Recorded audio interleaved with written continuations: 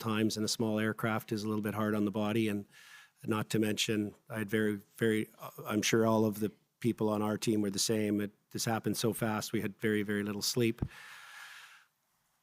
We could tell the fatigue, and that was when I first was informed that Tamara was aware that some group was calling a press conference for the next day, and they wanted her to speak.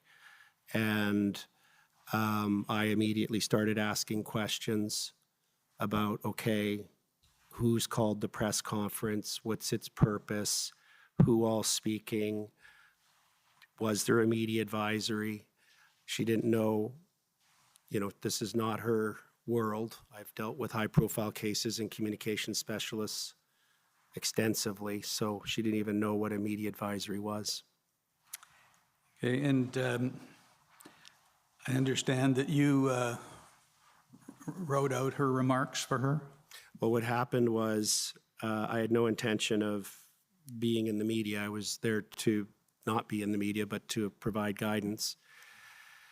And even in that first meeting, I started hearing these different groups' names, and I was, okay, well, who is this group, and why are they here, and what this other group? It was the chessboard was starting to, the fog was starting to lift, and I was sort of, oh boy, this is going to get complicated. The major concern I had was two things. Tamara made it clear to me that she did not feel comfortable. Appreciate she's absolutely exhausted. They all were. I could see the fatigue. And she didn't feel comfortable being exposed to a long format press conference where every media person could come at her, basically. And so I was already giving some thought as to how we could possibly restructure the press conference to make it more orderly and make it more effective in conveying some information that I thought the public and the world wanted to hear. So, and you did you prepare her remarks for her? So the next morning, my legal team was adamant that I should take a more active role in the press conference. I was initially reluctant. When we got from our hotel, which was out of the downtown, to the Arc and went into one of the logistics rooms on the main floor, it's a big boardroom, I got more information about the plan for the press conference, and that was, it was going to include a number of medical doctors. And Sir, my question was just whether you prepared her remarks, Tamara Litch's remarks for her. There was, Take Back Our Freedoms had a external communication consulting firm that had prepared a speech for her. A number of us, including Tamara Leach, reviewed it, did not like the messaging. So Ms. Chipiuk and another individual, a medical doctor, rewrote it. It still wasn't in Ms. Leach's voice, so I assisted Ms. Leach in revising that statement, and it was finalized in very short order because we only had less than an hour, and then she proceeded to the press conference to deliver it. And Mr. Clerk, can I ask you to bring up JCF 50155? It's a video, and I'd just like to play 1 minute from that. Good afternoon. Thank you for coming. My name is Keith Wilson. I'm a lawyer with the Justice Center for Constitutional Freedoms. As some of you may know, there was an announcement earlier today that the Justice Center and a team of lawyers are here on the ground in Ottawa to assist the truckers and the Freedom Convoy 2022 with whatever legal needs they might have. What we're going to do today in this brief press conference is you're going to hear from Tamara Leach, who we all know is the spark that lit this fire and the leader of this organization. You're also going to hear from Joanie Pelche, who is going to summarize in French what Tamara says. Okay, can I ask you to And stop then- it there, please? You say that Ms. Leach was the spark that lit this fire. Who told you that? That no one told me that. Where did it come from? My brain. Okay. And how did your brain figure that out? Well, I observed what was happening, and I noticed that this is again prior to me being engaged, that she seemed to be the organic leader. She was the one that was doing the Facebooks, lives and other videos. She was the one who was sending out the message, and she seemed to have the personality of a natural leader that inspired others to get behind her. Thank you. Now, can you bring up, Mr. Clerk, HRF 40139? And this is a letter to GoFundMe that I think dated February 3rd, and that's the letter you told us was drafted on the plane, correct? That's correct. And just if you can scroll up, please, a little more.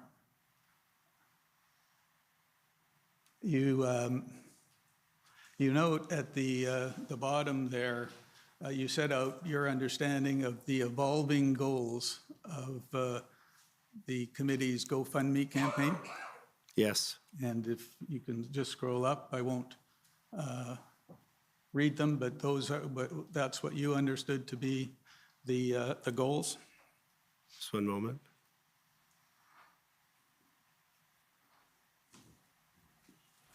Yes.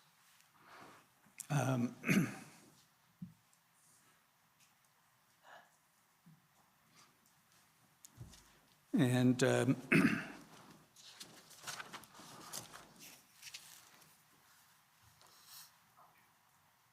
if you can just scroll up a little more, stop there. The paragraph beginning, "Everyone has been surprised." You say the last sentence there, "The truckers have been open with the media that they are not leaving until the government vaccine mandates are lifted." Who on the plane provided that information? I think it might have been either in some of the drafts that Mr. Eros had prepared, and understand that we did a draft on the plane. So that would have been the, is that the Wednesday night? Anyway, the February 2nd. Then we had the letter reviewed by the clients. And then the letter the next morning was reviewed by the Finance Committee back in Alberta. And a number of people requested, as normally occurs if you circulate a draft, that words and sentences be added. So I don't know exactly whether that arose in the very first draft or whether that was something that some of the leaders in Ottawa had added, or whether that was something that the Finance Committee wanted added. And can you just scroll up a little more, please? You note in the second bolded paragraphs that the intention is not to reimburse those committing unlawful acts or criminal acts, and you say the Convoy has been clear it only supports peaceful assembly. At this point in time, I take it you were aware that there were some officials that were suggesting that some of the conduct going on was unlawful? Yeah, and I've heard that a lot. And what I've always struggled with is, at what point in time did those officials believe it became an unlawful assembly, and on what basis? Because it just seemed to be a terminology that started to morph and become adopted with no particular triggering event or explanation as to what that individual or official thought constituted an unlawful assembly. And later that day, you attended a phone meeting with GoFundMe, That's correct. and among other people, That would have been on the, that would have been on the Thursday afternoon. yeah, and among other people, Mr. Eros was on that call. Yeah, all of the lawyers that were with me and a number of the board members from Freedom Corp were there, as well as Ms. Leach. And Mr. Clerk, can you bring up WTS 6032 and go to page 8? This is a witness statement provided by Chad Eros. And he made certain statements in there, and I want to give you an opportunity to respond. Sure. On page 8, he says that the, if you can scroll up.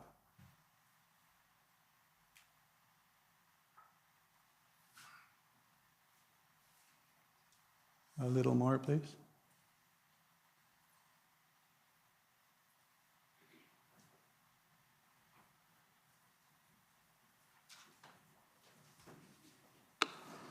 I'm not seeing it right now, but he does say that the JCCF lawyers, and specifically you, were trying to take over the meeting and assert themselves as the spokespeople on the financial side of the Convoy. Do you remember reading that? I don't remember reading that. Right there, and where it says Mr. Wilson trying to take over the meeting? All I want to know is whether you want to respond to that. Well, I mean, what does that mean? When I led the meeting, someone needs to lead a meeting from when you have two parties. Mr. Eros spoke, other lawyers spoke.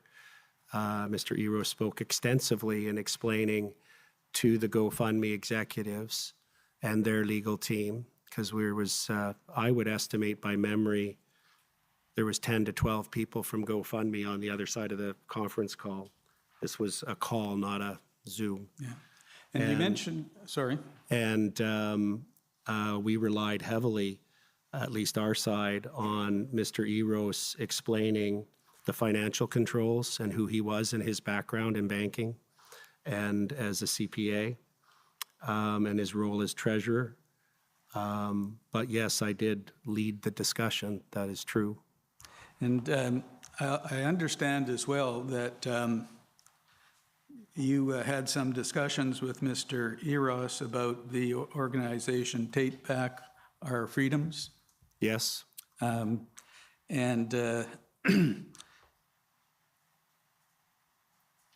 Did Ms. Leach have some concerns about that organization? Yes. And what were those concerns? My memory is,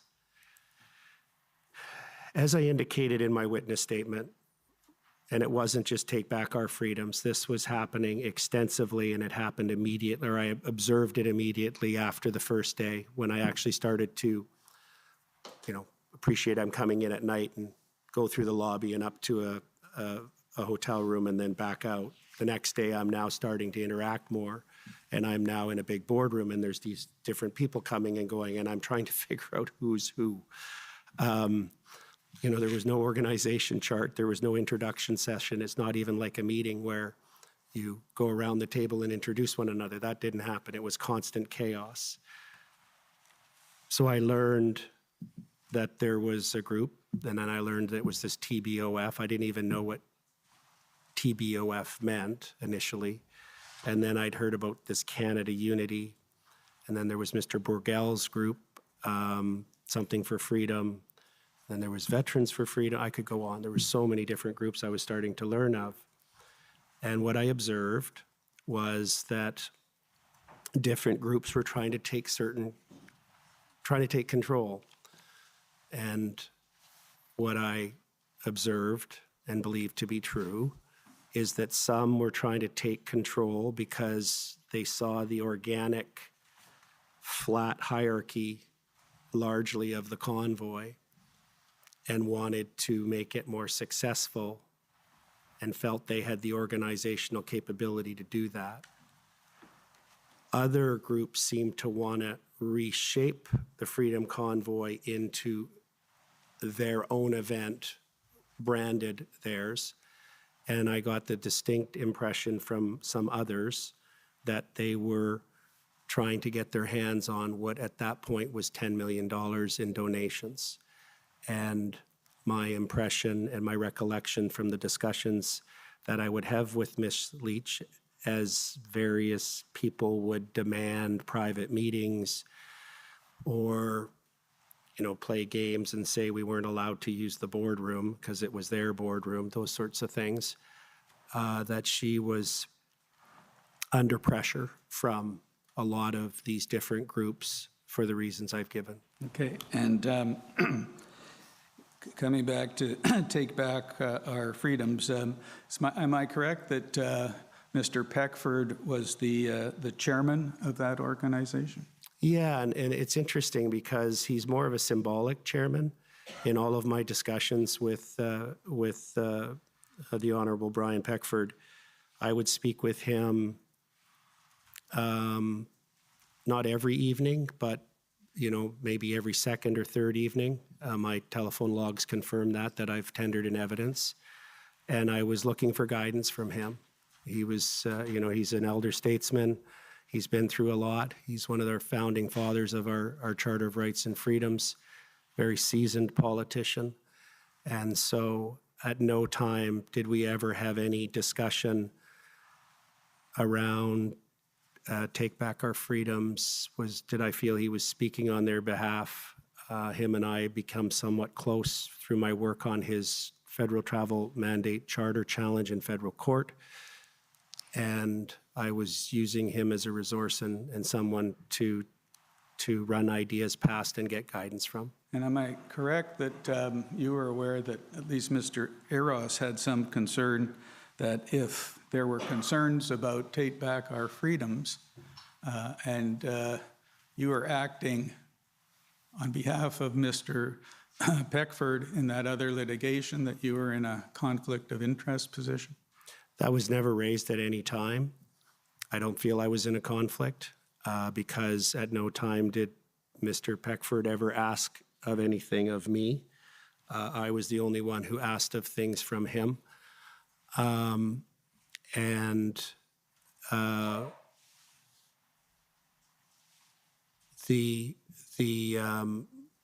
The concerns that you're referring to are concerns that were never aired at any time during Ottawa by Mr. Eros, and only some months later after the Ottawa protest had concluded. Okay, thank you. And just to shift a little bit here, you were staying at the Ark Hotel, is that? No. Where were you staying? At a Best Western, I believe it was about a 20-minute drive towards the east. So you arrived there, excuse me, on February... So 20-minute drive from downtown. So Right. each day it took us 20 minutes to get into the downtown core. And so you arrived there on, did you stay there the night of February 2nd? That's correct. And when did you leave? Our stay there ended, it would have been approximately around the Sunday of, just trying to visualize a calendar here. The second Sunday would have been, anyway, I think we stayed there for about 10 days. And then where did you go? Then we went to the Swiss Hotel. And how long did you stay there? We stayed there until the Wednesday, which would have been the 16th. It was on the Wednesday that it was apparent. This was when I had had the phone call from Steve Kay, city manager, advising me that the third attempt to move trucks was going to be unsuccessful, and he was very disappointed, as he himself testified here. Okay, and I was just asking you the date, sir. And, Yeah, I'm sorry, I'm trying to contextualize things, and I have to remember things by events because I wasn't calendar focused.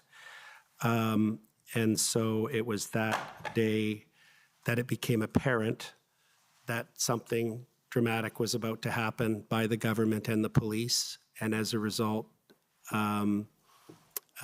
Ms. Leach instructed Ms. Chipiak and I, because we were the only two lawyers left on the ground at that point, to relocate to a new hotel.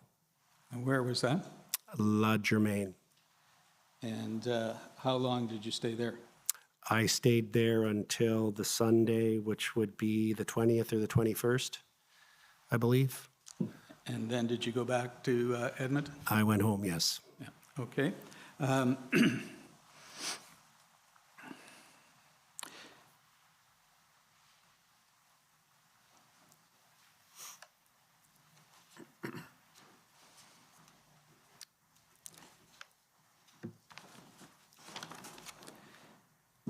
Now, did you have interaction during the period you were there with James Bowder? No. And if I did, it might have been where I was in a room or in a hallway or on a sidewalk and he shook my hand, but I met so many people. Okay. The interaction would have been unremarkable. And you became aware of his, or Canada Unity's Memorandum of Understanding? Yeah, very early on, I was approached by many people, both within the client group and others, asking me about it. And I believe, is it fair to say it was in your, from your perception, getting a lot of attention, and you talked to a lot of people about it? Yeah, they would ask me. I didn't make it a topic that I felt I needed to discuss with others, but I did get asked it a lot.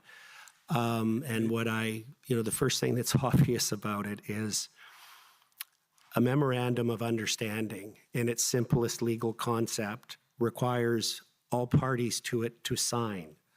And it was evident that the signature lines on the last page were not going to be signed by the Governor General, nor someone from the Senate. And in any event, I would explain, when I was asked by the board to brief them on it, I explained, and I apologize for my voice, I'm recovering from a cold.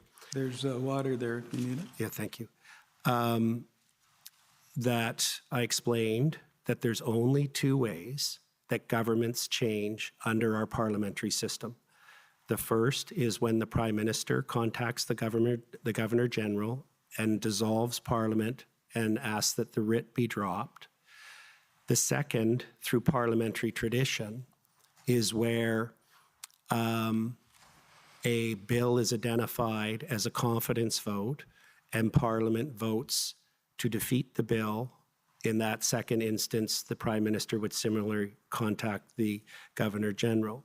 This idea that a certain number of people could sign a document and that would somehow compel or incentivize and lead to a change in government, I explained consistently and repeatedly, is legal nonsense.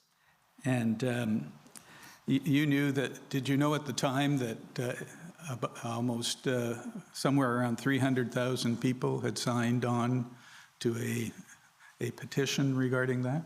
I didn't know the number. I knew that it pre-existed the Convoy. I knew that Canada Unity pre-existed the Convoy as a group by at least a year or two, that it was not a creation of the Convoy.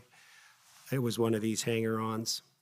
So I take it you were surprised that so many people were taking it seriously. Is that fair to say? I am very surprised at, this is not the first time I've run into this. I've had to litigate opposite the sovereign citizen folks and quoting admiralty law and think that if they present a flag in a certain way in a court, the judge loses jurisdiction. I've had to encounter this many, many times in my career. So I was just like, here's another one. Okay, now on February 4th, I understand you were served with a statement of claim and an injunction motion by Mr. Champ, That's correct. and you represented the convoy leaders in that matter? Yeah, not everyone who was named at that time is my memory. That pleading has been amended a number of times and is a evolving document, is to be expected in a litigation of that nature. And did you oppose the injunction? What we did was we received it at approximately 4 o'clock. That was at the same time that we also received notification publicly that GoFundMe had determined that the fundraiser violated their terms of service and that they were stopping it and either going to send the money to some other group or refund it. We had a lot going on. We were served with a motion record, emergency motion returnable the Saturday afternoon at 1 o'clock. So my legal team and I prepared through the night. Mr. Champ continued to provide supplemental materials in the magnitude of hundreds of pages. We had everything ready to go by noonish the next day, but not even enough time for me to read the factum. So I took the... Did you oppose the motion? I'm answering your question, sir. We took the position that it was just improper for the court to hear it on the Saturday. We agreed to come back on the Monday. I had informed my clients that there is no way the court was not going to grant the injunction, and that the best we could do was to ensure that the terms of the injunction order were not excessive, were not prone to abuse and arbitrariness, and had an acknowledgement of their right to protest. So the real argument before the court was, what is the terms of the order going to be, and overcoming the challenge of in rem versus in personam orders. Thank you. Now, around that same time, I understand from your witness statement that you had some discussions with Mr. Marazzo about his concerns that there seemed to be a change in tone in the response of the Ontario Police Service to the protesters. Yeah, the Ottawa Police Service, that's correct. And that change in tone was related to what Mr. Marazzo saw as a shift from a negotiation type response to a surge and contain enforcement type response. Is that right? Precise. And was that consistent with your view? Yeah, and we had, to the extent we had the opportunity, because as you can appreciate, it was a very, very fast-moving, chaotic environment with so many either interpersonal issues arising between the players or logistical issues or whatever. But we did have occasion when we were, Ms. Chipiak and I were leaving our hotel, we worked, it must have been the Monday when we were in court, because we ran those from our hotel outside of downtown. And we heard Ms. Deans in an interview on CBC's As It Happens, and her language was deeply troubling. And that combined with Mr. Marazzo expressing concerns about the change in tone from Chief Slowly, it heightened the urgency of trying to find a way to open up dialogue. And I had, if you look at my phone records, you'll see that my first attempt to bring in Mr. French occurred actually that weekend. Okay. And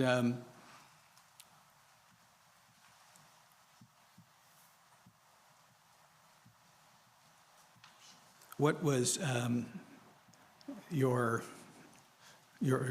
strategy as a result of this? Well, in my past, I've been involved in 2 international scope crises. The first was the 2003 mad cow disease outbreak in Alberta, where I was representing a government agency. And the second was in 2009 H1N1, where I represented the people who were patient 0 for the zootonic transmutation. And so I've been in emergency operations centers of government on 2 major incidences, and I've seen the chaos that occurs in there. And, I know the importance of dialogue and communication, and I know I sense the danger of the parties not talking, even if it's back channel. So I had a strong desire to open up back channel communications so we could bring the temperature down, start to see if there's ways to resolve this, de-escalate this, wind this thing down. So that was a heavy focus of mine at all times. Okay, and I take it that you contacted Mr. Peckford and asked him if he had any contacts that might help? Yes. And then you received a call from Dean French. That's correct. And in your statement, you indicate that Mr. French suggested that what was needed was to move trucks out of the residential areas. Is that right? Yeah, he laid down some ground rules, sort of base conditions for his willingness to get involved and try and be an intermediary. And so I still remember, and Eva Chipiuk's reminded me of it, that we had a very, very intense phone call where he was testing me and I was testing him. But what he made absolutely clear was that the truckers had to be willing to move out of the residential areas, and I had to be honest with him about whether I thought that was achievable. And once he learned to trust me and I learned to trust him, we both thought it was achievable. So then he proceeded to go to work. To which? To go to work on it, Oh. go behind the scenes. And I wasn't asking for the details. That's not how it works. If you've ever done this before, you just let them go do their thing behind the scenes and they will come back to you at the appropriate time. And on February 8th, I understand that Mr. Marazzo asked if you and Ms. Chipiuk would come to a meeting at City Hall. Yeah, what had happened was I first met Mr. Marazzo on the Thursday that we had the press conference. It was later in the day that I was introduced to him. It's the first time I had met him. I immediately was impressed with his calmness and his level-headedness. There was a lot of emotion up and down with various individuals in these rooms, but Tom was always just completely calm. And he had been observing for longer than us. And he had been working with the police liaisons and felt that he was in a circle where nothing material was arising. And he advised in the meeting room, I remember he came in, he'd left a meeting with the PLTs and had told them that he didn't want to speak with them anymore and he needed somebody that was more of an inspector level, somebody who had some actual decision-making capability and greater authority. Things went quiet. The next morning, this would be now the Tuesday. February 8th? Correct. Tom told Ms. Chipiuk and I that he wanted us to come to a meeting at City Hall at noon. And I said, okay, what's this all about? And does the city know we're coming? Because one thing that is a certainty of lawyer will of any experience will share with you is that it's always a bad idea for your client to unexpectedly bring lawyers to meetings. It never goes well. So I've never before consented to that in my 27 years.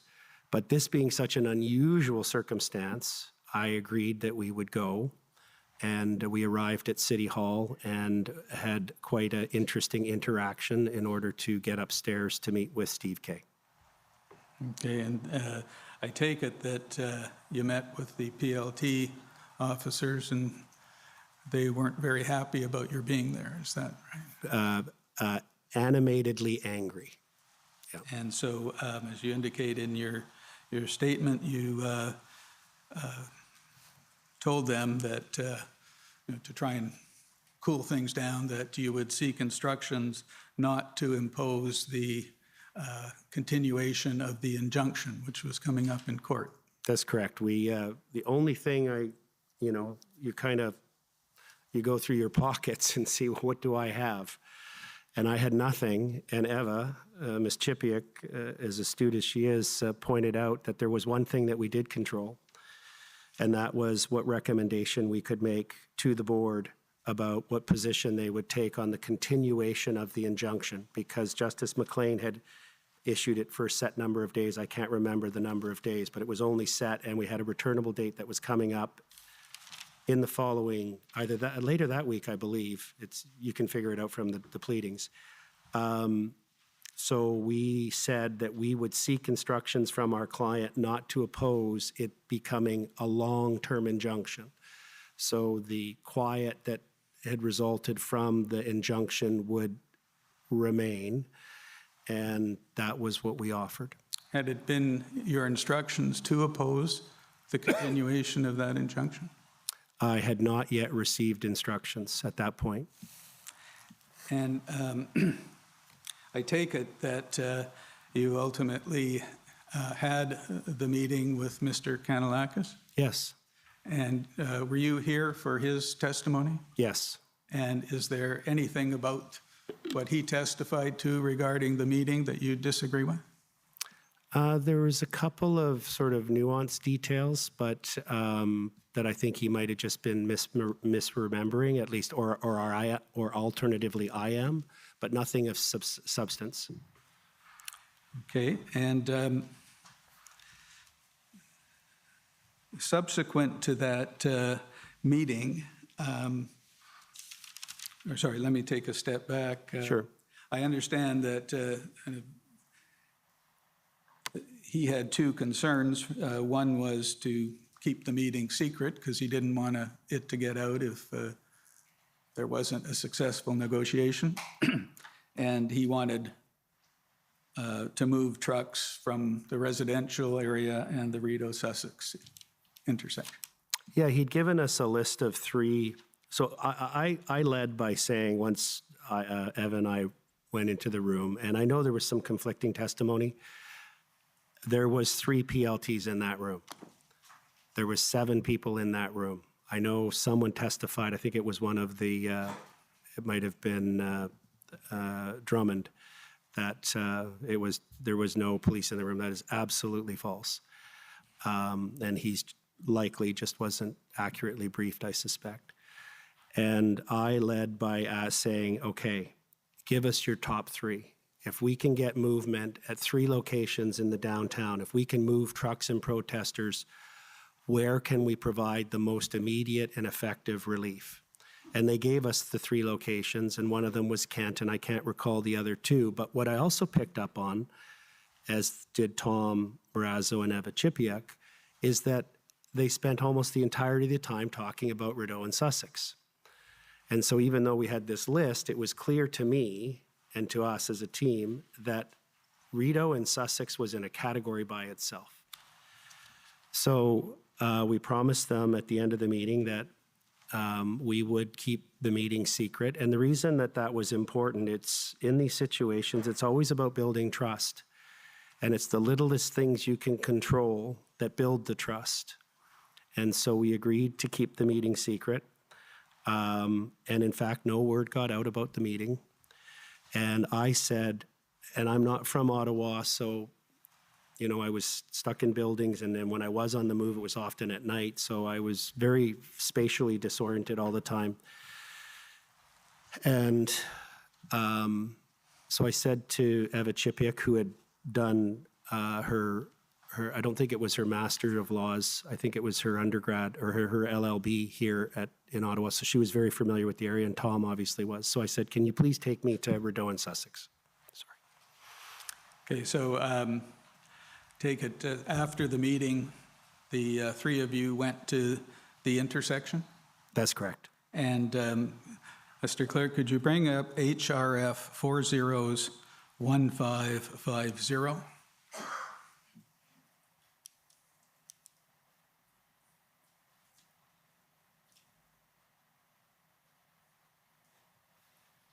Take it, this is a picture that you took of the intersection at that time?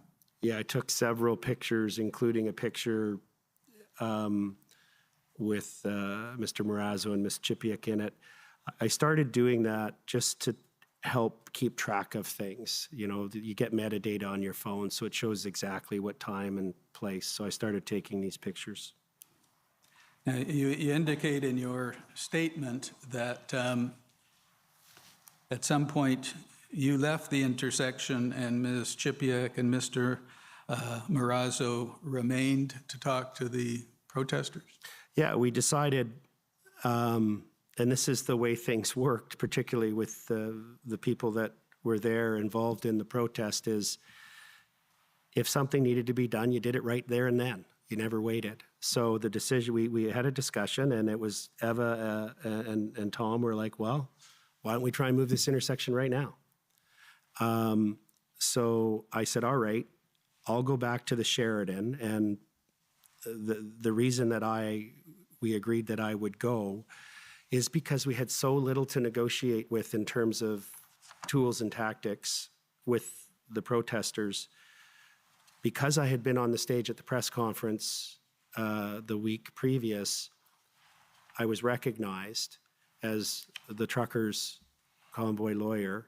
So the idea was that if they made significant progress but needed just something more to get the truckers to agree to clear this intersection, that they would say, well, we're going to have Keith come. And then I would come and try and use whatever influence I may have.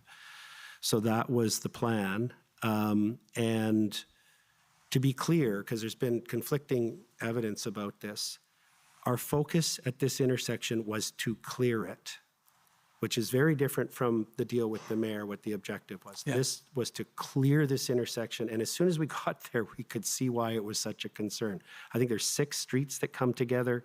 There's the very high-end condo tower, there's the U.S. Embassy down the road, the Senate, and on, and we're like, okay, we understand why they want this cleared. So our goal was at least to clear up the westbound lanes. And if we can bring up, back up your witness summary, WTS 6058 at page 7.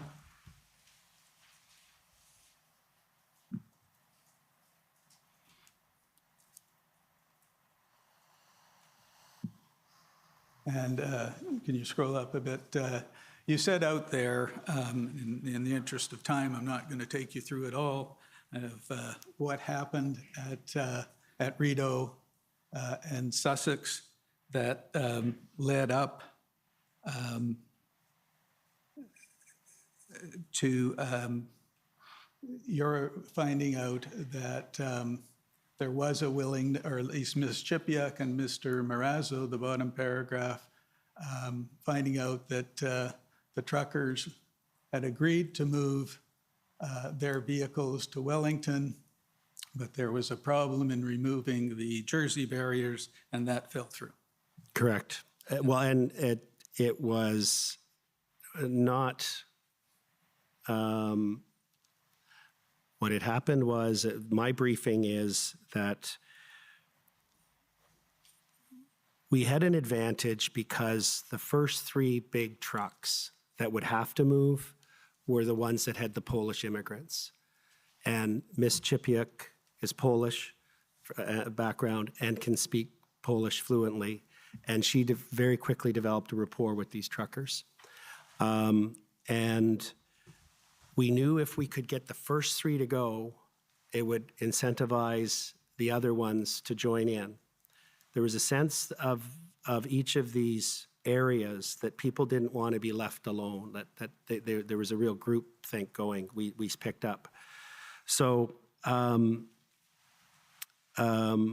but this was an intense group. There's no doubt about it. I mean, you've heard about that. There was this Forfada stuff that the first time I heard it was in this inquiry, so it was never on our radar. But so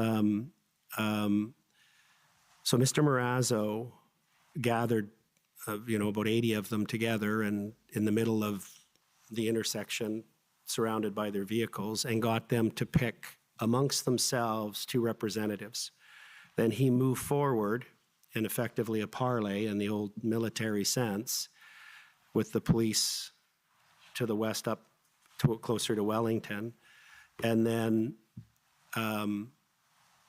the particular police liaison, Sergeant Feng Li, had a little bit of an aggressive personality. He could really turn aggressive very quickly. And Mr. Marazzo was concerned about him interacting directly with the trucker leaders from that intersection. So Tom went up, spoke to Fung and said, okay, bring in the equipment. We're ready to move at least half the intersection, the westbound, up into that space on Wellington. Fung, Mr. Lee's phone rang. He stepped back and then turned around and said to Tom, the deal's off, they're not going to move the barricades. And we now know from the record and the testimony of others that others higher up the command vetoed that movement. Okay. So Tom, but this is important, Tom did not go back and disclose what actually happened. He said they just can't get the barriers moved because he didn't want to destroy what little progress we had made. We agreed to have a cooling off because a lot of the truckers were upset. They had arrangements to make kinds of moves before our involvement, and they felt that the police had double-crossed them. And so we decided to give everything a cooling off and a try again on the Thursday. And so that was on February 8th. I take it that February 9th, there were some discussions with the OPS PLT officers, and that led to February 10th, where you returned to Rideau and Sussex to try again. Is that? Yeah, on the 9th, PLTs about 4:40 p.m. Contacted me through Eva Chipiuk. That was the protocol we had, is that if they needed to get me urgently, they would call her because she was always at my side. They came over to a meeting in the main floor of the Sheraton. It was an intense meeting. But we briefed the board that evening, and Tamara Leach requested that all of the road captains, all legal, the board members all assemble at Sussex, or Rideau and Sussex the next morning prior to 10 a.m. in an all-out effort to use their persuasive skills. We had an initial success where there was a load-safe truck that you'll see in lots of pictures. Load-safe is what was on the logo on the side of the cargo trailer of the semi-truck, and it was parked right by the valet area of the Chateau Laurier, and it was pulled up on an angle, almost jackknife, blocking almost 4 lanes, and the police did not like it at all. They'd been trying to move it, and I was standing with a large group of PLTs, Miss Leach and others. Mr. Barber came up. We said, hey, I said, Chris, or one of us said to Chris, is there any way you could go talk to that guy? And as you heard, we all watched in amazement. Chris jumped up on the step and was hanging onto the mirror. The window came down. He started visiting with the guy for a few minutes, and all of a sudden, Chris hollered out for truckers to come and set up a perimeter to safely back him up, and the backup alarm went on, and they repositioned him so he was right up against the curb. And I remember we all thought, okay, this is a good sign. Maybe we're going to do this. And then, as you say in your statement, there was a crowd that suddenly appeared who didn't understand what was going on, and they, in effect, kind of surrounded the area. Just a little bit more detail, because I think it's important for context. If I can just stop you for 1 second, I do have a video. Would that help? I'd like to contextualize it first, if I could. Sure. So what happened was we had a bunch of failed attempts to get enough truckers to agree. We always had the Polish guys at the front that were ready to go. So a lot of the team, or those of us who were there to try and clear that intersection, were done. It was a very, very cold day. I was back and forth trying to keep warm in the lobby of the Shadow Lorry. That's when I got served with one of the seizure orders and was dealing with the TD Bank on interpleader. There was so many things going on all the time. In any event, we'd largely given up. It was just about to get dark. And then one of the PLTs came out of the area, and he came up, and Tamara was with me and a couple of others, and said, they're ready to go. And Tamara's like, well, then let's do it. So they called in the big heavy lift equipment to lift the barricade, and they end up bringing a tow truck as well, a flatbed tow truck, because you may have saw one of those pictures. They have these orange mechanical devices that are actually bolted to the ground, and when the vehicle drives over it, it comes up behind it. So we were waiting. It was now getting dark, and as was typical, as you get into 4 or 5 o'clock, 6 o'clock, the number of Ottawa residents and others that would start to converge in the downtown would significantly increase each night. This was typical of that. When the trucks and the heavy equipment arrive, they've got yellow flashing lights, they have backup alarms. That caused even more people to come. Because we were anticipating moving the trucks up past the War Memorial to Wellington, we needed, the police were obviously handling this part of it, more police to create a safety corridor so that no one got run over. And as the one vehicle backed up and its alarm was very loud, people started to rush in. Tamara had been removing from the barricades the signs. No one out, the police were smart not to go and start taking signs down. It was Tamara, she was recognized, so she would place the signs over on another railing by the Senate to get the barricades ready to be removed safely without controversy, hopefully. Just as the equipment was going, people rushed behind the tow truck because they seemed to think that the police were about to do something bad to the truckers. I was talking to them. Tamara was individually talking to groups of people. It's okay, this is a cooperative move. We're trying to clear this intersection. The truckers want to move up to Wellington. And then people would sit on a barricade. Tamara would go talk to them. They'd apologize, get off the barricade. She'd turn around and they were on another, different people were on another barricade. And then the police were further in.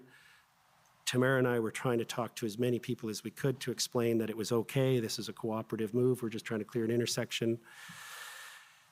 And then the people just swarmed in, and that's where the video plays. Okay, can you pull up, please, HRF 401587? And I'm in the orange high visibility coat, which they jokingly called my trucker camo.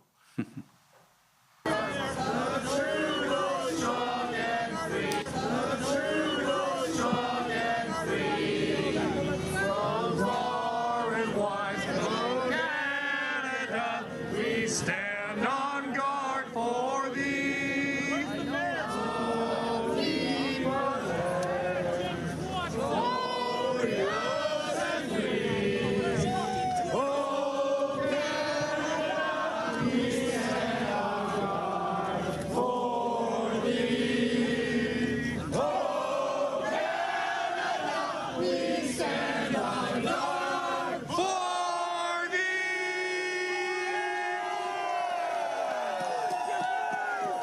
Thank you. I'd like to move back to your statement, please. That's WTS 6058. And we only have about 15 minutes, so I think we're going to try and speed it up a bit. Excuse me, that video was what date? That would have been on the Thursday, sir. That would have been February 10th, the evening. That would have been about 5 o'clock. Sorry, go ahead. Now, you set out, starting at page 9 of your statement, and leading up to a meeting with him on February 11th, where he presented to you a draft letter from the mayor, and you went and got instructions, and you discussed it with the board, and the board agreed essentially to go ahead with the proposed deal to move trucks out of the residential areas. Is that? That's correct. And the proposal was never just to move up to Wellington. It was always recognized that probably only 25% of the vehicles could go to Wellington.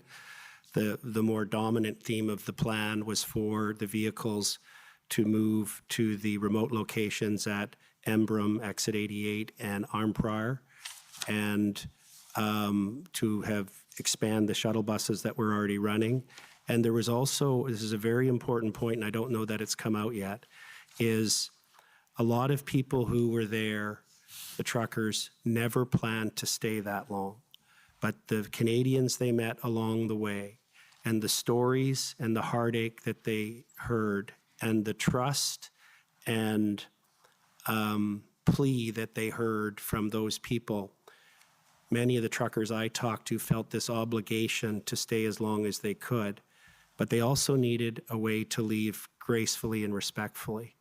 And one of the things we recognized was that if 75% of the vehicles were going to be given an opportunity to leave and go either to Embrun or Arnprior, that some would actually use it as an opportunity to go home and do so respectfully. So that was an important part of the plan.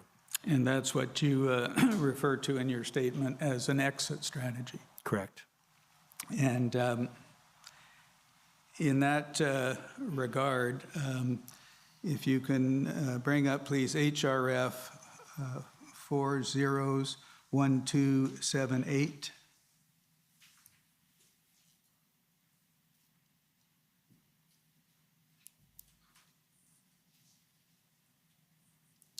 And this is an email, excuse me.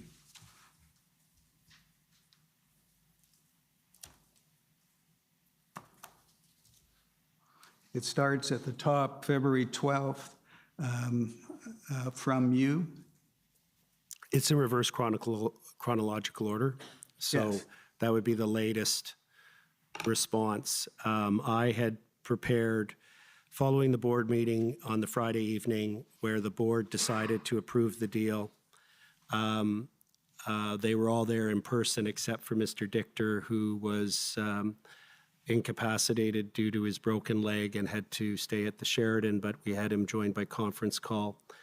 And because of the significance of this, even though on the Friday they had all agreed to proceed with the deal with the mayor, I wanted to get something documented.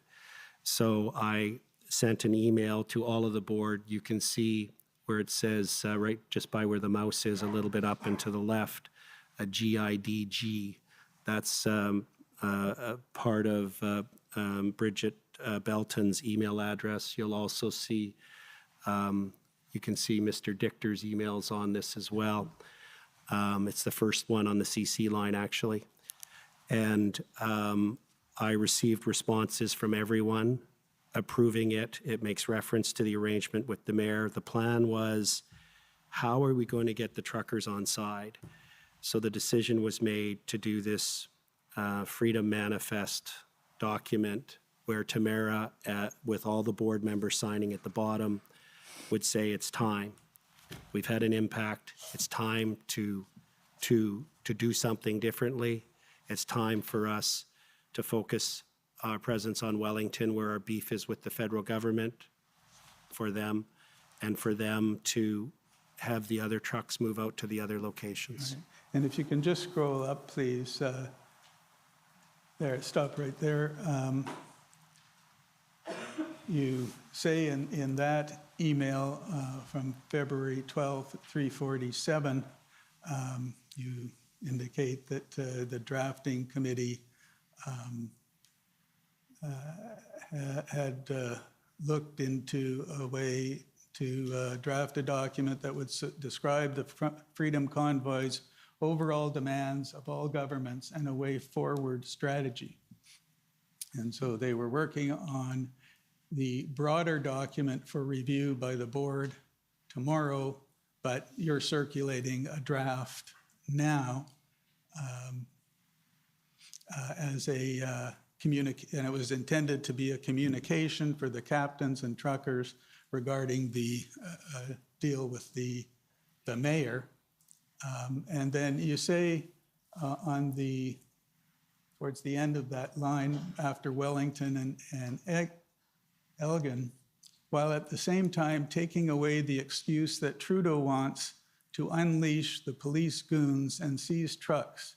Remember, we are trying to block Trudeau from having the justification to cause the police to use the new emergency powers against the truckers and allow the truckers to stay here in Ottawa for as long as it takes, etc. Now, this is February 12th. At that point in time, did you anticipate use of the Emergencies Act? Yes. And further, rather than looking at what's the draft, can we pull up Mr. Leon, HRF 40? Sorry, excuse me. I apologize, Mr. Leon, Commissioner. I'd just like to make a note of the record, or perhaps a small objection. Ms. Belton testified yesterday that on the mayor's deal, and it was her understanding that it was all completely fake news. I think was the terminology she used. And as I understand it, Mr. Wilson is now testifying that this deal was sent to Ms. Belton as one of the convoy organizers and that they all agreed to it. I just note in fairness to the witness, I don't think that was put to her by the commission nor the convoy organizers or Freedom Corp. So, I mean, we're all working very hard, Herculean, and we're missing lots of things at times just because of the pace, but I think this is a rather important point that it's unfortunate we didn't hear from Ms. Belton on that issue.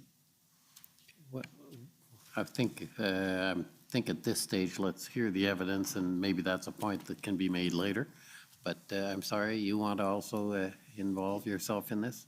Yes, sir. I don't think the issue is whether or not Ms. Belton is being impeached. Frankly, I don't think it matters. So this commission doesn't need to make a finding of credibility of Ms. Belton. So I understand my friend's concern, and he's turning to the rule of Brown and Dunn. But I don't really even think it's a concern, sir. It's not material. Okay. HRF 40 is 1285.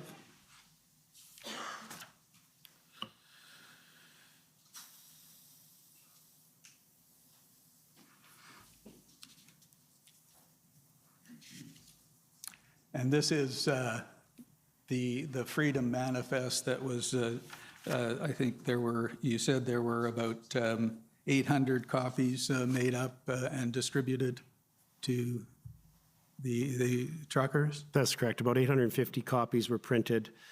We decided to go old school Gutenberg, printed press. In fact, I took a little video and had forwarded it to Dean French so that he could see that progress was being made on the efforts and the plan to get the information out to the truckers.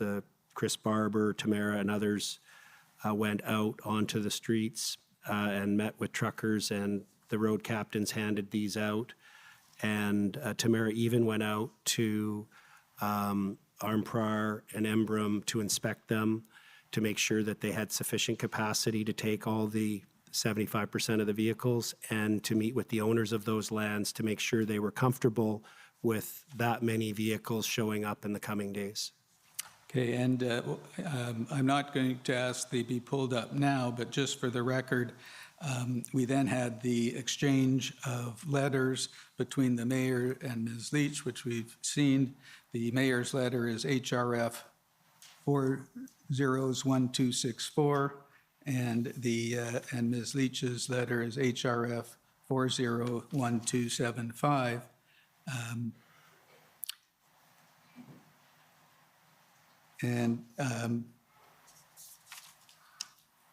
Can I now ask to bring up HRF 401323?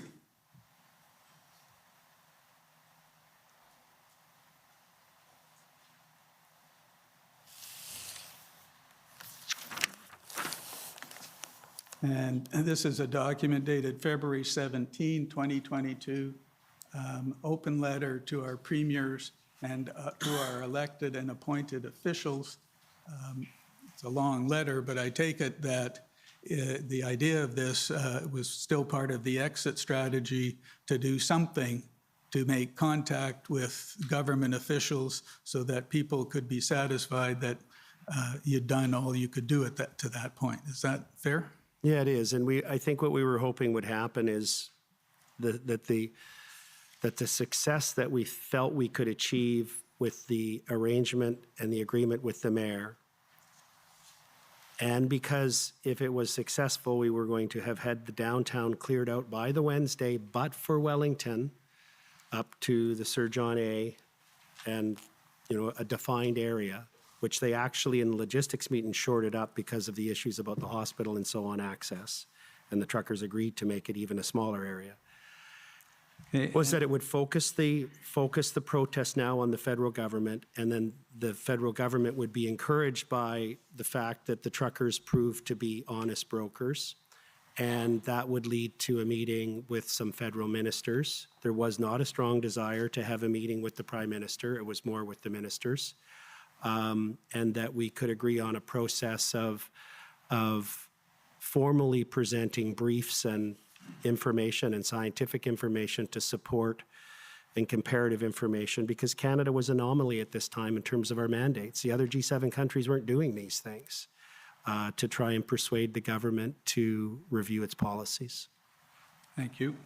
And then we don't have to bring it up, but in your statement, page 10 and 11, you outline your understanding of what happened in terms of the movement of the trucks outside from the residential area, either to leave or up to Wellington, correct? Yeah, well, I was directly involved, and on the Monday, and my text messages and my phone logs confirm it. My text messages with Sergeant Lee, with the mayor's chief of staff, and with the city manager. The reports I was getting from the ground were that the police were not in a position. They were getting blocked at different phases by the police. They finally got some trucks moved. We were ready to move trucks again on the Tuesday. Chris had worked, and others, Joe Jantz and Ryan and Dale and others had gone out and worked hard to get a whole bunch of trucks ready to move on the Tuesday. Police completely blocked it. We now see all the back communications and infighting that was going on. We didn't know that at the time, obviously. And then again on the Wednesday. And the other thing is we realized when we discussed it, and I listened to the road captains and to the Chris Barbers, is they felt that once the big trucks moved, there would be stragglers, but they wouldn't want to be alone, and that they would either leave or they may go and infill a little bit. But so we recognized that. And there was also discussion that if, and this is controversial, but there was also discussion that if we get down to a few areas where everybody else has either gone up to Wellington or gone out to the base camps or gone home, and we have a few holdouts, that Freedom Corp would no longer provide any supplies, fuel, or materials to those areas to incentivize them to follow the lead of everyone else who was leaving downtown. Thank you. I see I've gone up for my hour and a half, Commissioner. I have 2 more points to deal with, if I could. Sure. Thank you. HRF 401298.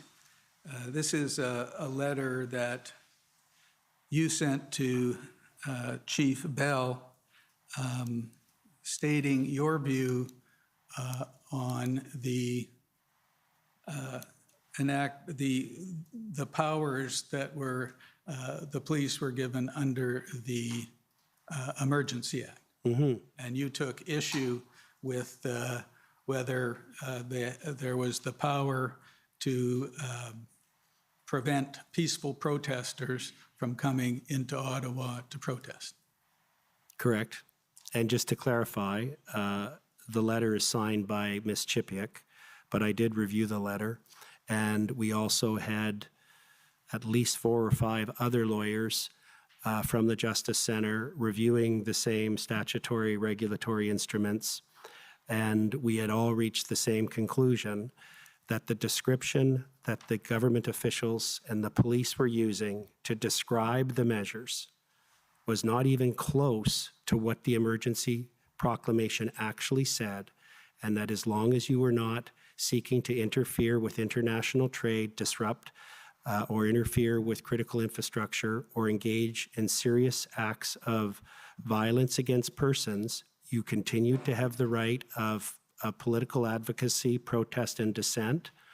And so the labeling by the police chief and others that any Canadian citizen was no longer allowed to walk in downtown Ottawa or hold a sign in front of their parliament was not legally accurate and was against the Charter.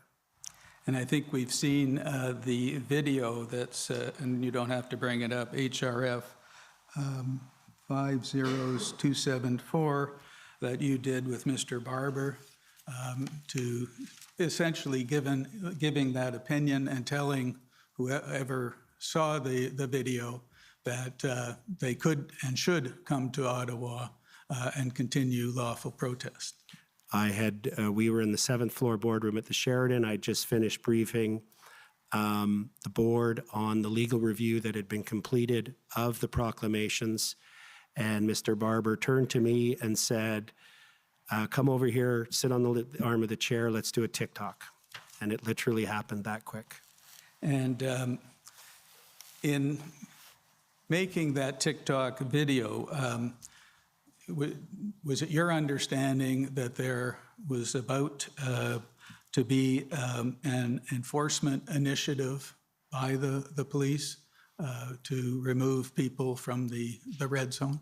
I didn't know for sure. What I did know is that there was numerous times where information would come into the operations center from various police sources that a raid was imminent, and it happened many times. And then the raids either did occur in part, such as Coventry, or other evenings where they would go and take firewood and fuel or food from one of the blocks. But it did appear from the buildup we were seeing on the ground, it was obvious, and the information we had about the number of, I don't know, there's some Lansdowne Park or someplace had been set up as a processing center. So it seemed that there was a shift occurring. And did you have a concern about the fact that if that was going to happen, you were suggesting to people to come back into the red zone and potentially be in danger when the enforcement action started? No, because I'm a Canadian and I never imagined that our government, our federal government, would use that level of force against nonviolent, peaceful Canadians. And just a couple of final points. We heard Ms. Belton's evidence that her hotel bill had been paid by Mr. Bourgault, Have you ever met Mr. Bourgault? Yes, I met Joseph a number of times. He's an amazing human being and very concerned Canadian. But I have no knowledge of any bills he was paying. Who paid your hotel bill? Who would have paid my hotel bill? I'm pretty sure the first hotel bill went on my firm Visa card, and then I was reimbursed by the Justice Center. The Germain was on my Visa card and was reimbursed. And then the Swiss was paid for, I believe, I don't know this with certainty, by Chris Guerra through Adopt a Trucker. Thank you. And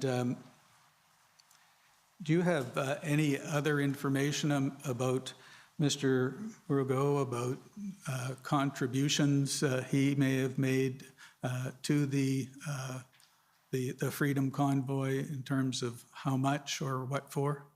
No, I do know that he helped pay for some meeting rooms. I don't think when Mr. Marazzo and Mr. Bulford were holding their press conferences at the Lord Elgin, I don't think he paid for that, but he might have.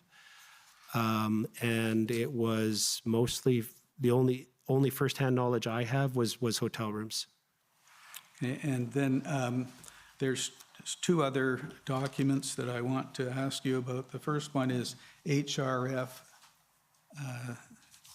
60.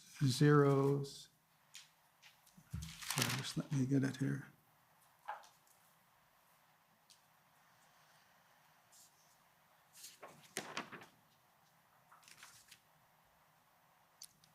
Eight three.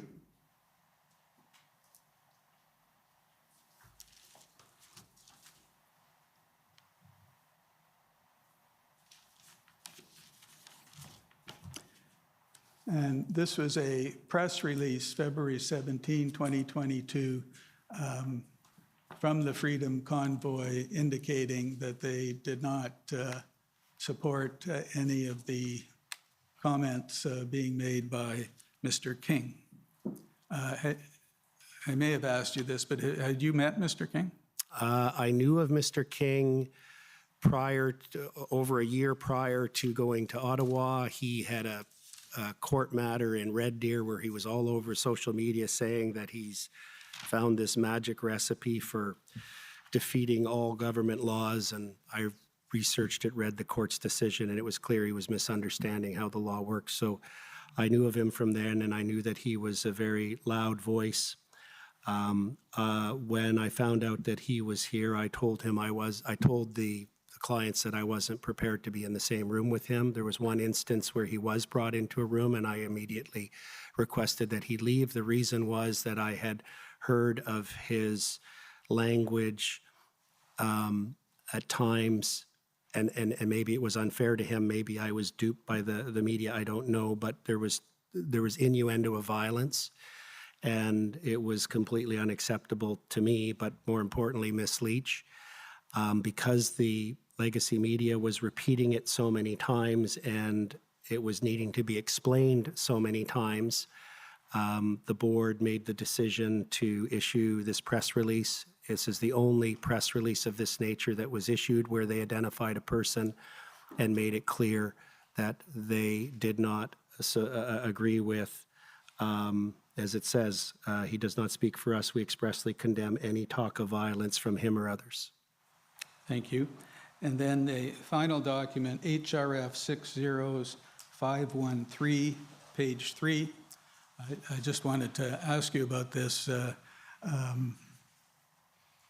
This is one of your, I believe, text messages.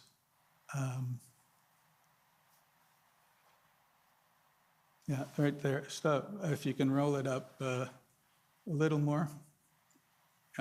There, right there. I believe this is at least dated at the top, February 9th. Did you appear on Fox News? That's correct. And how did that come about? I received on a daily basis 10, 20 or more media requests.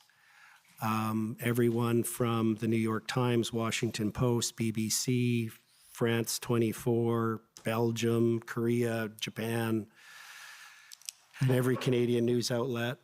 I did agree to do one interview, and I agreed to go on Fox with Premier Peckford.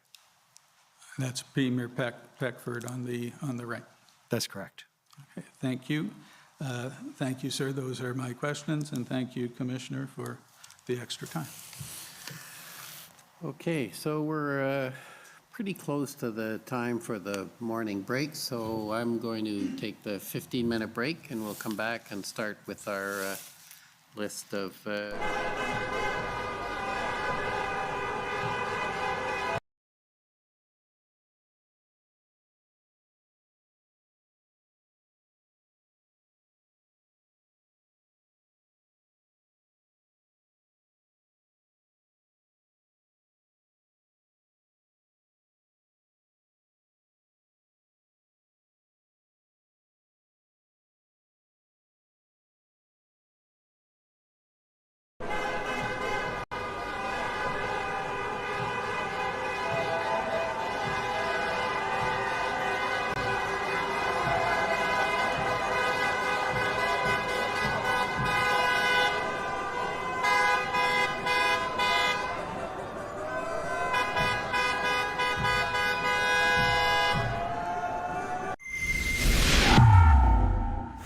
Freedom in 2022 is certainly about being able to make free choices for ourselves and for our family, who we believe are the best.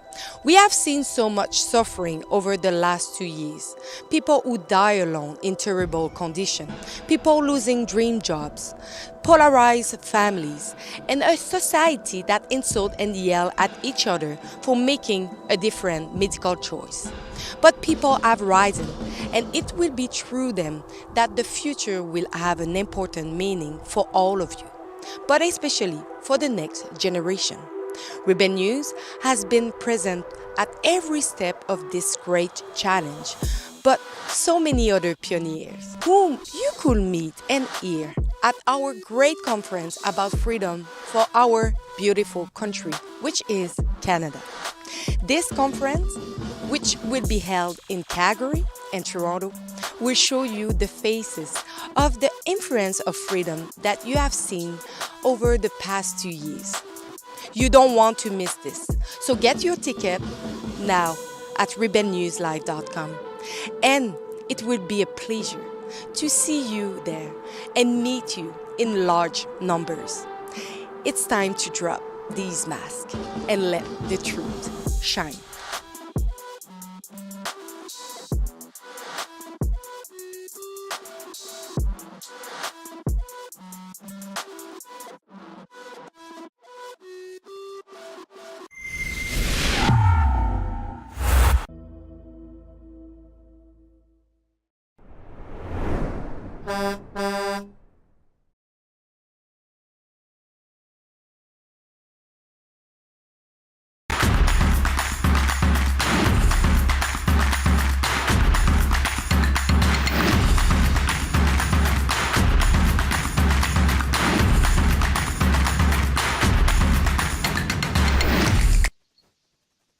Hey everyone, hi Drea, how are you doing? Hi, you're there. Yeah, we're all here. So welcome back to our evening live stream, everyone, here with the Emergencies Act inquiry that is happening between October 13th to November 25th. We will be here covering all the proceedings to figure out whether or not Justin Trudeau used the Emergencies Act justifiably and necessarily. I must say, currently it's not going well in his favor. Drea, first day you're watching the proceedings. I'm here with Tom Marazzo, one of the Freedom Convoy organizers that will be testifying next week in front of the committee. Drea, first time coming on the show, first time live tweeting everything that's going on. What was your general impression of the day? Yeah, a lot of firsts for me. I'm just going to throw back to the fact that aside from covering the truckers that left British Columbia and, waving off and not really grasping how big it was going to be at the time, I haven't done a whole lot of these reports. So I'm really excited to be jumping in, and boy, did I get a crash course with the commission coming back from Germany and trying to catch up on everything you guys have been covering and everything that's been happening in the hearing. So it was fun, and I'm glad to be a part of it. Yeah, no, so Drea, you were kind of the specialist there. You were the lead journalist, live tweeting everything that was going on. So can you give us your professional analysis of what you saw today during the inquiry? Well, today in the hot seat was OPP Commissioner, how do you pronounce his name? Rulo. Oh, gosh. No. The commissioner of the inquiry is Rulo, but the right. OPP commissioner that testified today is Thomas Carrick. Carrick, yeah, something like that. Yeah. So he was questioned, I think, by 5 lawyers and counting, and he was very quick with his answers. I think there was only one sigh that he gave the whole time, but some interesting things came up out of there. I'm not sure where to start. What do we have on that? We're looking at some tweets there. He did admit that in large the convoy was all the intel that they received was that it was in fact a peaceful convoy. And when I started off my tweets in the beginning of the day, that's exactly what I said. This is an inquiry looking into how the Emergency Act was used on the peaceful convoy. And you always have people saying, well, peaceful. And it's like, no, that's what it was. And considering its size, I think he used the term that there was just sort of a small fringe made it in there, but that they had a plan for the fringe. And that certainly wasn't the bulk of who was coming to Ottawa. Yeah, and I think the protest being peaceful is what's going to come out of the inquiry, because we keep seeing that every single day. The more left-leaning lawyers, the lawyers are leaning more against the Freedom Convoy. The protest took place in February, are trying to push answers onto the people that are testifying to make them say that it wasn't peaceful.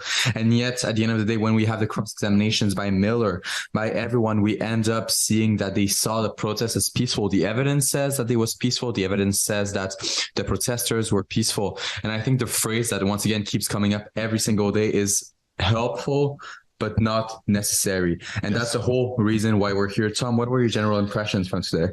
Well, I have to say I was, again, I noticed the strong difference between the testimony of the OPP officers versus the Ottawa police officers. Both groups of police try to portray themselves as being professional, but I don't think that the Ottawa police ever came off as being even remotely as professional as the Ottawa or the Ontario provincial police. And the commissioner today, again demonstrated that. And just an extremely different perspective that the two of them had in their approach to this entire protest. And again, we had another acknowledgement, especially with Brendan Miller's cross-examination of the commissioner at the end. Like he did a great job of his cross-examination of the commissioner, because again, he got the commissioner to confirm what Inspector Bowden had already said previously in the week, that the Emergency Act wasn't required. It didn't meet the threshold for the CSIS Act under Section 2. Therefore, there was no requirement for the Emergency Act. And he actually started to walk him down the path of, peaceful assembly versus unlawful assembly. And he played it brilliantly. I have to say again, another day. Like we actually just refer to it as Miller time. When Brendan gets up there, it's just Miller time, right? Yeah. And it's really really fun to watch Brendan when he gets up there. And again, the important thing is, the testimony really solidified for me today that the only thing that anybody got out of the Emergency Act was that they were literally able to legally compel the tow truck companies. That's it. They had every power that they needed available to them. They invoked the Emergency Act for tow trucks. And I'm not going to say too much unless Eva decides to do it when she comes on. Yeah, she's coming on later, right? But there's going to be some testimony from some of the participants of the legal protest that happened in February.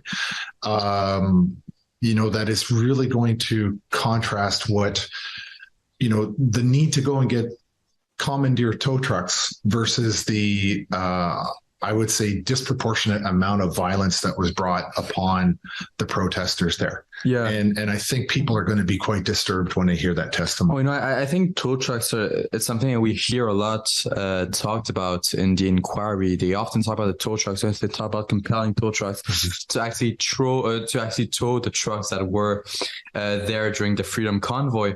Drea, what was the most remarkable thing today? If you could pinpoint to one exact thing that you saw happen, the most revealing thing during the inquiry?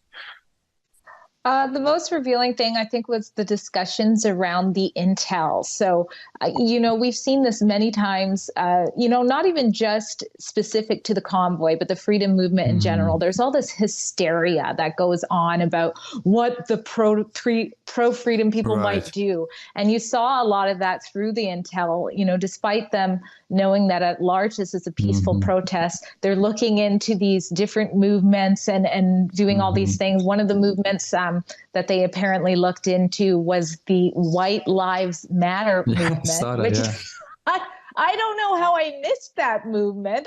Have you guys heard of that or what? First time I've ever heard it. Yeah. Exactly. First time I ever heard it as well. And so I'm thinking, what kind of movement is this? At this point, are they just calling normal, regular people who do believe White Lives Matter some sort of movement? But that was used as reasoning to sort of defend the action. And then also another thing that I've seen just from stories I've covered is that there was concerns in extra police deployed. I believe this was actually in Ontario, maybe for the convoy that was happening there, but they deployed extra police to surround vaccine clinics. And I don't know about you, but I haven't heard of any pro-freedom protesters like doing anything at vaccine clinics. In fact, I covered a protest that was outside of Douglas College in New Westminster because a student wouldn't wear a mask and ended up getting arrested. And so that protest was right outside of the college, and just so happened to be that the college was next door to a vaccine clinic. So what happened was everybody in there was having a heart attack thinking the protest was about them. And the news ran with that story saying that protesters targeted vaccine clinics.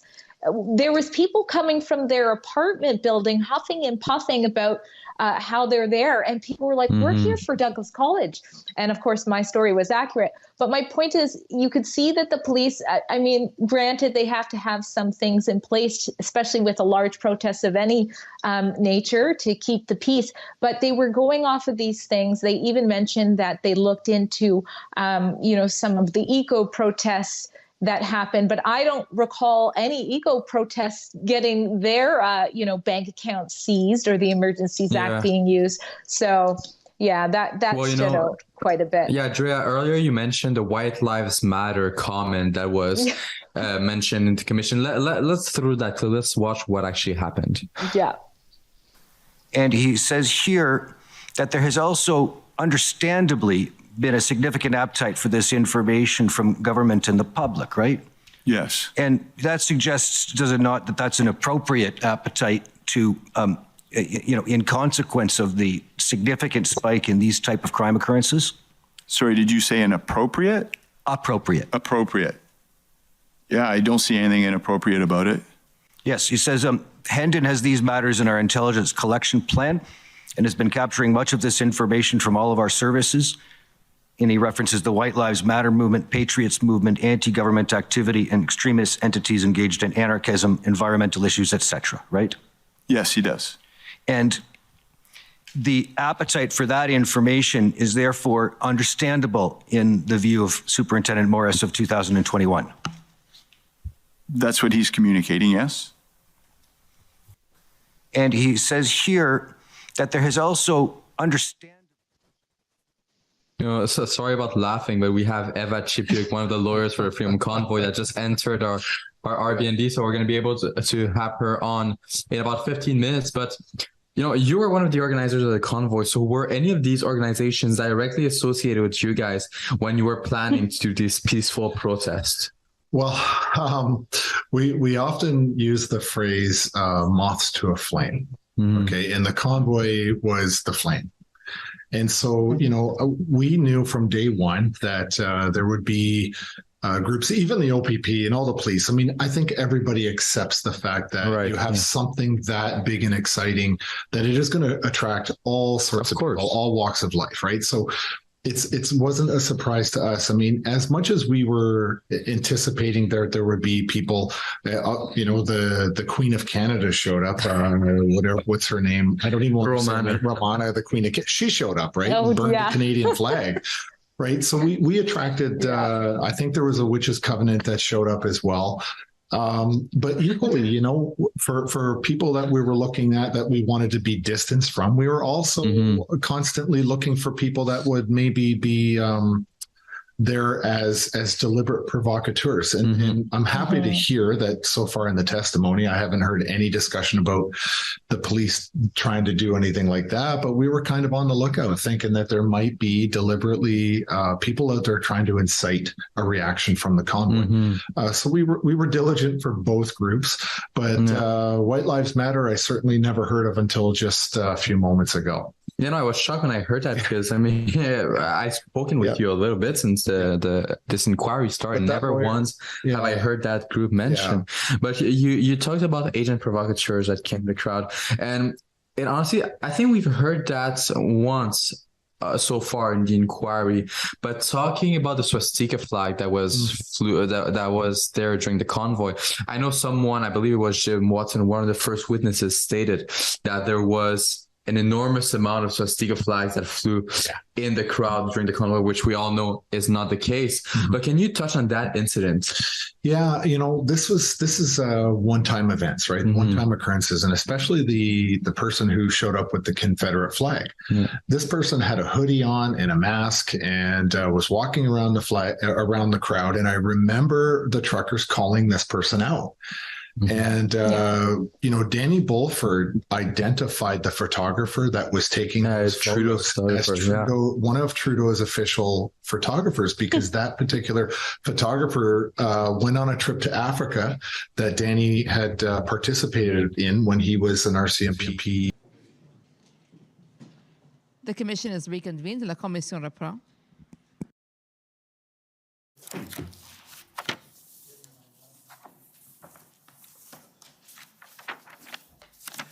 Okay, the first up is for the Government of Canada, please.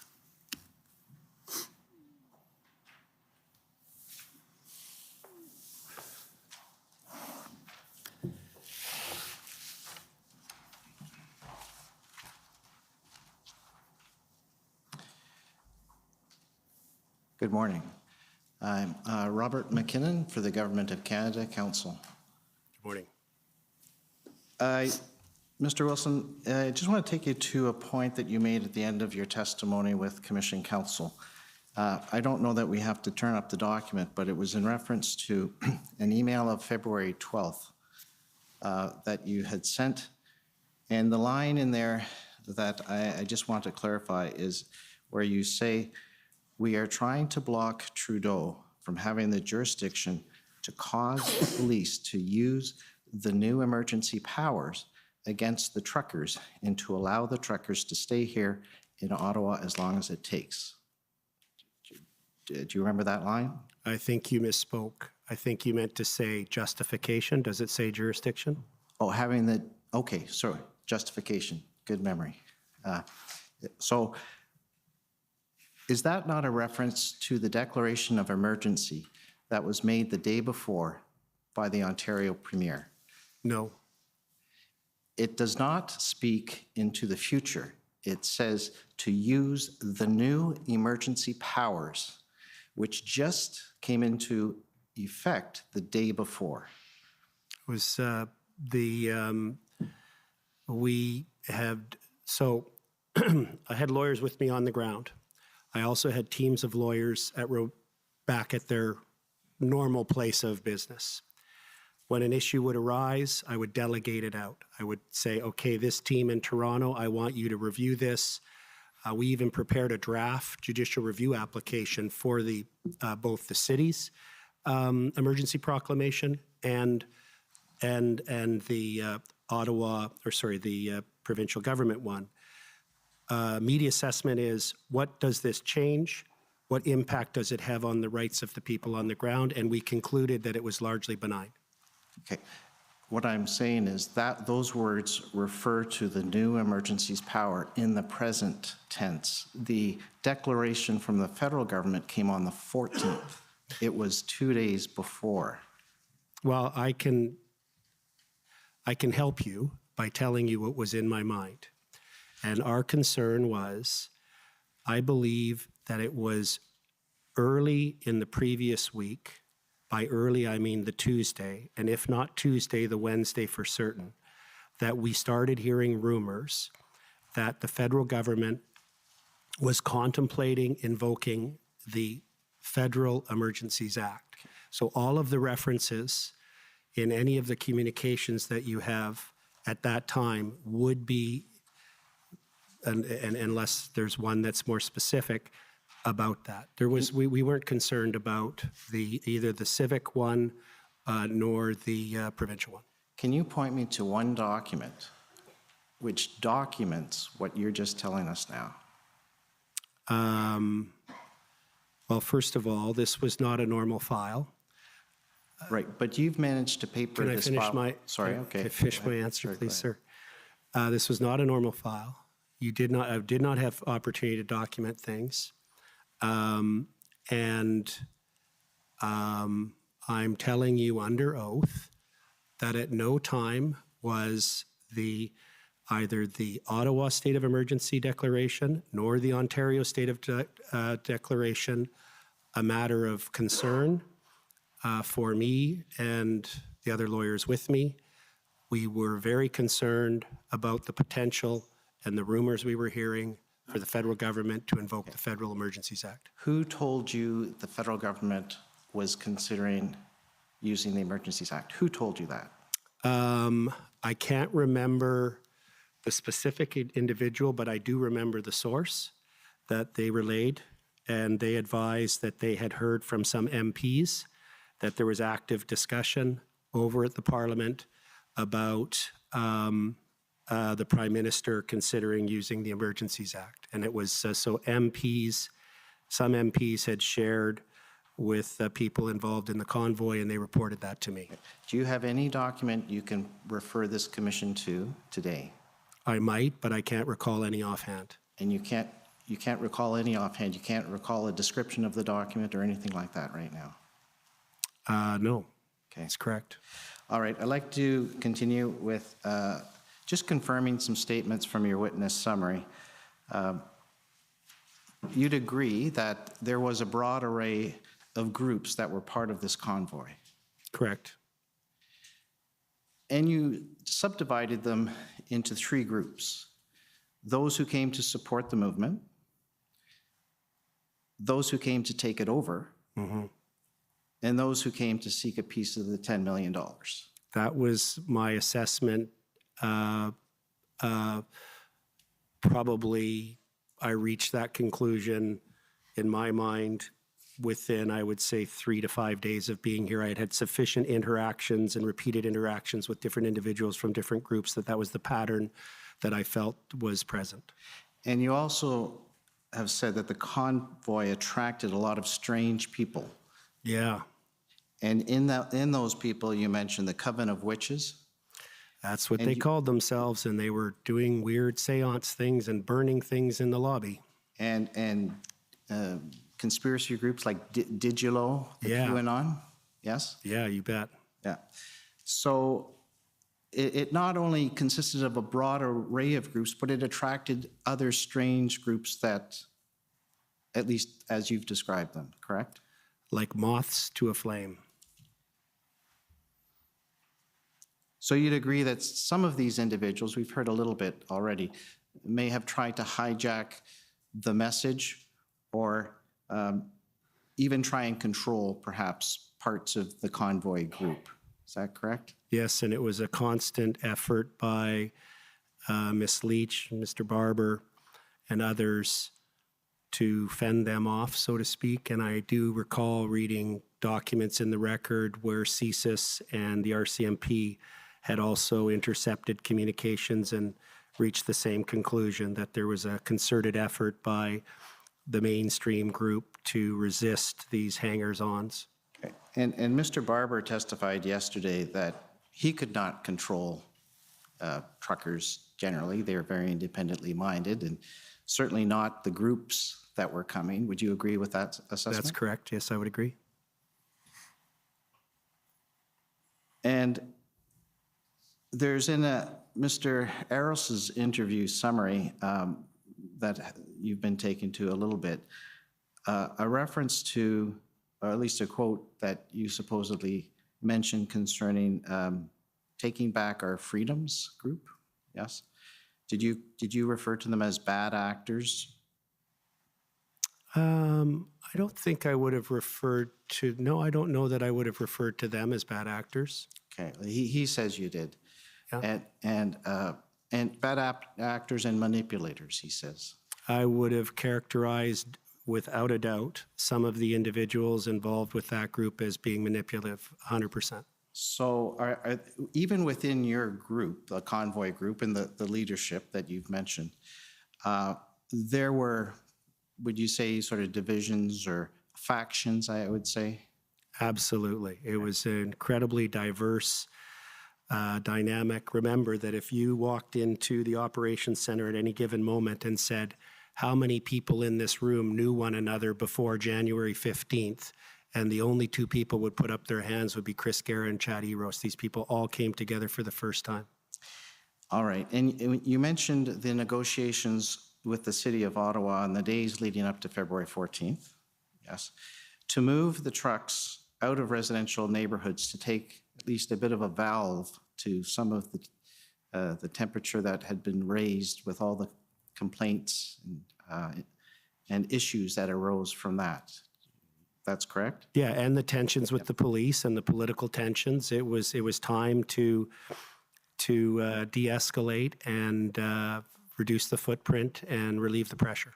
But that was never intended to rid the city core of the gridlock of 30-ton trucks or resolve the grievances of all the various protesting groups. There was no gridlock. I've described how I was able to travel freely. Well, let's just say you're not saying that it was empty of 30-ton trucks sitting in front of Wellington. No, the idea was to concentrate, and this was discussed in the negotiations with the mayor. The mayor's message that I received through Mr. French was that he recognized that the grievance, I think it's even in his letter if I'm not mistaken, that was with the federal government primarily was the triggering event, the federal mandates that you've heard about. But your deal... Sorry, sir, I haven't finished, and that was slowing down because commissioners reminded me that I'm speaking too fast. So it was recognized that trucks would remain on Wellington, and to be clear, there was no understanding that it would be a grant of immunity. It was recognized that at any time after those trucks repositioned, the police could come and move them out. It was recognized that there would be an interference in the flow of traffic on Wellington, but I note, because I was up there the other day, it's blocked today, this very moment, by government barricades. Okay.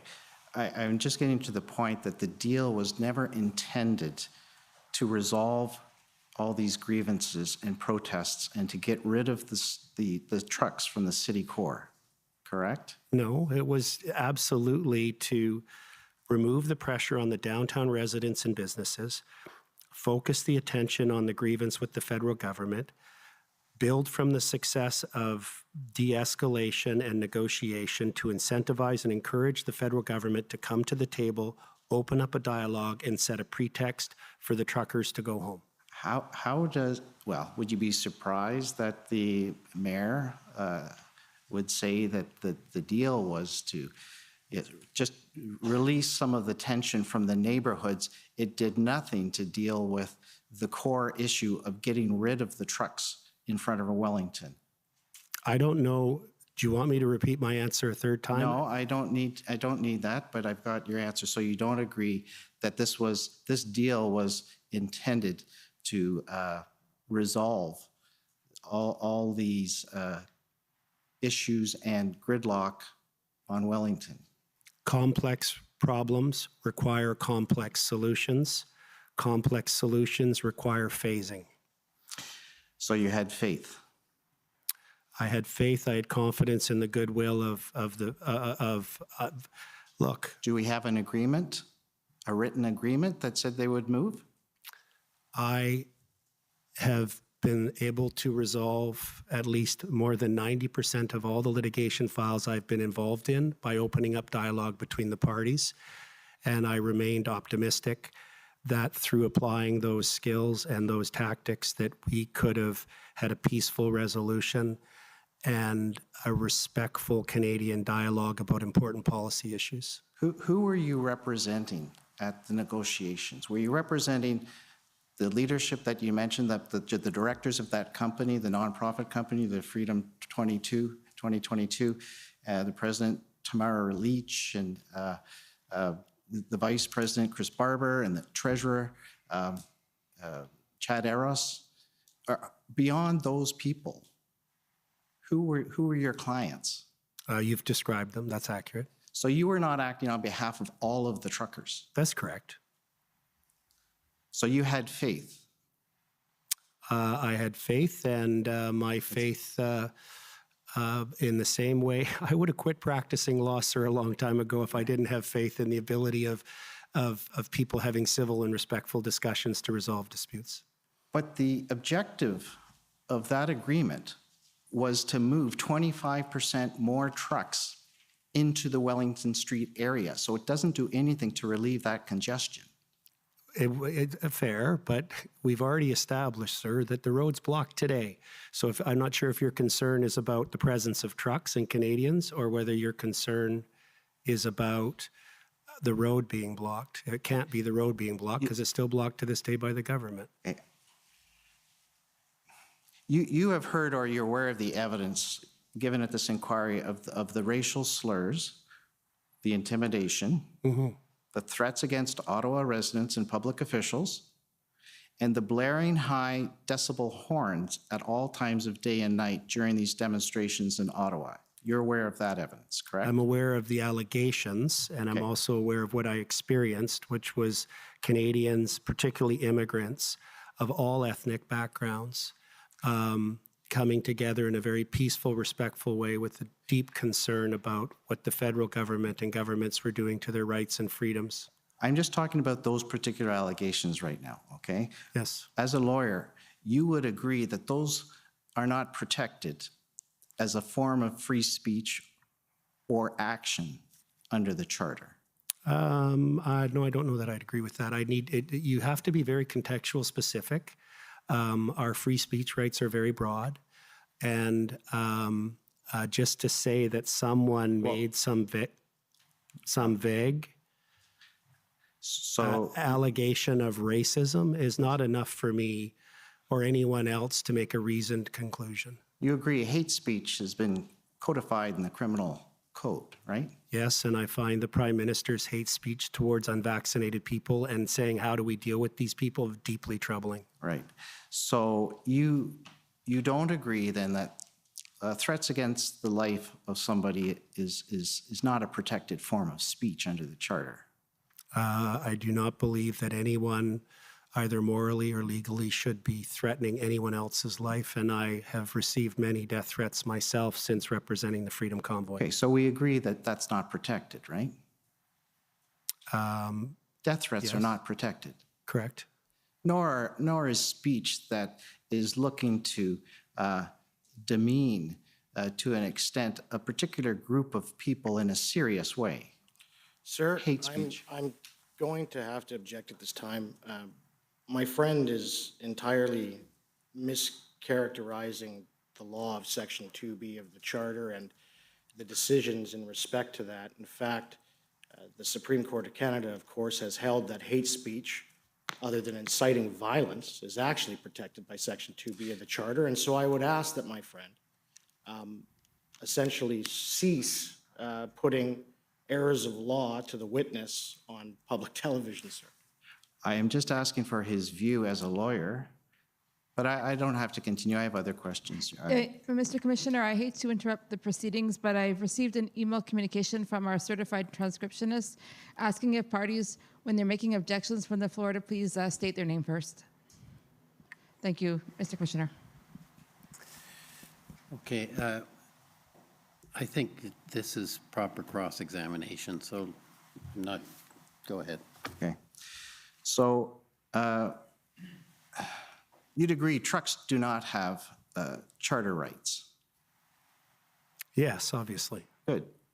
And you don't have the right to park somewhere for 3 weeks, wherever you want, whenever you want. I was asked many times, every day, by truckers when they recognized me, and they would say, Mr. Wilson, am I allowed to have my truck here? And if they were parked in the parking lane, I would say it depends. What does the sign say about how long you can park? You might get a ticket. If they were parked in a driving lane, I had the same response to all of them, which was, you tell me this. If you were to stop your truck in the number 2 lane on the 401 and get out and leave it, what would happen? And they would say the OPP would come, they would ticket it, and they would tow it away. I would say to them, you're in the exact same situation here. No, you cannot lawfully park your truck there. There is an interesting argument because they were told to park there by the police as to whether they might have an officially induced error defense, but that was the answer that I would give them. Okay, you'd agree it's not a protected right under the Charter? Of course. Okay. And neither is blaring high decibel horns a protected form of speech or action under the Charter. Well, there was, and I'm not trying to be cute about this, but you're asking me a very nuanced question because charter rights, especially when you get into freedom of expression, are nuanced, is there were times where these dance parties on the weekend, and I said this and it's in the transcript, but when I was before Justice McLean, because we did have a discussion about whether there was an artistic element, and the trucks would start with the different frequency of their horns, would start doing dance beats. So there was that, but it's clear Ms. Leach and Mr. Barber were clear that they did not want the horns. Before the injunction, the week before the injunction, the truckers agreed amongst themselves to have a quiet time from 8 p.m. to 8 a.m. because they wanted to get sleep too. The injunction allowed that to be expanded. Well, people weren't dancing to these horns that were going all hours of the day and night. You've heard the evidence from the residents. I witnessed people dancing a lot to the horns with the music. I'm sorry, sir, that's what I saw. I'm under oath. Yes, at 1 in the morning, 3 in the morning? Yes. And, okay. I wasn't on the street at 3 in the morning, so I can't say, but I was at least once or twice leaving meetings at 1 in the morning. I've got your perspective. Do you recall a second press conference that you gave on with others on February 6th? So this one you were more organized. I could call up document COM, I think it's 50856. It's a transcript of that. There, you attended, Ms. Litch, Mr. Bulford, Mr. Dichter, and Tom Quigan. Is that how you pronounce his name? Yes. Okay. Do you recall that? I believe that was a press conference that Mr. Dichter had asked that was primarily focused on Bitcoin. It was in the Sheraton Hotel, and I and Ms. Litch were asked to come to attend the first part of it, to provide a legal update and an operational update on where things were at. So these were people who are all part of your group, is that right? So Tom Quigan, Mr. Dichter, Mr. Bulford, Ms. Litch, That they're all part of your Convoy group leadership, would you say, or part of your working group? They're part of the Freedom Convoy, about as far as I'd be prepared to go. Okay. And you worked together? I worked with lots of people every day on a wide variety of issues. And Tom Quiggin is an ex-military intelligence officer, correct? That's my understanding. And he worked in the operations center, is that right?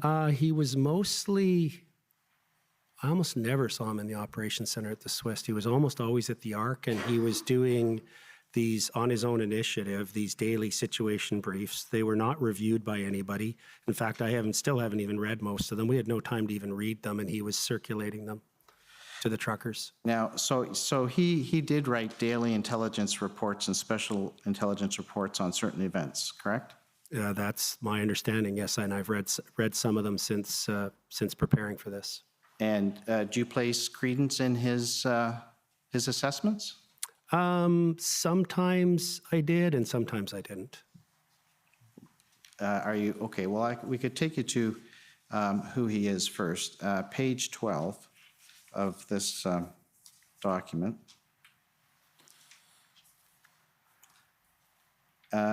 Where it has his, Tom McQuiggan's, if you go down to line 12,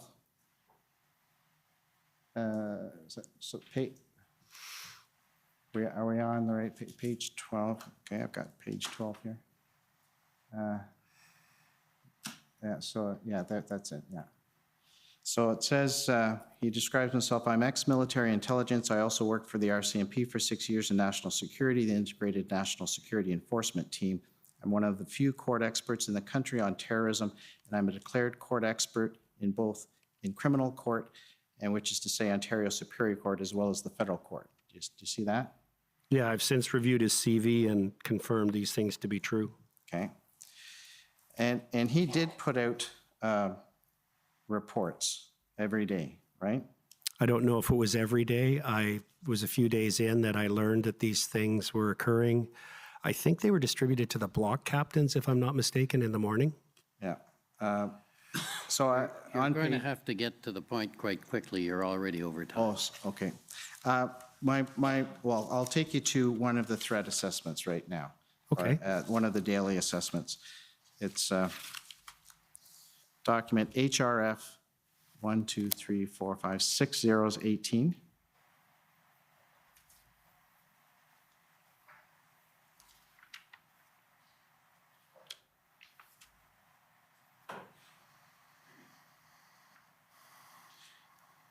So you'll agree that there were people attracted to the convoy, not only strange, but who had violent tendencies, if you could look here.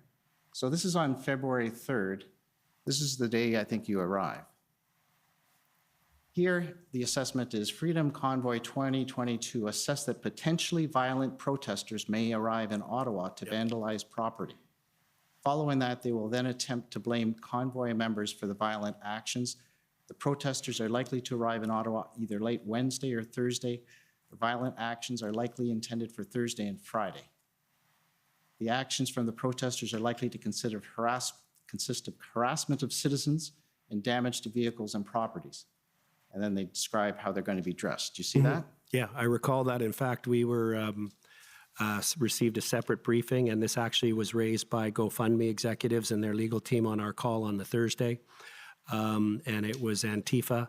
They had previously come in on occasion and knifed trucks, cut the airlines, knifed tires. And they had announced on social media, I was told, the Antifa group, that they were going to be coming in a larger numbered force and trying to do more damage to the trucks. So if I might ask one more question, Mr. Commissioner, just on, it's on a document that the transcript, if you could pull up the transcript again, it's page 14. It has to do with tow trucks, an issue that everybody seems to have an opinion on. So this is Tom McQuiggan, again in the interview.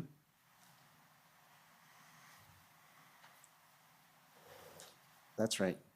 So he says concerning tow trucks, the short answer is tow truck companies right across the country in Alberta, Ontario, whatever, have either politely refused requests from the government to assist or not so politely refused requests for assistance. And if you turn over the page, well, sorry, go down to the bottom of that page first. What it shows is the federal government in Ottawa is reaching all the way down to Buffalo, New York, trying to find a tow truck, and they can't get one because the, turn over to the page, trucking industry is somewhat of a brotherhood, much like the military, much like the police, and we do kind of all know each other, and no tow truck company that wants to be in business for more than a week after this is going to help out. And it goes down a couple more paragraphs. So what's actually happening now, we have a network of tow truck operators who are talking to each other to see who's being called and who's not. Short answer is they're having a hard time getting tow trucks. So was the convoy actively trying to prevent the use of tow trucks? No, there was never any of the rooms I was in, and I was usually with the leadership at all times, any effort, attempt, or even discussion about reaching out to any tow companies to discourage them. And we know from the evidence from the police and the previous days of this inquiry that, in fact, the governments were able to get tow trucks. So that contradicts what Mr. McGuigan just said in his press conference on February 6th. And corroborates my evidence that sometimes I agreed with them and sometimes I didn't.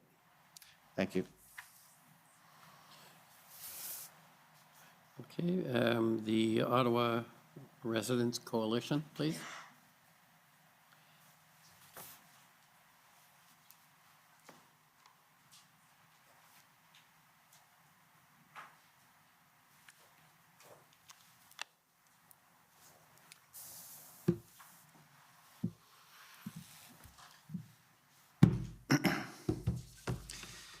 Paul Champ for the Ottawa Coalition of Residents and Businesses.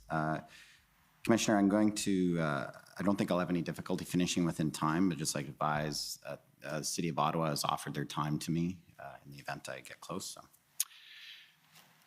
Mr. Wilson, just have a few questions for you on your testimony from this morning. First is with respect to your flight to Ottawa, how you got here. Mm-hmm. There was a news report that was on charter flight operated by Northern Air Charter. Is that correct? I believe so. I think that's the name of the company. And apparently that company is now under investigation by Transport Canada for carrying unvaccinated people on that flight. Are you aware of that? That was the allegation by CTV, and my understanding is an investigation was commenced, but no action was taken. Okay. And who originally offered to pay for the flight? Was that Mr. Bourgault? I'm not, as I testified earlier, entirely clear on who was offering. I don't remember it to be Bourgault. It might have been Take Back Our Freedoms. I believe there was a couple of people, and as I explained, we had this pattern where people would come forward and say, oh, we'll look after this, we'll look after that, and it didn't happen. There was some uncertainty as to whether or not we were even going to be allowed to get on the plane, but the Justice Center said, this is too important, get on the plane, we'll sort this out later. Okay. Now, before you got on the plane, I understand from the interview summary of Mr. Eros that there was a virtual meeting or a Zoom meeting on or about January 31st, where there was yourself, Andre Mamari, Brian Peckford, Tamara Leach, and himself, and Joseph Bourgault. Do you recall that? It was on the evening of the 1st. It was the reception they had in the hotel was terrible, terrible. They've only heard probably a third of what we talked about. Mr. Bourgault was not on that. There was a doctor with a British accent, very nice man. I can't remember his name. And Mr. Peckford was most definitely not on that call. Was not? Was not. Okay. Was there another virtual call with Mr. Bourgault and yourself and Mr. Eros? I have never had a virtual call at any time in my life involving Mr. Eros and Mr. Bourgault ever. Okay. When you arrived in Ottawa, you testified that it was apparent to you that Ms. Leach really was the leader of this movement. You said that it seemed that people listened to her. She seemed to command a lot of respect and so forth. That's right? Yeah, and even if you walk the streets when we were moving from one location to another, it was remarkable the people that would come up and stop her and politely ask if they could have a hug. And the tears would just start to flow. And often I was standing behind her and I would hear what these incredibly tragic stories that these people would share, and the grown men, and about how they'd lost children to suicide, they'd lost their businesses, they'd lost their marriage, and it was Tamara and seeing what Tamara was doing that had given them hope. I guess, was it also in part because people knew that she had control over the $10 million from GoFundMe? That's why she was a leader? Tamara figured out something way before I did. And I remember it was my fault. I thought someone was coming up to hug her. We were leaving the Westin Hotel after coming out of the meeting with Dean French on the Friday night when he had presented the mayor's proposal. I thought it was someone wanting a hug, and it turned out it was a TV crew from Berlin TV, from Germany. And I felt bad because we tried to protect Tamara from that. But when they asked her about the 10 million, she responded by saying the money's symbolism. The money is symbolism. It was, and if you look at how much money actually got to the truckers and how much was actually returned to the donors, the vast majority ended up back at the donors. And as you know very well, otherwise it's in the escrow fund under court supervision, partly over which you must receive notice before anything can happen to it. So the money was symbolism in Tamara's view, and I think she's right. It was a way for Canadians to demonstrate and add their voice to what they thought the Convoy stood for, which was holding the government to account and advocating for respect for our charter, return to the rule of law. I wasn't going to ask a question on this, but I couldn't help when I heard your testimony about the horn injunction. You testified that you advised your clients that the horns were a problem and that you expected that the injunction would be granted. And you were asked a couple of times by Commission Counsel about whether your clients opposed the injunction. Just to be clear, your clients opposed that injunction, correct? Thank you. I honestly can tell you, Mr. Champion, as you know, one of the things that happens to me when I come to Ottawa, I meet you. and I mean that in a respectful way. You've been very professional in your dealings, and I thank you. I actually, as I was asked that question, couldn't remember whether I actively opposed. So if that's your memory, I agree that I probably did do as lawyers do oppose, but what I remember more clearly is advising my clients that there was no way that the court was not going to grant that injunction. You had argued that the horns were not irreparable harm and Ms. Lee should wear earplugs. Do you remember to sleep? Do you remember those arguments? I don't, but I have confidence in you. If that's your memory, then I'll accept that. Okay, I won't go further down the road of the different arguments that were made. But then on the continuation of the injunction a week later, as you remember, that became a bargaining point with the city. You were offering to the city that perhaps your clients wouldn't oppose the continuation of Ms. Lee's horn injunction if they did certain things. Is that right? That's correct. And my memory, I'm hoping, is correct that you recall we did not oppose that. Yeah, that's correct. That's right. You did not oppose the second one.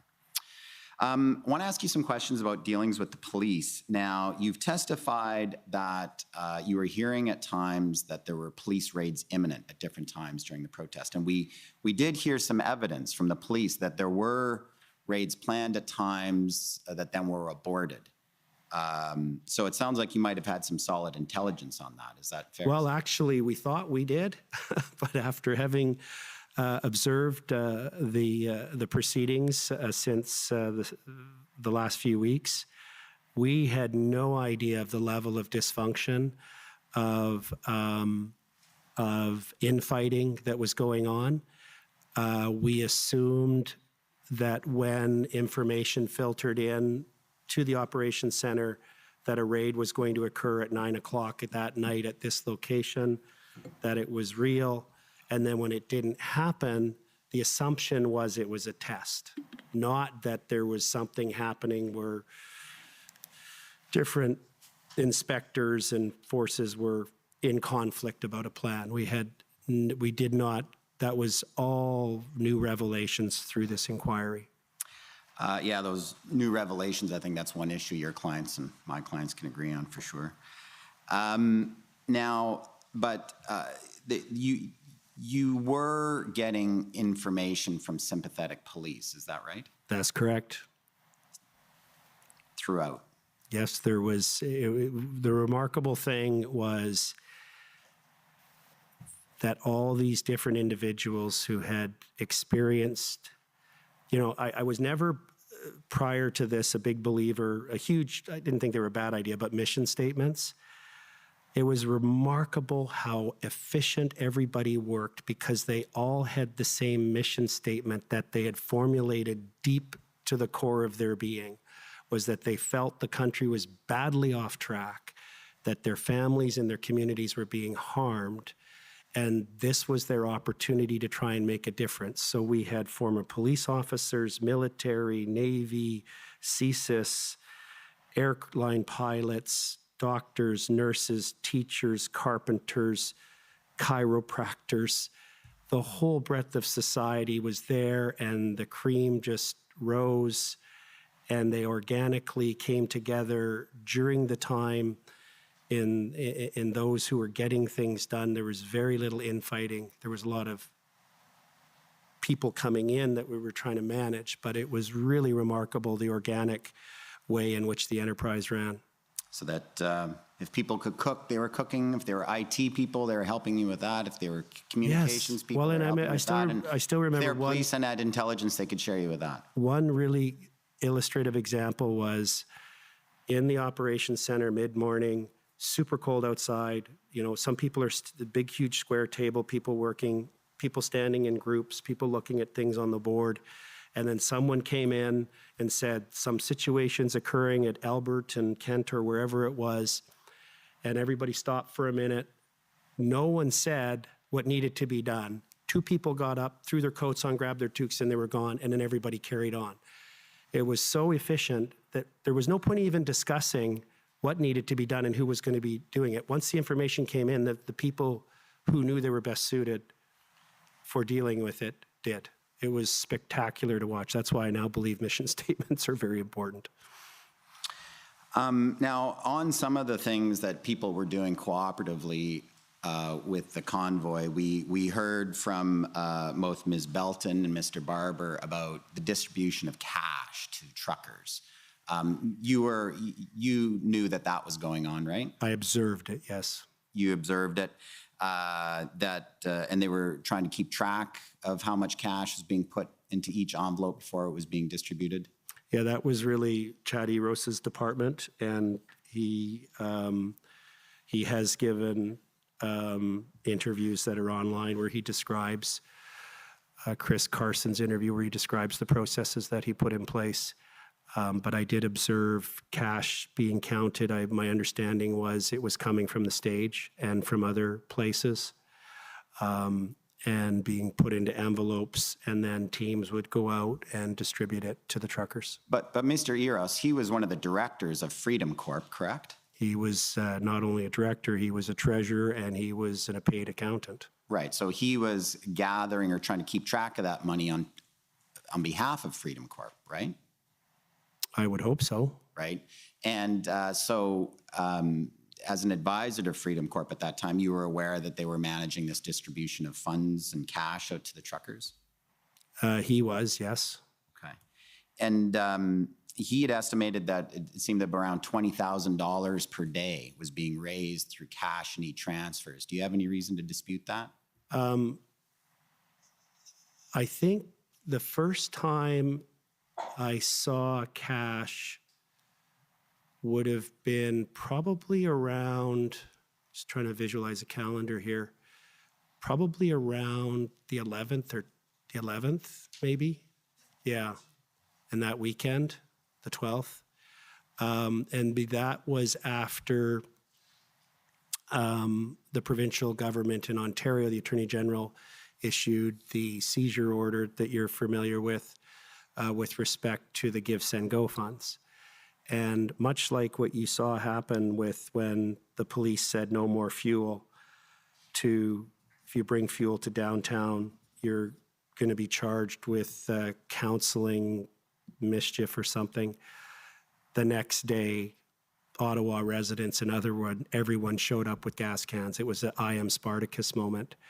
And what I observed was people were so determined to support the truckers that because the GoFundMe got shut down and now the Give, Send, Go was being frozen, they weren't going to let that discourage them. I heard anecdotal stories from many truckers where they would get the tap on the door and someone would be there with their family and give them $20 or $100 or $1,000 or $5,000. So in your statement, you say that some people were at the protest for money. Is getting all of this cash, do you think that was an incentive for the truckers to stay? Not the vast majority, because that wasn't why they were there. There's always opportunistic people that are more focused on money than others of us. That's all I meant. And those trucks, the 300 to 400 semi-tractor trailers operating 24 or idling 24 hours a day required a lot of diesel fuel, correct? Not as much as if they're pulling a load. For sure. But who was paying for all of that fuel, the big trucks, fuel at Coventry? I know we put in your action with the Mariva injunction, there's details on that in the affidavits. But I also know that I was told by a businessman who wanted to donate fuel that he had contacted or had his office contact 3 different fuel suppliers and the bulk suppliers, and he wanted to pay for a shipment of fuel from each of them.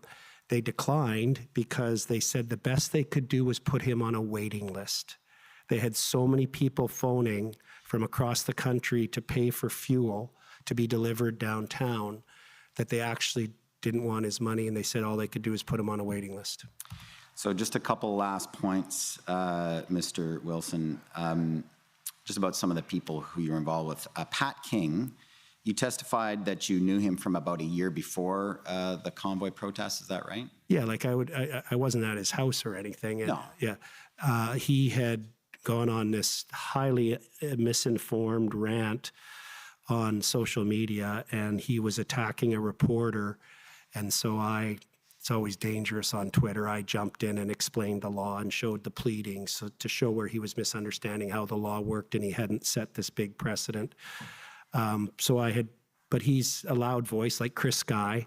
Right. So I was aware of him. But Mr. Sky is from Ontario, generally speaking. Mr. King is from Alberta, like yourself, correct? Yeah, Mr. Sky made his way across the country a few times. Yeah, more of that. But Mr. King, he is in Alberta, so you did have some interactions with him. You know there's 4 million people in Alberta, right? Yeah, but I presume you don't have interactions with all of them. I'm asking about Mr. King, not all 4 million. The first time I was in physical presence of Mr. King was when he showed up in a boardroom in Ottawa during the protest, and it was about 2 or 3 days in, and I immediately instructed him to leave the room. Not him, I told the people around he's got to go. The only other direct interaction I had with him was on Twitter in the previous about 18 months prior to that, where he was misunderstanding a ruling by a court judge. But Mr. King, my understanding, he was a supporter of Western separatism and so forth, Wexit and those kinds of movements. Were you aware of that? I wasn't aware of that. It wouldn't surprise me, but I wasn't aware of that. Okay. Were you involved in those movements, Western separatism? I've never formally been involved in those movements.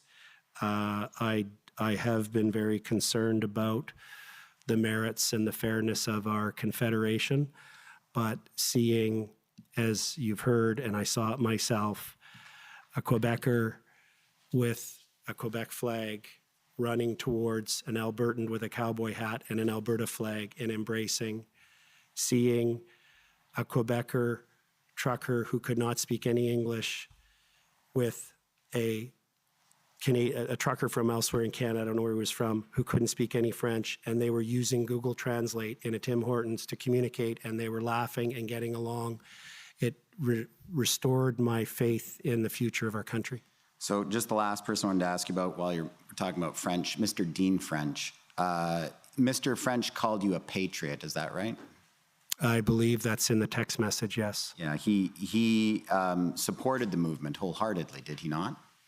It's clear, you'd have to ask him, but it was clear to me that he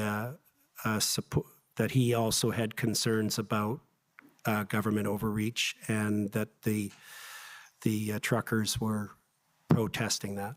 And I thought I understood from your text with Mr. French, he's the one that arranged that interview with you and Fox News, is that right? He did, but I also received phone calls from Fox News. I received emails from Fox News. They were all about the same time. I mean, that's how these guys work. When they really want to get somebody, they reach out to everybody they can. I don't know that it was because of Dean that I got it. It might have been, but I had emails and phone calls from Fox News independent of those, just like I had been contacted by the New York Times and the Washington Post and everyone else. But he was assisting you. I wouldn't say he was assisting me. It was something he did on his initiative. I think he thought I would be a good interview.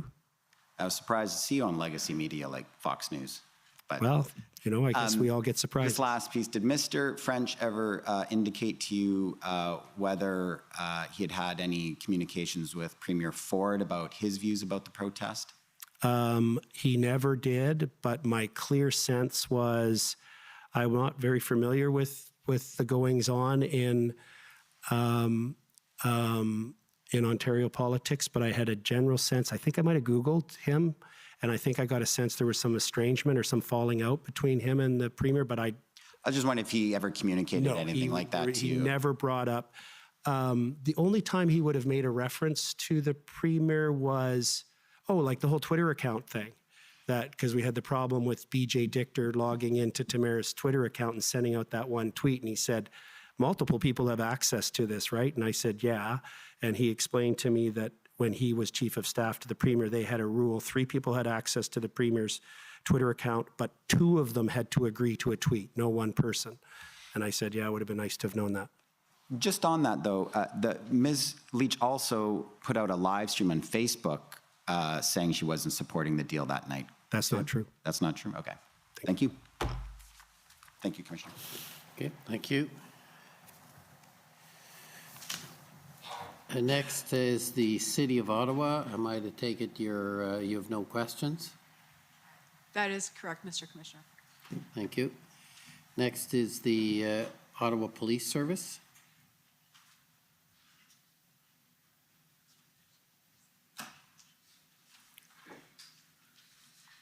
Good afternoon, Mr. Wilson. My name is Jessica Barrow, and I'm counsel for the Ottawa Police Service. I just have a couple of points I want to walk through with you. So first of all, I want to make sure that the record is very clear about who you do represent and who you do not represent. So as the representative for Freedom Corp, you represent only those organizers that I believe you listed earlier in relation to Freedom Corp and not other participants in the convoy, correct? That's correct. And so specifically, you do not represent Pat King or James Botter? That's correct. And you would agree with me that both Pat King and James Botter were espousing views that your clients disagreed with. Is that fair?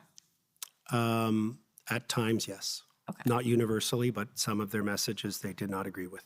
And we saw specific evidence of them kind of rejecting the views of Pat King and James Botter. Is that fair? Yeah, James Botter, there was a number of times where they were preparing a press release to distance from the MOU, or they were going to add it to a paragraph of a letter.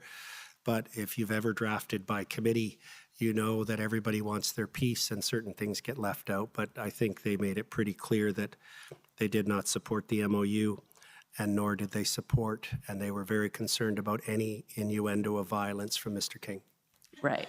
So speaking of violence, you indicated that at the time you sort of advertised on TikTok that people should come to the city, it was your view that was because it was a lawful and peaceful protest in Ottawa. Is that fair? Yeah, and it was more than that, because one of the things that I mean, I'm a lawyer, but I'm also a dad, and my wife and I have 4 kids, and it was remarkable to me meeting many of the families with younger children, I mean 5, 6, up to 12, 14, and the amazement on their face they're interacting with all these different truckers of every ethnic background and other Canadians, and the excitement and the pride was really historic. And I commended those parents for having their children learn from this and participate in it and experience it firsthand. It was very safe.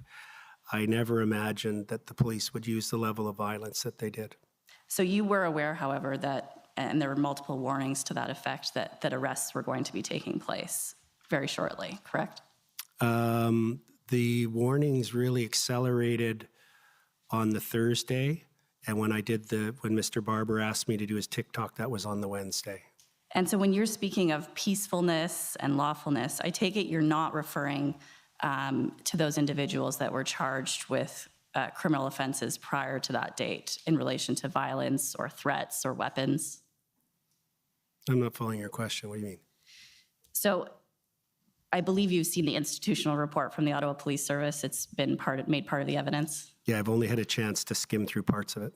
And would you disagree with me that multiple charges were laid prior to that TikTok video in relation to criminal offenses that related to violence or threatening behavior or weapons?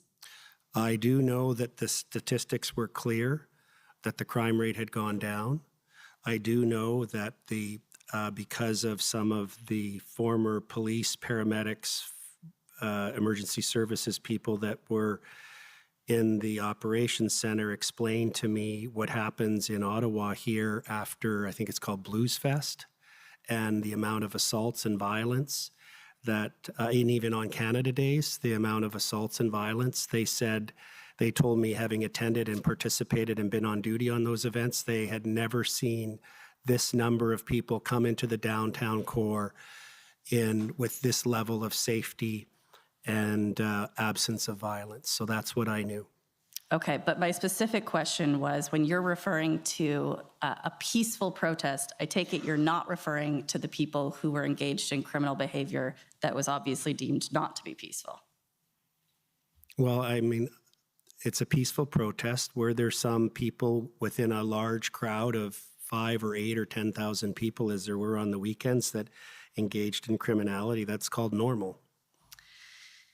I'm going to move on to the deal with the city officials. We've heard quite a bit of testimony about that. And I think it's clear that your understanding of the deal always was that some trucks would move on to Wellington, and I think your evidence was around 25%, and then the rest would leave the city core. Is that correct? Absolutely. Right.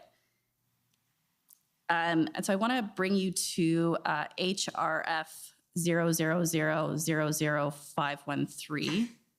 At page 52, and just for your reference, these are the text messages between you and Mr. French. Okay. And actually, could we go to page 59? I apologize, Mr. Clerk. And so we just heard very briefly from you in relation to the tweet that went out. I think if you scroll down a little bit. And that's the tweet that's being referenced, right? This is an article about the tweet where it comes from Tamara's account that it's a denial of the deal. Is that correct? Yep. Yes. And so regardless of who ultimately authored the tweet, it was coming from Ms. Leach's Twitter account, correct? Mr. Dichter has confirmed that he was the one who did it. Right, but in terms of how the public received it, it came from Ms. Leach's account, right? Yep. Okay. And within minutes of being informed of it, and once we found out, Ms. Chippick and I got to the bottom of it, and that Mr. Dichter acknowledged that he had done his own tweet, and then he logged out and logged back in as her, and then retweeted his tweet with a quote that it was him. We said, you got to fix this, and you got to fix it fast, because I have an email from him where he confirmed his consent, good to go. So he was the one. We were trying to think of wording that could go out to confirm the deal was still going ahead, and he decided that he would play the tweet as though the reporter had made a mistake, and I think he says something like, nice try, so-and-so.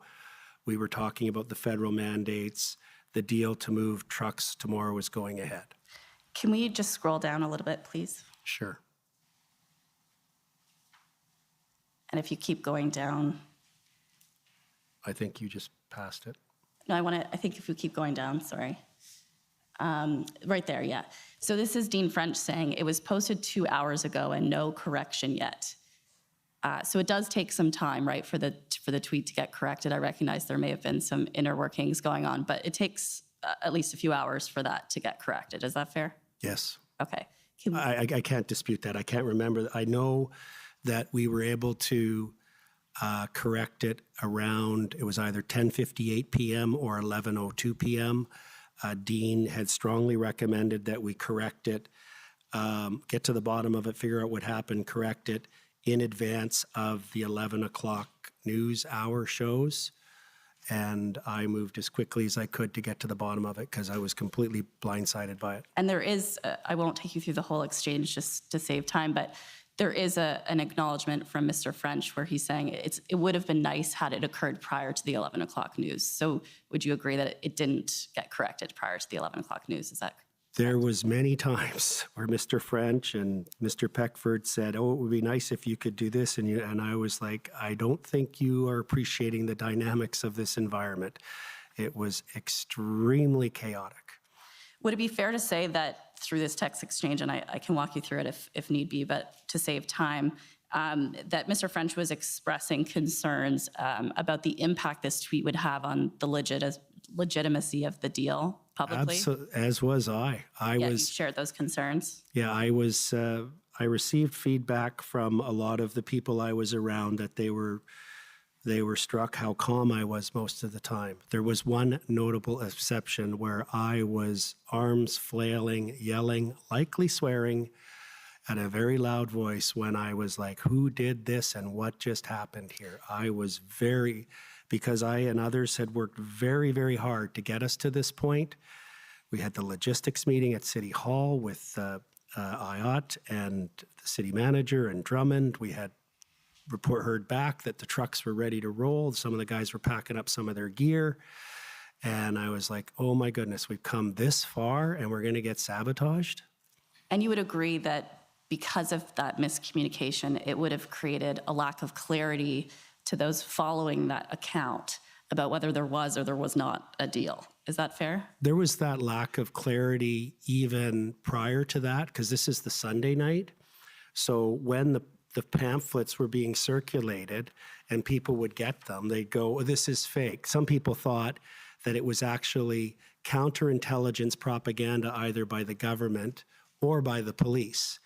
That's why the plan that we developed had teams of recognized road captains and other truckers who were very much recognized from the journeys to Edmonton to go out in teams to the various blocks to personally talk to as many truckers as possible so they knew it was real. But notwithstanding that plan that may have been engaged, we did hear from Ms. Belton yesterday that she was of the view at that time that it was fake news. And in fact, she put a video out on TikTok that said it was fake news. Is that correct? I can't recall. I think that was played yesterday, sorry, yes. Right. Correct. And so even at that time, there was still a lack of clarity, even amongst organizers, as to whether there was or was not a deal. I would say it differently.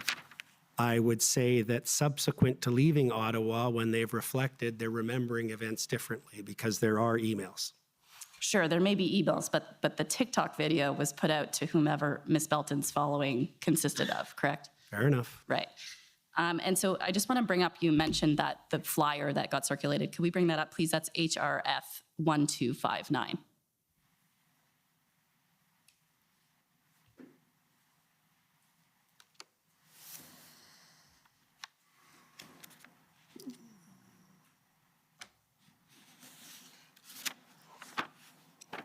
If we could scroll down to the bottom of the notice here, this is obviously the notice we saw earlier that got circulated, correct?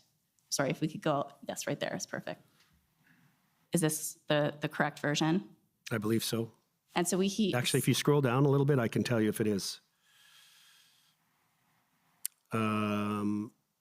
Yes, This is the final version. And so we see here that it says, if that's perfect. The truckers on the Freedom Convoy board plan to start repositioning our trucks forward on Monday to consolidate our protest to the streets in front of Parliament. There's also room for trucks to relocate to 88. That's the site out of the city, correct? Is one of the 3 sites that existed at the 88 is the exit 88, which I understand is near Enbrum. Would you agree with me that nowhere in this letter does it say that 75% of the trucks are going to have to leave the city as part of this deal? Obviously. Right. So there may have been a lack of clarity about that issue as well. There was a lack of clarity about many things, but most of the truckers would have, some of them wanted to go. Some of them wanted to go, well, just like look at Mr. Barber. First, he had his truck downtown on Wellington, and on his own initiative, he moved it out to Arnprior or Embrun, one of the two, on his own initiative. He didn't want his truck downtown. Others wanted to do the same thing. These trucks were covered in salt. It's not a good thing to do for a long time. They'd set up truck washes at these places. Mr. Barber wanted Big Red Clean. So this was not to be a precise document to enumerate every nuance of what we felt was going on at the time. Fair enough, but you would agree, and we saw evidence of that in the video at Rideau and Sussex, you would agree that where there was a lack of clarity about what the police were up to, it created challenges for the police in managing the situation. Is that a fair assessment? It is, and that's the learning from the video, because you saw me walking with the PLTs. We kept walking, and I had a meeting with them. And Tamara was there as well. If you pause the video, you'll actually see us walk past Tamara, and then she comes up, and we talk, and we're like, okay, what are our lessons learned here? How do we do this differently? And number one was don't do it at night. Don't do it at night. That's why we shut down the moves partly on the Monday, because it was getting dark.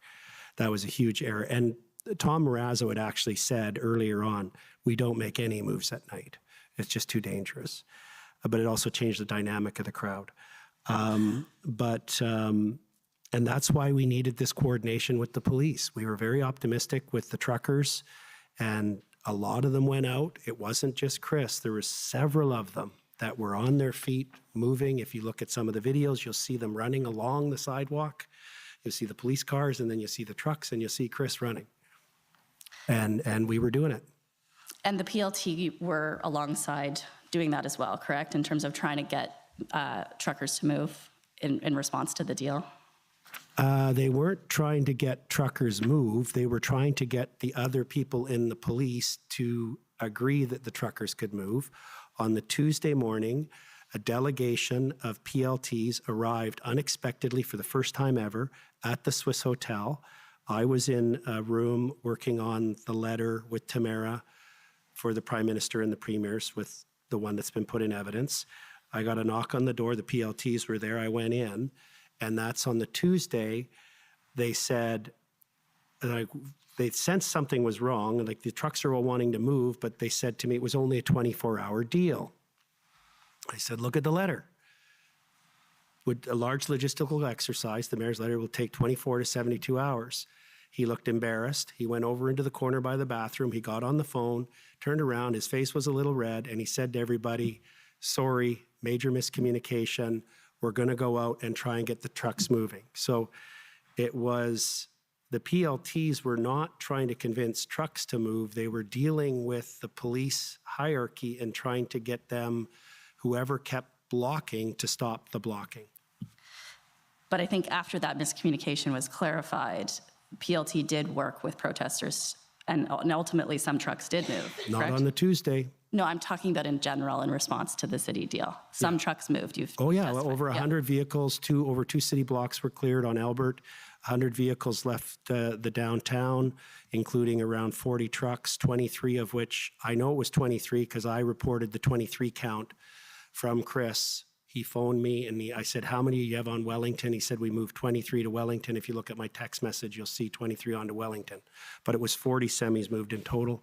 The others left, and we know for sure one of them went straight home. Okay, you're well over your time. Could I just so ask you're one gonna more have question, to- Mr. Commissioner? Yes, Thank you. You were here when Superintendent Drummond testified, and he testified that there were challenges with getting some of the truckers to move in response to that deal. Do you have any reason to disbelieve that evidence from Superintendent Drummond? No, we anticipated that there would be some holdouts, but we also knew that they wanted to be part of the group, and we anticipated that once most of them moved, the holdouts didn't want to just be sitting there by themselves, and they would move. And you testified that you were taking that on faith. Is that correct?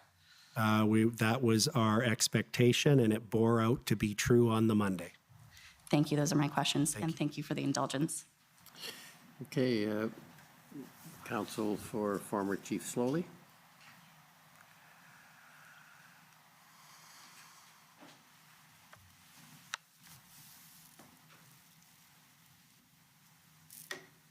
Thank you, Commissioner. Afternoon, Mr. Wilson. Good afternoon. For the record, Tom Curry for Chief Slowly. You were present uninterrupted here in Ottawa, if I have it, February 2 to the 21st. 19 days, yes. And you've described for the Commissioner your observations of the scene on the ground. Did you observe the enforcement action that was taken? Yes. The vantage point, we had Ms. Chipiak and I, we set up a little operation center of our own, because we also had to monitor the bail applications and coordinate with the criminal legal teams. And we could see, we had the view of the backside of the Weston and that tunnel. So we saw all the police, all the highway buses coming in with the police filing off. And then we also, of course, had the television on. So we were watching the live streams from CTV and CBC as we were looking out our window and actually watching. We were quite high up, like the 17th floor, and then getting various reports. It was a very, very active environment. Had you given advice about the implications of the Emergencies Act, the invocation of the Emergencies Act, and what it meant for the protesters who were in the areas that had been, who were affected by that? I had given advice to the board as I've testified on the Wednesday. I had done the TikTok that the board and Mr. Barber requested on the Wednesday. I wasn't, because Ms. Leach instructed myself and Ms. Chipiak to go to an undisclosed location because she was concerned. She had no idea what was going to happen to us. We followed her instruction, and after that point, I lost any ability to do any large-scale communication that I can recall. Right, understood. Did you see the flyers, the pamphlets, the information distributed by police to protesters? Yes. Through the police liaison teams? To be precise, sir, when I say yes, they had a big blue outline, and some of them had a red outline. They were placed on the windshields. And I saw that was the calm before the storm. So it was the Thursday. There was a ceremony at the War Memorial that I attended along with my wife. And I remember stopping and reading the warning that if you didn't leave, I'm going by memory, that you would be ticketed, your vehicle would be impounded, and I can't recall what else it said. Okay. Now, you told us that you had involvement with the PLT, police liaison team members. Were they on Ottawa Police Service and OPP? That's correct. Okay.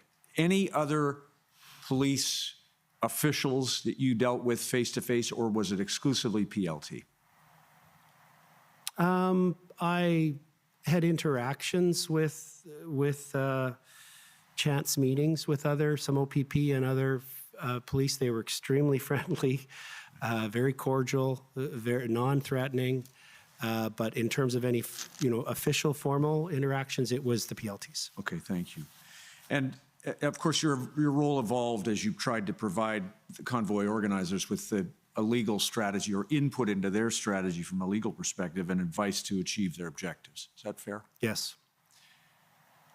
Your contact with protesters, I think you told the commissioner, just to clarify, these are independent operators, yes?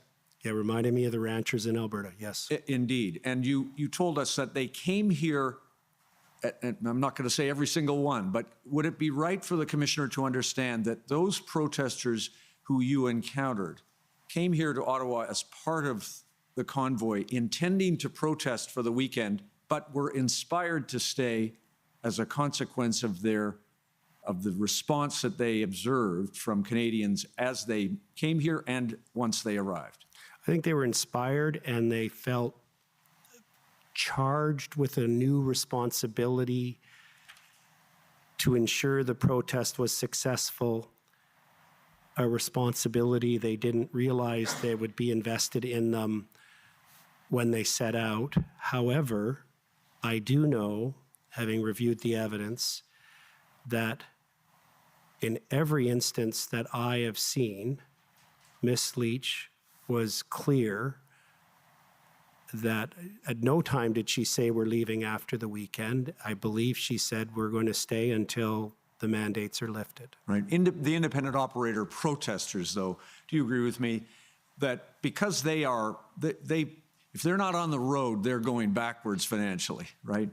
Correct. And so would it be right, I understood your evidence to mean that the protesters, the independent operators, leaving aside the organizers and their message, that the protesters were invested in a shorter protest than they were inspired to commit to once they got here.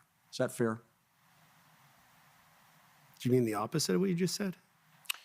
Independent operators who came here weren't intending when they let me start over again. The inspiration that you've spoken about, that acted on them to stay here and protest longer than they would have originally. Is that fair? Yeah, I thank you. And I wasn't trying to be unfair to you. I had a number of truckers say to me that they originally planned, as you've already heard from Mr. Barber, to be in the convoy for a day, join it for a certain distance, and then turn around and reverse course home. And then they found themselves in Ottawa for a prolonged period. Yeah, that's part of that synergy of growth that occurred. And you told us that there were some challenging members, even among the top group or the leadership group. You've called Mr. King, I think in your statement, a rabble-rouser who was at least, if not encouraging violence, tolerant of violence. Yeah, and I mean, I think he was very angry and frustrated and really wanted to fight hard to get the government to change course, and not all of us use the same approaches. Right. Mr. Dichter was undermining the leadership, or at least in part. Yeah, I've just never been able to understand Mr. Dichter. I mean, and the other thing is that he wasn't there that much because, firstly, he had left early before I arrived in late January, and he'd had a car accident, I believe, near Kingston. And then he returned on the Friday, the 4th of February. And then early that evening at approximately 6 or 7 p.m., as he was leaving the front door of the Arc Hotel, he fell and badly broke his ankle. So then he was away at hospital for a period of time. Then he was restricted to his room because he just had a wheelchair and crutches. Then he had to go back for some surgery. So he was out of the loop a lot. Right. And then, Mr. Bowder, you've described the MOU was not helpful to the main strategy the organizers were pursuing. Fair?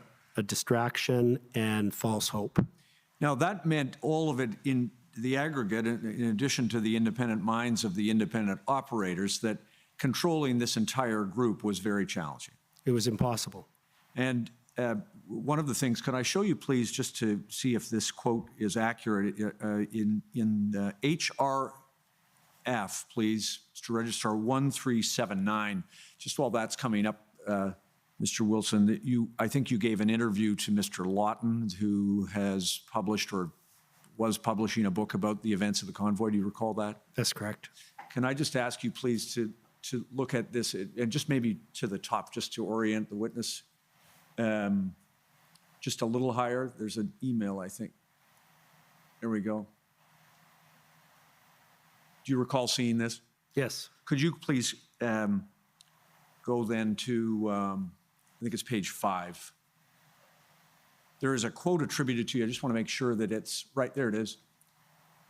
And for context, Mr. Marazzo had also spoken about some of the events, and the last line of that part, see it at the top, no one could force the truckers to do anything they didn't want to do. And you seem to have agreed in that to say, we don't control them. We don't even know who they are. No one signed up. It's not a curling bonspiel. It's not a golf tournament. And you made the comment that you can't simply tell them what to do. Fair comment? Yeah, and that's why we had to use other approaches of moral suasion, of leadership, of recognizing their fatigue, recognizing the desire of many to find a graceful and respectful way, a proud way to get back home. And the Ottawa Police Service and your interaction with them expected and reasonably expected that a peaceful protest, a lawful protest, would be held in their community. Fair? I have to assume that to be true. And the unlawful, you raised the issue with my friend Mr. Leon about when did it become an unlawful protest? And you've answered this question to others. I won't dwell on it, but certainly you would accept that the blocking of municipal roads, the violation of noise bylaws, and other forms of what might loosely be described as harassment as part of that demonstration would be a challenge for police in confining the protest to a lawful protest. Is that fair? Well, if you and I mean you and I, happen to be walking down Wellington on February 10th, and we were having a chat lawyer to lawyer, I don't think we would conclude that you and I were breaking the law by walking down in front of Parliament, on the sidewalk of Wellington Street. So this was the challenge, is that you had individuals who I had told consistently when they asked, of course you can't park your truck there. And I always used the analogy to the 401, which they got. Yeah, I wouldn't be allowed to do that. This is no different. But for this potential, and I really wouldn't get into it, most of them about officially induced error, because they were told to park there and then they were barricaded in place. So it was this weird mix where you had people lawfully, in my view, walking, mingling, shopping, interacting, some showing signs, some not, some just wanting to take it in, with others who were breaching various parking bylaws and municipal ordinances and provincial statutes. Right. And just a couple of quick things then, Mr. Commissioner. On top of that, you also faced the challenge of some, I think in your statement you may describe them as strange people who had descended into the protest, often in the evening, often on the weekends, some sovereign citizens, others who were, I think you may have labeled them troublemakers. That was a challenge for the Convoy organizers to deal with, of course. Constantly. And challenging, obviously, for police and residents. Yes. And there was a good cooperation there, when that was the rule. So everybody had a block captain, and if an Antifa was going to show up, the rule was you phone the police, you call 911. And the frustration for us was the next day, 3 people from Antifa came in and vandalized trucks. The next day, the police chief or whichever one would hold a press conference and say, last night we had 3 charges for property damage in the downtown core. And we're like... You closely watch the signals coming from all levels of government, including the Police Services Board here in Ottawa and the Chief Slowly, correct? Yeah, our most acute concern was the level of pressure we saw building on the police slowly from the Police Services Board. That's what motivated Mr. Marazzo to take a series of steps to cause the city meeting to facilitate some action to reduce pressure. Including through your efforts with Mr. French to avoid what I think in one of your text messages to him was a bloodbath. Yes, and the first one, though, it was two distinct strategies. One was immediate acute, which was the pressures we saw on Slowly before he was no longer chief, and the other one was a broader exit plan. Thank you, Mr. Wilson. Thank you. Commissioner. Okay, thank you. Next is the Ontario Provincial Police. Good afternoon, Commissioner. The OPP have no questions today. Okay, thank you. The CCLA, please.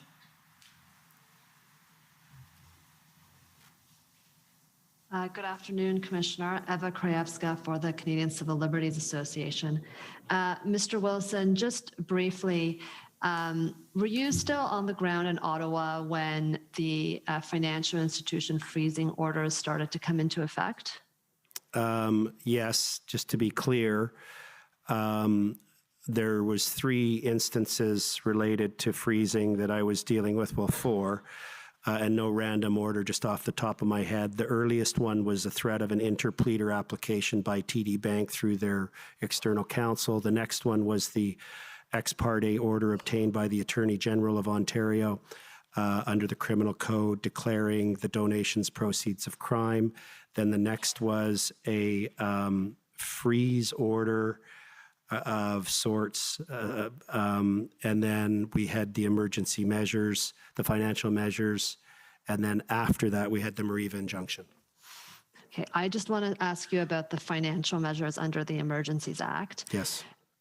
Can you just, did people come to you from the Freedom Convoy and ask you for advice with respect to the orders and relate to you how they were affecting them? And can you just provide if they did, could you just provide a summary of how the orders were affecting them if they came to you to speak to you about that?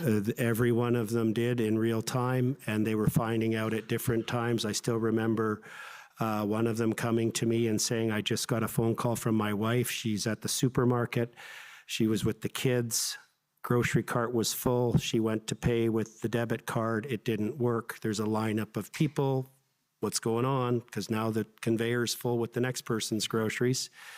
And then she tried her Visa card and her second credit card, and none of it worked. And she had to leave the store in great embarrassment and phoned her spouse and said, what is going on?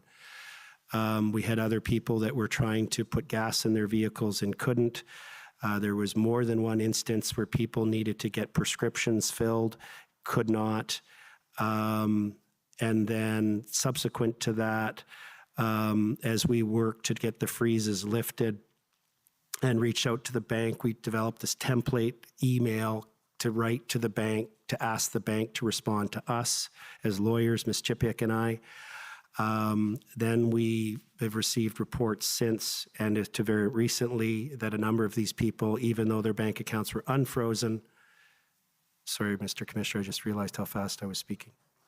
After their accounts were frozen, have been denied credit applications, and I have explained to my clients and others who contacted me that the Canadian Bankers Association representative who testified before the House Committee said that each of these persons will have their accounts, their names marked, flagged for life.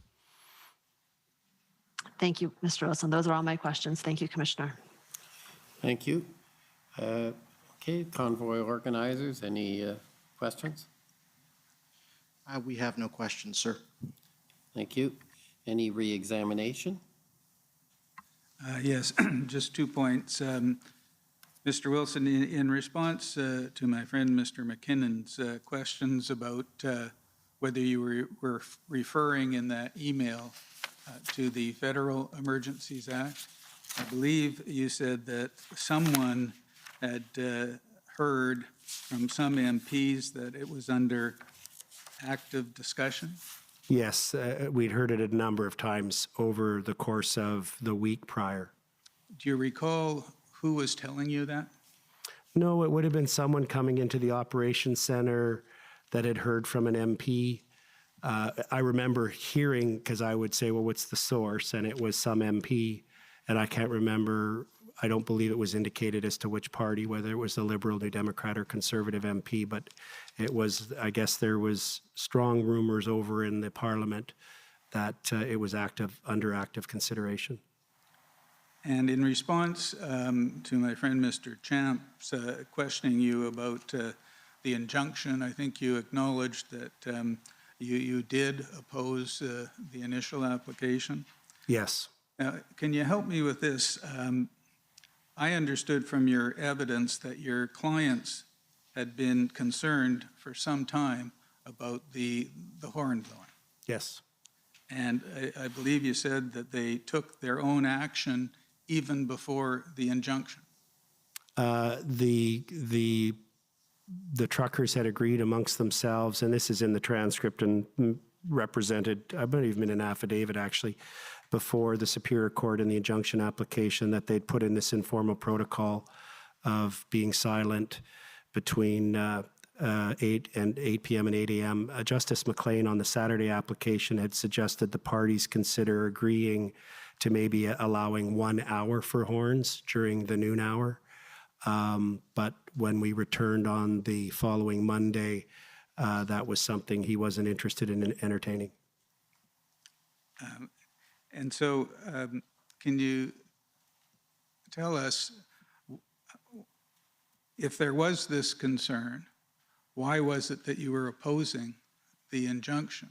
Wouldn't it have been consistent with your client's views to have an injunction and stop people blowing their horns? The board was split. Other members and some of the truckers felt that it was something that they shouldn't be restricted, other than the agreement they had for night quiet, from being able to blow their horn. They thought it was part of their right of protest. So there wasn't unanimity in the client group on that point, and the instructions that I and Ms. Chipiuk received were to oppose it. Now that Mr. Champ has refreshed my memory. Thank you. Okay, so that completes the cross-examinations. I just have one question, and it's with respect to something I believe was heard early on. Was there an area that was allowed for protests or encouraged by either the police or your group to carry out protest other than on Wellington Street? I'd heard something about near the War Museum. Are you aware of anything like that? Yeah, no, there wasn't. And that was one of our frustrations, Mr. Commissioner, was that we were always faced with this zero-sum choice with the police liaisons. We were trying to, I really believed that if we could have a stepped type process, a ramping down, and building off success and building trust. But no, it was always the number of calls in a day, and if you look at my phone logs, you'll see the number of calls in a day I was receiving from the PLTs after I became more involved in that. And it was always the same question: Keith, what's the exit strategy? It was always, when are everybody leaving, sort of thing. Okay, so you're not aware of an area near the War Museum that was that protests were allowed and were carried out? There was an area, I believe, along, if my geography is correct, and it may not be, along the Sir John A, where they had set up, and you'll see this, there's photographs of it, and I don't know, but there was never any discussion or offer from the PLTs for anything other than ending the protest in its totality. Did you ever specifically ask the PLTs for an area or a manner to continue the protest? No, I did not. Other than taking the steps of this de-escalation and reducing the footprint to Wellington. So you didn't ask and they didn't offer? Correct. Okay, well, thank you very much for your evidence. We're going to take the lunch break and come back in an hour with a new witness. Thank you. The commission is in recess for 1 hour. La commission est levée pour 1 heure.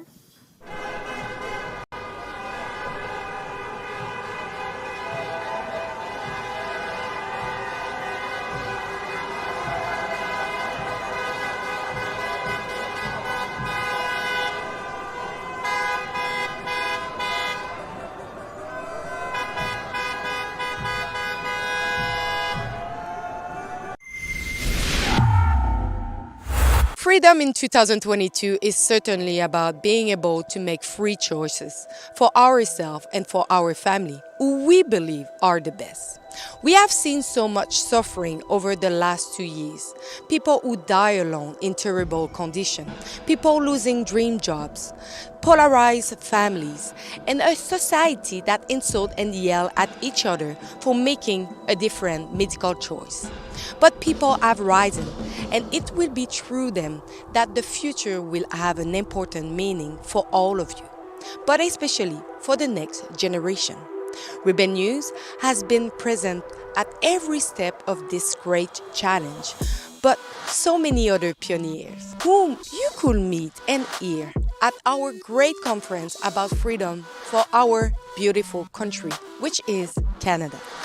This conference, which will be held in Calgary and Toronto, will show you the faces of the influence of freedom that you have seen over the past 2 years.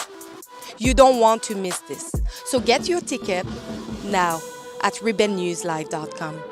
And it will be a pleasure to see you there and meet you in large numbers. It's time to drop these masks and let the truth shine.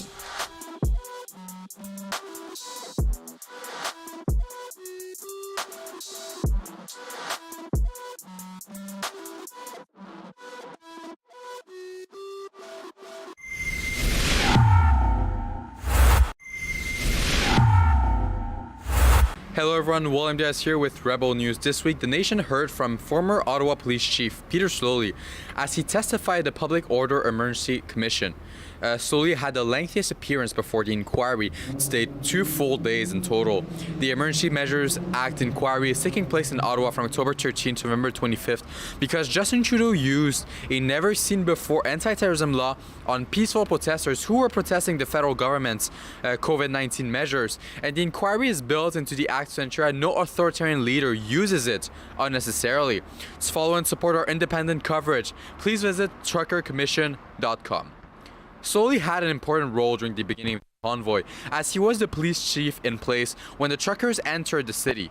He then resigned the day following the invocation of the Emergencies Act by Justin Trudeau's cabinet on February 15, which is the reason why we're here today. Now, Chief Sloly's testimony went back and forth with him, appearing sympathetic and under extreme pressure and being undermined, but then appearing hard-handed and intolerant of the peaceful truckers, using the same language as his replacement to describe the demonstrators as violent. And there's a lot to unpack.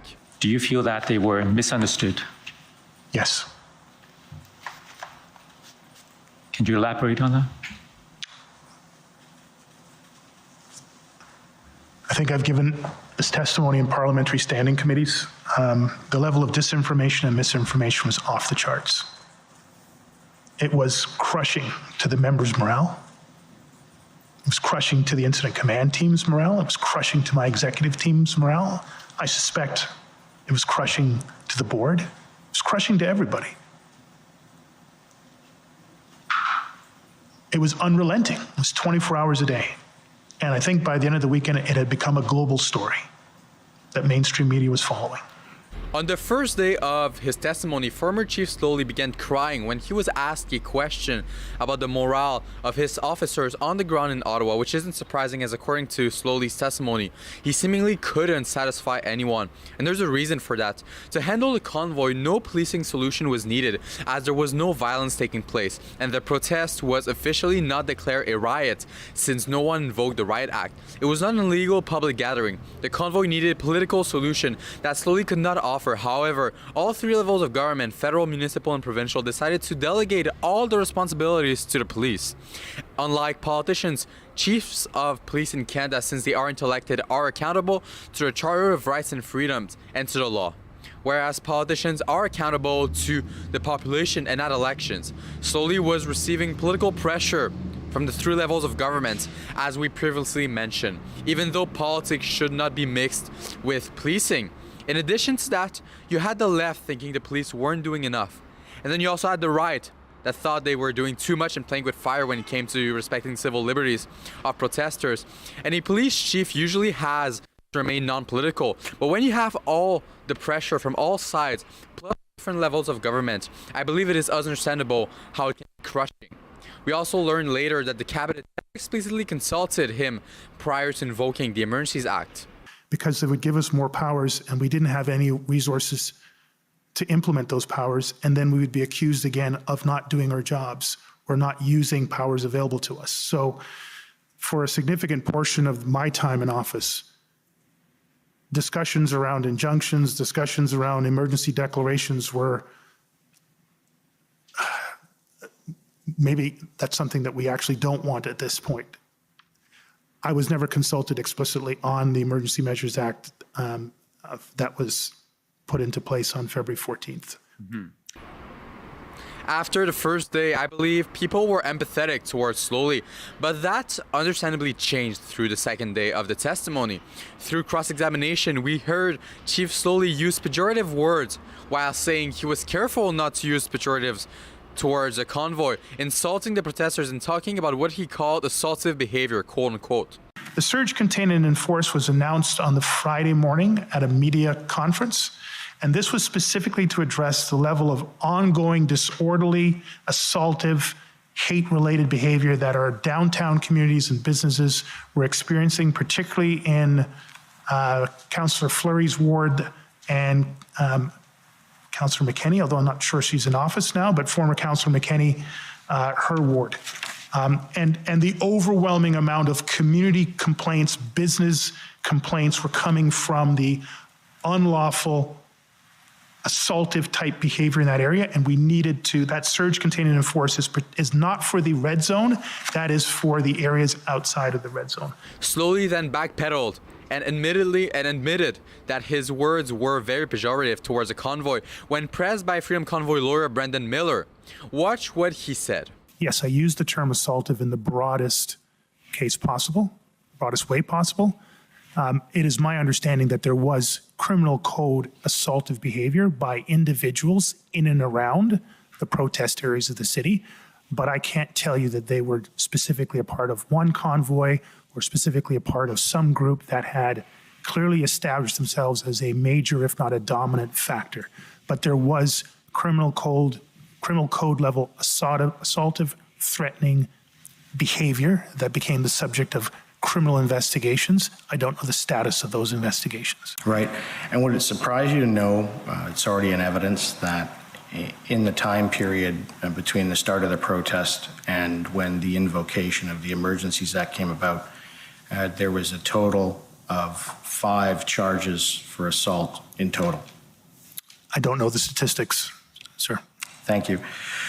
So the second thing I want to talk to you about is... I believe that Slowly's pejorative and biased comments towards the convoy were part of what made some people lose compassion towards the man. Slowly still did not explicitly state his approval of the use of the Emergencies Measures Act on peaceful protesters. As I mentioned before, he was also not explicitly consulted prior to invocation of the act. Finally, hear what Slowly had to say about what he calls systemic bias and racism in the police force. Take a look. There is a bias, and I've spoken very publicly about systemic bias in policing, not limited to systemic racism in every aspect of humanity. I saw this during my time in Kosovo and peacekeeping. After 9/11 happened, there was a significant shift operationally, politically, socioeconomically, geopolitically, to the threat that was posed by the various terms around radical Islam and Islamic-based terrorism. When I was in private sector, I was invited by Public Safety Canada to be the co-chair of a committee of citizens from across the country looking at online radicalization to violence and terrorism. And we received a briefing from CSIS, including senior RCMP officials, on the current state of the National Threat Assessment. And this would be the summer of 2019, 18 months before the arrival of the convoy. But this is also the time that we had the incel van attack in Toronto. This is also the time that we had seen a rise of right-wing extremism, white supremacy, and violent events south of the border, and increasing levels of violence and recruitment north of the border. Presentation that we got on the National Threat Assessment had no mention whatsoever, zero, of right-wing extremism and white supremacy. To the question that was asked of me, is this a concern of mine? It was a concern of mine in my days with the Toronto Police Service, in peacekeeping missions, in private sector, on a Public Safety Canada committee, and as a chief of police here in Ottawa. To conclude, here are some of the thoughts Andrew Lawton, journalist with True North, had in regards to Chief Slowly's testimony. It was interesting because Slowly and the OPP Commissioner Carrick, it seemed like we're very, very tight. And the issue that former Chief Slowly kept raising today was Brenda Lucki, the RCMP Commissioner. And I think I feel like that meme with like the guy that's like just trying to weave all of these strings together and the chalkboard, like the conspiracy theorists. But we know that Brenda Lucki has shilled for the Liberals and has been very much an agent of the Liberal government's agenda. And in that context, not even Convoy related, I wonder what's going to come out further in this inquiry when you find out that it was the RCMP that seemed like the weak link, Slowly felt anyway, as far as that unity and the lack of support for him. Freedom Convoy organizers and key actors are testifying in the week of October 31st following Slowly's testimony. Stay tuned for more in that regard. Thank you for watching. This is William Diaz here with Rebel News. To stay up to date with what is going on here in Ottawa throughout the Emergencies Act inquiry for a whole 6 weeks and to support our independent journalism of the inquiry, make sure to visit trekkercommission.com. Freedom in 2022 is not sitting idly by while health diktats with no skin in the game make up all the rules. If you're like me and want to play an active role in upholding civil liberties and freedoms for all Canadians, for our children, and eventually our grandchildren, then come out to our Rebel Live event and get to know us in person. We'll hearing from some of the most influential leaders in the freedom movement. We have events in Toronto on November the 19th and in Calgary on Saturday, November 26th. Tickets are on sale now at rebelnewslive.com. Come out, have lunch, get some Rebel swag, meet the Rebels, and more. You don't want to miss this event. Check it out, rebelnewslive.com.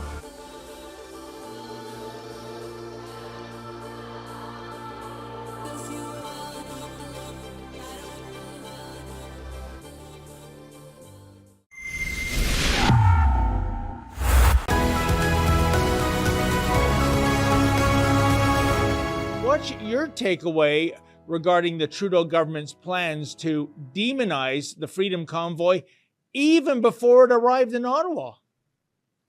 Yeah, well, I think, the narrative they've tried to push is that, we had no choice but to use the Emergencies Act. It was a last ditch resort. There's nothing we could do. The situation got so bad. And the fact that they were already calling, the Freedom Convoy extremists before it got there, as you say, getting in their words, on the narrative that the media was pushing, it just shows that they had their end game kind of thought out ahead of time, right? They were always going to try to make it look like, January 6th.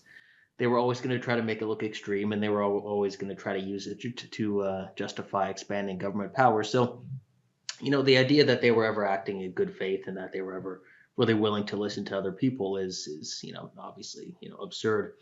And what's so unfortunate about it is, at one point, Justin Trudeau, before the 2021 election, said, Canada's not a country that mandates vaccinations. He didn't seem to want to divide Canadians down those lines. And then the second they got worried about an election, their poll numbers weren't looking good, he decided to divide the country. And even after the election, he decided to keep pushing with that division, and obviously drove so many people to the point where they felt they had no choice but to go and protest. And so at each step of the way, he chose to escalate and, push people to be angrier and divide people more and more. And then he goes in there and talks about, division's a real threat in this country and Canadians need to be united. And it's just, the hypocrisy is just absurd. No, indeed, as the saying goes, physician, heal thyself. But Spencer, you brought up the inquiry. And of course, the reason for the inquiry is the invocation of the Emergencies Act. And it's an automatic that an inquiry does follow when it comes to the Emergencies Act. Here's the thing, of all the people that are going to testify, I just can't wait to see Public Safety Minister Marco Mendicino take the stand, because he has said repeatedly and over again that law enforcement asked the government to invoke the act. We have no evidence. We have everyone from the Ottawa Police Service to the RCMP saying, not us. So either Marco Mendicino is shockers lying, or there is some, I don't know, remote police force somewhere that advised the government to invoke the act. What are your thoughts on that? Well, today you have Brenda Lucky saying that, she doesn't know why she sent a message talking about, showing retroactive, police and authority support for using the Emergencies Act. So obviously they're trying to get their story all lined up and it's not working for them. And so, yeah, I think you're right. He's going to be very interesting to watch. I mean, he also has talked about needing the Emergencies Act because of the threat of arson. The supposed story of someone from the Freedom Convoy trying to set an apartment on fire, which of course the police repeatedly have said did not turn out to be the case. And he repeated it after the police said that wasn't the case. He still went out and repeated it. And so what I think it shows you is the fact that they still don't really have their story together, and they're just flailing around. They're trying to, you notice how they're shifting away from saying, oh, this was a real national emergency, to saying, oh, well, a lot of the protesters, said things that we disagree with. And they said some things that, a lot of Canadians may not like. And of course, that's not the standard for invoking the Emergencies Act. It's not just that some protesters have opinions that some people don't like. I mean, then the standard that could be used, by anybody. And, the one thing that a lot of Liberals, I see supporting what the Trudeau government did, the one thing they're not thinking of is what are the long-term consequences to the country of, lowering the bar for the use of emergency government powers. I mean, you have in BC right now people setting RCMP vehicles on fire, messing around with pipelines, and acts that you could certainly say, oh well, this is a threat to Canada's national energy infrastructure. The Emergencies Act should be invoked, and we should go arrest those people. So I think as a country, you need to be very careful about lowering the threshold for invoking such draconian powers. And a lot of Liberals seem to just assume they're going to be in power forever, which in a democracy obviously is not the case. No, that's a good point, Spencer. And I mean, I think back to just, 10 minutes before COVID hit, you had those rail blockades, mostly by natives across Canada. It was doing hundreds of millions of dollars in economic damage. It was, really hurting people's daily lives. And that went on for weeks and weeks and weeks. And there was no consideration of the Emergencies Act for something that you could argue was more of a genuine emergency than what happened on Wellington Street. But I got to ask you, Spencer, the perverse sidebar that's going on right now with the inquiry is Doug Ford's reluctance to go there. He seems downright terrified. I'm wondering if you have any insight into what might be making the Premier so timid to take the stand. I mean, after all, he said he stands shoulder to shoulder with Prime Minister Justin Trudeau. If you can think back to February, do you think that the federal government was justified in using the Emergencies Act to lift the occupation of downtown Ottawa? Well, we have some of the top officials with the OPP testifying, and yes, I stood shoulder to shoulder with the Prime Minister. These folks were camping out, everything from whirlpools, disrupting downtown, disrupting the lives of the people of Ottawa. We've worked collaboratively with the mayor and the Prime Minister over at the borders. They were holding up $1 billion of trade every single day, getting across our borders. We were getting phone calls from governors. It's unacceptable. Myself and I know the Prime Minister believe in free speech. And if you want to protest, protest. If you want to come down to Queen's Park and do cartwheels. But if you disrupt the lives of the people of Ottawa every single day, disrupt the lives, the economic flow across our borders, I have zero tolerance for it. Thank you. Who, by the way, earlier today threw Doug Ford under the bus by saying he stands with the teachers' unions. But using the notwithstanding clause to suspend workers' rights is wrong. I know that collective bargaining negotiations are sometimes difficult, but it has to happen. It has to be done in a respectful, thoughtful way at the bargaining table. The suspension of people's rights is something that you should only do in the most exceptional circumstances, and I really hope that all politicians call out the overuse of the notwithstanding clause to suspend people's rights and freedoms. Nevertheless, Spencer, what is your take on why Ford seems so downright terrified to go to Ottawa? I think for him, it's very political. I think he's kind of trying to have it both ways. He's trying to, not talk about the convoy too much. When he does, he tries to, say he supported the federal government. But he doesn't really want to say that too often. He doesn't want too many clips of him saying that because he knows a lot of his base supported the Freedom Convoy. So I think the last thing he wants is to have, hours and hours of clips of him either were they taking a position either way, either if he's talking about, fully supporting that kind of action. A lot of people in his own party won't like it. And if he talks about if the evidence comes out that he was actually opposed to it, then people will question, okay, well, if you were opposed to it, why are you saying something different now? I'm not sure that's the case, but obviously they're very concerned. So I think he just kind of wants it to go away. He thinks, I got reelected. That's all in the past. Let's move on from it. But it's there's obviously something they're very concerned about, and I think it's really a political issue for him. I think he's tried to kind of walk the line and keep both some in his voter coalition liked the use of the act. A lot of people didn't, and he's trying to keep those people together. And I don't think he wants hours and hours of clips of him talking about it, because some stuff that's going to come out that's going to anger either side. What you just saw was an excerpt from my nightly show, The Ezra Levant Show. Every weekday I do a monologue. Usually it's about half an hour. Then I interview an interesting guest, and then we read my hate mail or my fan mail, whichever is more fun.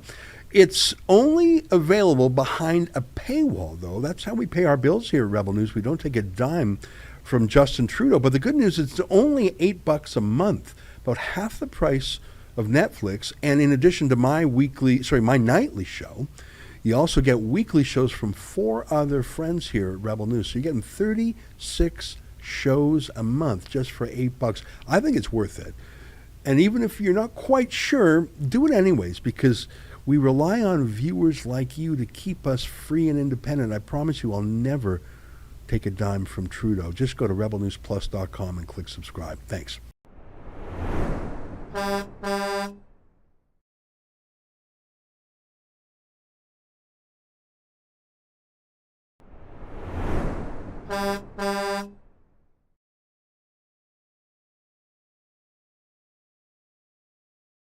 Well, would you look at that? Joining us now is my friend Andrew Lawton. Andrew's the senior journalist at True North and best-selling author of The Freedom Convoy. Andrew, what a pleasure to have you on the show with us today. Before we get into some of the nitty-gritty details of some of the crazy things we saw today, like those texts between senior government bureaucrats, what was your big takeaway from today? Do you like Slowly? Do you not like him? I can't decide. It's funny you mentioned that, because I think a lot of people going into it thought that he was going to be the guy that was the convoy favorite as far as Ottawa police chiefs go. And certainly I think there's reason to believe that, because for the first 2.5 weeks of their protest, he was the guy that basically let the protest go. But in his messaging, he's had very different approaches. I mean, Paul Wells in his column last week said that he was very much the enforcer. And I think it was that he just didn't feel he had the resources to do it. So I think it's a bit mixed. But I also think that if you just take the convoy out of the equation, here was a guy that was very much thrown under the bus when it became convenient to do so. He had been the favorite on all of these woke diversity, challenging systemic racism, challenging sexual assault and systemic misogyny, he said. And then the second he didn't go along with what they wanted, he was out. Mm-hmm. Yeah, that's true. He did testify to being directly undermined, and I think sabotaged, quite frankly, by his 2 deputies, Ferguson and Bell. Bell ending up being his successor when they started appointing people to be the event commander, they called it, of the convoy without even telling him. As early as February 3rd, the like backroom shenanigans started, and William brings it up all the time. I've run out of patience with Slowly, but he does his best to find some empathy for him, saying he was getting pressure from all angles. He was getting pressure from the public who lived in and around the convoy. I don't think the public in general, to just bust some heads. He was getting pressure from public safety for a quick resolution to meet the political goals of the government, being undermined by people all around him. So I think he was really in a pressure cooker And I think he started to react probably poorly, because we saw testimony from Superintendent Abrams of the OPP that he got there and they were suggesting, the OPS were suggesting, let's do some snatch and grabs. And he said, we're not doing any of that until we get legal advice. And that was coming from Chief Slowly at the time.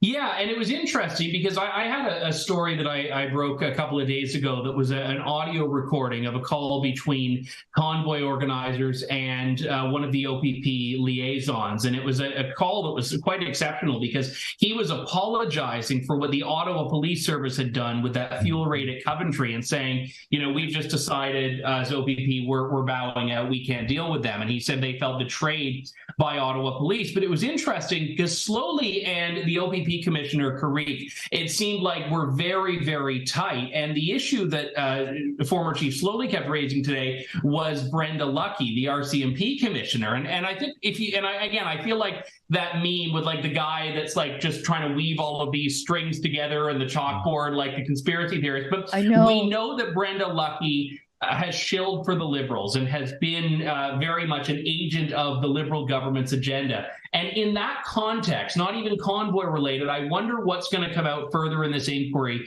when you find out that it was the RCMP that seemed like the weak link, Slowly felt anyway, as far as that unity and the lack of support for him. Yeah, I wonder if Brenda Lucki is going to be exposed to be playing all sides of the fence here, because she's said, at least, you know, you've seen some of these phone call readouts and in internal communications where she says, you know, it's sort of the last thing that they were even thinking of at the time was the Emergencies Act. She was saying, you know, like, let's get more tow trucks. We've got other tools in the toolbox, I think is what she said. And I wonder what she was taking back to cabinet from her conversations with Slowly. Was she saying one thing to Slowly, other things to cabinet, and Slowly again is caught flat-footed and just forced to react?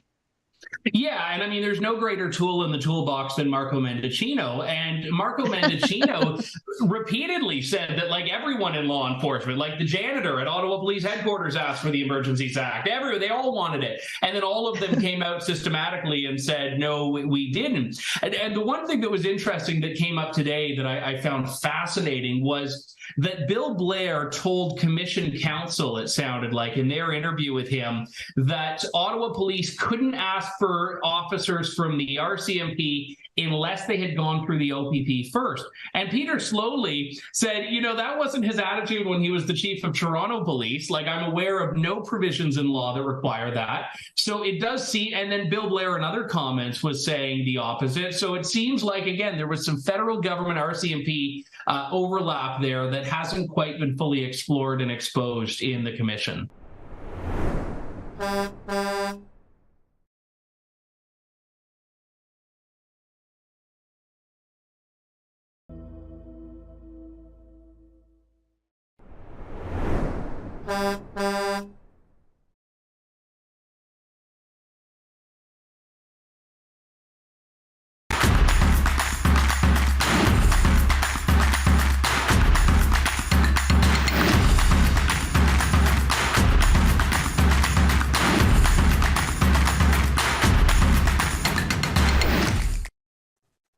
Welcome back. We are here with Tamara Alicia's lawyer, Eva Chipiuk. How are you doing, Eva? Very well, thank you. Thank you. So are you going to go at the Rebel Live event in Toronto? Are you going to try to get there? Yeah. I watched the ad and I was hooked. Well, Tamara's going to be there, right? Yeah, so, I guess. Yes, I should be there. Oh yeah, that would be great. So, we just got the perspective from one of the Freedom Convoy organizers who's not a lawyer. And he's not an organizer. Oh, that's right. He was a volunteer at the Ottawa protest. Right. Well, he did go to Osmosis Law School then. That's right. But now we have an actual lawyer here. So, Eva, what were your general thoughts from the proceedings today? Yeah, well, today, one thing I just caught while you guys were already on air was the OPP's own lawyer started asking some questions in redirect or his cross-examination, I guess. It's a bit of a strange process we have here, not like you see in court, but their lawyer goes last before the commissioner lawyer goes again. And he actually asked him and confirmed on the record whether he knew anything about the Emergencies Act before it was invoked. And this is the OPP superintendent, so the top basically police officer in all of Ontario. And he confirmed that he found out that the Emergencies Act was invoked publicly. So he found out when you found out, when I found out. And this is the enforcement agency. So that was very interesting to hear. You would think that if there's a national security threat, which is the reason that you need the Emergencies Act, that the police officers that are going to be enforcing the law would know about what was going on. And then the follow-up question to that was, would it have been helpful for you to know that the Emergencies Act was going to be invoked? And of course, he said, yes, that would have been good information to have. Yeah. So very interesting information came out right at the end as well. We were alluded to that, but then it was very firmly confirmed at the end. Yeah, well, I think that Brendan Miller touched a little bit on the terrorism side of things with Thomas Curry, because we know that he has a background, I believe, in counterterrorism. I don't know if you can tell us a little bit more about Thomas' background from the OPP. Morris's background? No, Thomas Carrick. Oh, today. Oh, so Yeah. I think it was public order administration or something like that. So how to deal with large crowds. And what I really enjoyed about Brendan Miller's cross-examination today, and I encourage everyone to review it, is he kind of went a little bit of a protest law 101. So he started with what is, really good. What is a lawful protest? And we talked about that. Then he asked what's an unlawful assembly. And then the third one was a riot. So what was very interesting in his cross-examination is he clarified all of it, basically set the stage for it, and then talked about what actually happened in Ottawa. Number one is that the truckers came in at the direction of police officers into Ottawa, and then they were assembled there at the direction of Ottawa police and OPP. And then that the barricades were put in by the police. And he couldn't confirm that at the time. He said maybe it was the truckers themselves and blocking, but we'll get that evidence out next week when the protesters have an opportunity to finally give evidence. And the last thing he had confirmed on the record was that not one individual in Ottawa was charged with unlawful assembly. That's right. Yeah. So very interesting. Yeah. So here we are talking about this large protest and we're hearing illegal occupation over and over. And if that really was the case, wouldn't at least, 1, 10, 100 people be charged with the crime of unlawful assembly? And today we found out nobody was. Well, while we're here, let's take a look at some of Brendan's cross-examination with Thomas. Right. Well, he testified that essentially, in summary, that there was no intelligence of a credible threat under Section 2 of the CSIS Act. Would you agree with that? There was no intelligence of. There was no credible There was intelligence. no credible intelligence of a threat. Yes. That I would agree with that. Right. Yes. And so it's fair to say that based on all OPP intelligence and the intelligence provided by the RCMP and federal intelligence agencies to the OPP, to your knowledge, there was no credible threat to the security of Canada as defined in Section 2 of the CSIS Act. That would be my understanding, yes, as determined by Superintendent Pat Morris in consultation with CSIS and the RCMP. Thank you. So there we have it. I mean, every day is just more damning for the federal government, I feel. Yeah, well, if you could see the federal government lawyers after that during that cross-examination, they looked very uncomfortable. I could tell you that. Oh yeah. Well, you were in the room, Drea. What did you make of the clip that we just saw? Yeah, it's so nice to have Eva really point out the stuff that, really drives it all home. But Miller time was great today. And I think you hit it all on the nail. The other thing that he said there when he brought up the barriers, which, like you said, we'll know more about soon next week. He said, if the police, in fact, brought the barriers and that's part of the reason they were stuck there or other vehicles, is it really even their fault at all that they can't move at that point? Is that an unlawful assembly or is that just being stuck, right? Yeah. So, there was a lot of nuggets in Miller time. I'll jump in a little bit into the evidence next week, because you got, like, I kept hearing them saying, well, it was truckers that were blocking other truckers. And like, to think about that just for a moment, is these are truckers that came from across the country in an effort to protest lawfully. And some of them went back to work or had to go back. And there was coordination among them from what I saw, helping each other out. There was absolutely no reason for any one trucker to be blocking another trucker. It just doesn't even make logical sense. So again, that's going to come out next week a bit more, but I thought I'd just throw that out there. Yeah. Next week, today was the first day that we saw Chris Barber in the building. Is there a reason why Chris Barber is coming? Chris who? Chris Barber. I'm just kidding. Oh. Yes. Yeah. Chris Barber came because, he's going to be giving evidence next week. So he came out already, get acclimatized, check out the room. And here he is had an opportunity to observe the proceedings today. Yeah. So who's going to speak? Well, we see it right here, you guys, when you were entering. You had Tamara, Chris, and both counsel on each side. Make sure that you hear that correctly, Karimji. Both counsel, the lawyers were there. So, next week we have, I believe, Tom testifying. Keith is going to be testifying. Tamara is going to be testifying. Chris, Danny as well. What do you expect to see come out of all of that? The truth. We have absolutely nothing to hide. Our clients were coordinating and communicating with the police ad nauseum. We all took calls from the police at all hours of the day. And that was one other thing that I'll just refer to yesterday, is there was a question that was posed to the OPS officers, so the Ottawa Police Services. Do you know who Tamara Leach, Chris Barber, Tom Marazzo, and Nanny Bulford are? And he said, yes. It said, do you know whether or not they were uncooperative with the Ottawa Police Services at any time? And the response was, not that I'm aware of. So all of these, suggestions and media reports about, I can't even name all of the terrible things that have been said. And here we have clients that we came to Ottawa to represent in order to peacefully protest.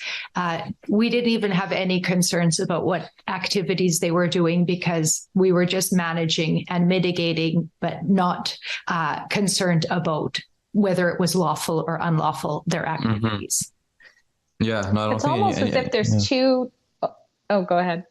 Go ahead, Drea. I was just saying, it's almost as if there's two parallel universes with this. I mean, you have the legacy media throwing out reports there that cast doubt on whether or not truckers actually came to the convoy. It couldn't have been truckers because they would have all been working. I'm sorry, some of them are not able to work. That's why they're there. But I mean, I'm interested, Eva, in your opinion on how it's possible for two very different narratives to come out of the same event.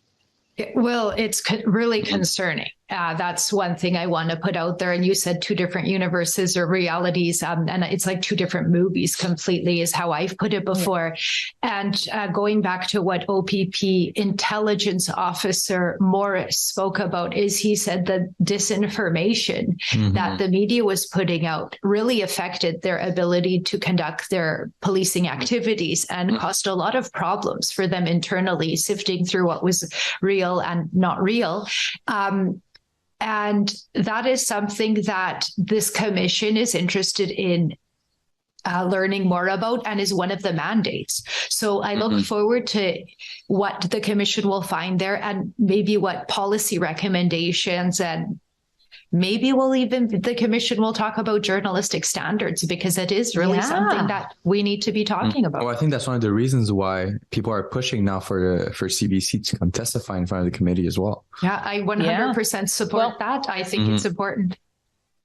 On the page of the commission, if you guys agree, there is a little invitation for you to add any comment or suggestions. You can go right on the page and scroll down and do that. I think that's a great idea. Let's get some Rebel reporters up there and some CBC reporters up there on the stand. That would be awesome. Yeah, we'll see the difference between the journalistic standard. All right, I have another question. And I will actually just ending on that topic maybe is, I wonder how many of those legacy media journalists were actually on the ground versus some of the alternative media, because then what is it you're reporting? Somebody said something, or the actual fact, again, reality versus fiction. No, you're absolutely right on that point, 100%. Another question that I have for you.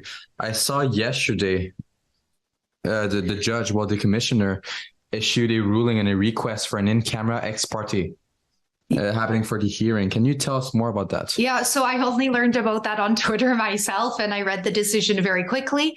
What it is that the government of Canada has said that there's some very sensitive information that it needs to have in camera. So in camera means, although it is a bit of a funny name because there are no cameras. That's right. You only have the commission cameras there. So it's going to be outside of the public purview, and only certain representatives with security thresholds can attend. So some of the council only.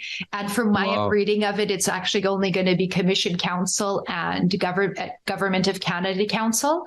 But they've really limited it. So what they said, and if you scroll to the end of it, is where you really get the gist of the decision, is that they're making a preliminary assessment.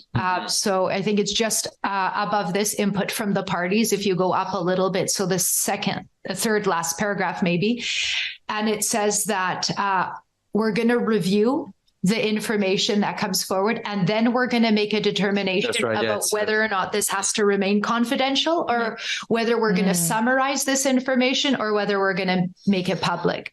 So it's a very preliminary decision that the commission has made. I don't think we need to hold our breath on it or worry about it too much, at least not my take on it at this time. So if I just read from the decision of Judge Rouleau, when I have heard the evidence, I will decide whether the evidence must remain confidential. I may decide that some or all of the evidence can be made public, for example, in a summary that describes the evidence without disclosing information that must remain confidential. Is there any resemblance between this and a publication ban during an actual court proceeding? I don't know if I totally understood your question, but definitely this one. Could we say that it is a publication ban, or are there any differences between this and a publication ban? Probably yes. I think you could get publication bans for certain specified reasons, but this one is 100% simply because of national security threat. That's the claim that the government of Canada is making. I suspect in a court case, you could ask for a publication ban on national security things, but I'm not certain. It's usually because of a safety issue for a person, something like that. And how much do you think is going to impact the hearing? Do you think it won't impact it at all, or do you think it's going to impact it enormously? I definitely think it's too early to make that assessment. I think let's see what happens. Parties have an opportunity to give input. But again, like I said, this is a preliminary meeting. And I think right now the commission wants to itself assess what this information is. And so far, what I've seen Commissioner Rouleau do with procedural things, I find very fair and not biased at all. So there was one time the OPS lawyer got a bit excited when it was the recording between Diane Deans and Watson. So that came up. So this is a very similar way of handling a procedural issue. So I really enjoyed how Commissioner Rouleau handled that matter. He said, let's first get on the record the reason why this recording wasn't disclosed earlier to the parties, because that was the claim the Ottawa Police Services lawyer was saying. He said, we didn't get this early enough. Why wasn't this disclosed earlier? And Commissioner Rouleau didn't jump to conclusions. He said, why don't we hear the reason that this wasn't provided earlier? We heard the reasons, and it was simply a technology issue. Diane Deans thought she actually handed over her phone to her assistant and said, take everything off of it. And that just didn't happen. So on that evidence, it's very hard to say, okay, she purposely didn't give the commission the recording, and the commissioner said, based on that evidence, I think it's fair and there's nothing that controversial in it anyway, and allowed it in. I anticipate we're going to see something similar with this. He's going to review it. He'll come back to the parties, and then we can have another discussion as well. You know, I agree that so far Commissioner Rouleau has been fair in his proceeding. And I think that's the reason why Canadians have hope in this inquiry, because we see him, even though a lot of people are saying that he's a Trudeau appointed judge, we see him being impartial. We see him letting both sides of the aisle speak. We see the proceedings being cordial as well. And I have to correct you, he's not a Trudeau appointed judge. Okay. He was appointed well before Trudeau, because he's been in court for quite a while. Trudeau's been around for 5 years, I think. So it was before. He has donated to the Liberal Party in the past, and I've talked about that on my TikTok. You could look at it there. But lawyers do that all the time, and he did that well before he was a judge, and that is part of being able, what we're looking for, what protesters were fighting for, the right to free speech and donate to where you want. So we can't, critique that too much. You of have course, to give 100%. So just little correction there. Not a Trudeau appointee. No, I had read a report saying that it was a Trudeau appointee, but I never really did full on. It could be that Trudeau appointed him for this commission. Interesting. Okay. It was an executive decision, so that could be maybe where the miscommunication. Yeah, it's very possible. Yeah, Andrea. Oh, I was just saying, what you said about that's what we were fighting for, the right to choose, the right to donate. It's so true. It's also what the sort of pro-freedom fight gets in so much trouble with, because we want to be fair. That's the whole point. But the left, I don't know if you can call it the left, but whatever, they're the opposite. It's my body, my choice until it has something to do with big pharma. So, they switch the narratives up as they please. Yeah. No, 100%. All right, let's go to a quick ad. When we come back, we'll continue discussing the commission, and we'll read some of your chats as well.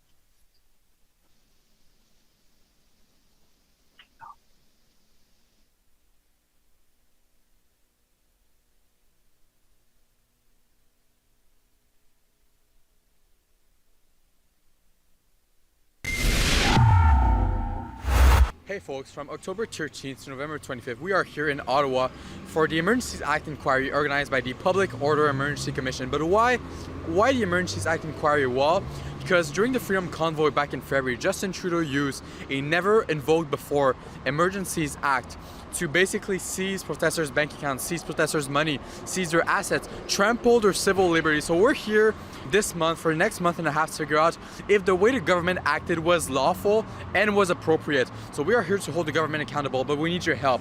We are here to cover it for you because everyone else here is mainstream media. So if you want to help us cover it, if you want to help us bring you the other side of the story, factual, actual news, go to truckercommission.com and consider making a donation. All right, we're back here. Yeah, so I saw bits of the clip that I wanted us to analyze afterwards. So let's throw this clip where the commissioner discussed the word occupation when it comes to describing the convoy. Safely remove them unless we have hundreds of officers to maintain. I think that says risks, and it's not clear. The bottom there, now transitioned into an occupation. So first of all, did you agree with Chief Slowly's assessment that it was an occupation at that point? I had no reason not to agree with Chief Slowly. It certainly had turned into a situation that I felt Ottawa police had not anticipated, and I do not think describing it as an occupation would be inaccurate at all. Can't safely remove them unless we have hundreds of. Andrea, I saw you making some facial expressions. What do you have to say to that? Oh man, I was actually yawning because I've been live tweeting since 6 in the morning or whatever. No, yeah, you busted me yawning. That's embarrassing. That's fine. Well, we have a lawyer here, so Eva, occupation. Yeah, well, I've had a hard time with that word, and that's why I really enjoyed Brendan Miller's cross-examination today, and those were Slowly's words, so I think we're going to hear more about that tomorrow. It's definitely a word that's been thrown around a lot, and I don't know what the legal definition is that they're relying on here. And like we talked about earlier, if it was an unlawful assembly, then why weren't people charged with that? Right. Yeah, it's that simple. Yeah. And before he was asked about that, he himself was referring to it as the Freedom Convoy. He wasn't saying the occupation.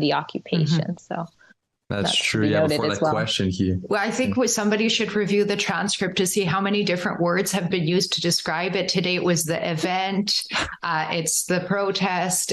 There's so many different words. So that's very interesting. I'll take a look at that afterwards because I'm actually curious. Yeah, might have an article coming soon. The different terms that were used to describe the Freedom Convoy by people that testified today. All right. Do we have any chats from our viewers?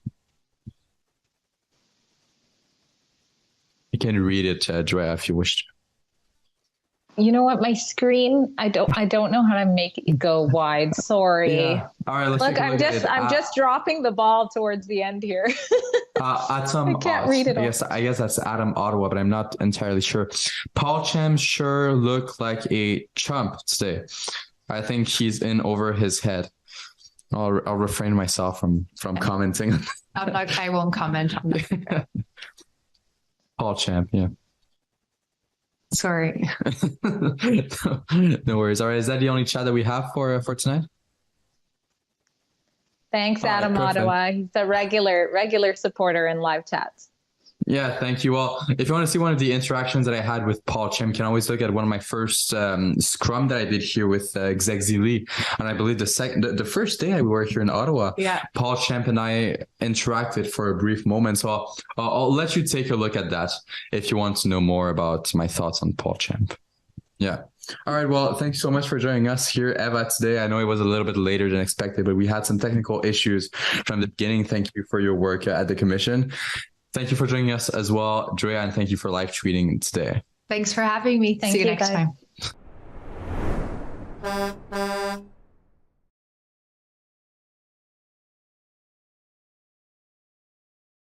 I've got a Public Order Emergency Commission document which shows Public Safety Canada was pressuring the Ottawa police for a quick end to the protest to achieve, quote, their political objectives. Right now in Ottawa, the Public Order Emergencies Commission is underway. It's a fail-safe built into the Emergencies Act to force the government to explain the justification of invoking a counterterrorism law on its own citizens. This is exactly what Justin Trudeau's Liberals did in February when they invoked the Emergencies Act to put an end to the peaceful convoy to Ottawa protests that had been in the city's streets for nearly 4 weeks protesting COVID restrictions. Being loud, inconvenient, and perhaps overstaying your welcome, according to Ottawa busybodies, well, that's not a reason to invoke a law which gives police and the government a blank check to do whatever they want to Canadians. You can follow all of our coverage and support our independent journalism at truckercommission.com. And with this inquiry, we're also getting a treasure trove of internal communications the government never thought would see the light of day. One of those crazy revealing documents has been the readout of a phone call from February 6th. The phone call involves the former police chief of the Ottawa Police Service, Peter Slowly, several lawyers, senior police officials, Justin Trudeau's security advisors, Public Safety Canada, and other emergency officials. Oh, and the commissioner of the RCMP, Brenda Lucki. The readout of the call indicates that the police chief was reiterating to the feds that he did not need extra powers. It was just a question of whether or not to enforce the laws in front of him. Chief Slowly says on page 5 that he's concerned about utilizing mass arrest and the limitation associated with it, given the experience from the G20. It's not a road he's looking to go down because of the legal and human rights implications. But the federal government on page 1 was demanding a, quote, quick resolution to the protest. And why, you ask? For safety reasons, maybe? Well, no. As explained on page 3, they actually didn't have any safety issues. Look at this. While an eyesore, the Wellington encampment protests are contained. There are no immediate safety issues, and likely the trucks will continue to be positioned in that location. Page 4 of these documents reiterate that the Wellington Street trucks are simply an eyesore, but they don't have to be moved. So here's the real reason the feds were demanding enforcement, a crackdown. It's a moment of rare honesty these people never thought would come to light, and it's on page 8. The Deputy Minister of Public Safety says he wants the diffusion of this protest in order to satisfy the political objectives of the federal government. It was all political. They invoked the Emergencies Act on peaceful Canadians, anti-regime protesters, to satisfy their political objectives. For Rebel News, I'm Sheila Gunn-Reid. If you'd like to support our independent coverage of the Public Order Emergency Commission and to see all of our journalism, please go to truckercommission.com.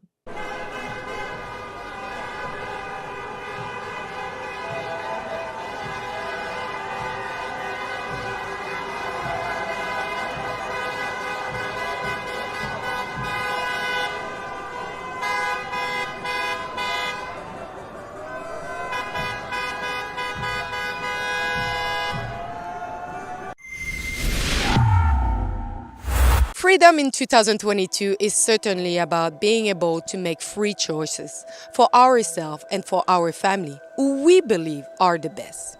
We have seen so much suffering over the last 2 years. People who die alone in terrible conditions, people losing dream jobs, polarized families, and a society that insult and yell at each other for making a different medical choice. But people have risen, and it will be through them that the future will have an important meaning for all of you, but especially for the next generation. Rebel News has been present at every step of this great challenge, but so many other pioneers whom you could meet and hear at our great conference about freedom for our beautiful country, which is Canada. This conference, which will be held in Calgary and Toronto, will show you the faces of the influence of freedom that you have seen over the past 2 years. You don't want to miss this, so get your ticket now at rebelnewslive.com. And it will be a pleasure to see you there and meet you in large numbers. It's time to drop these masks and let the truth shine.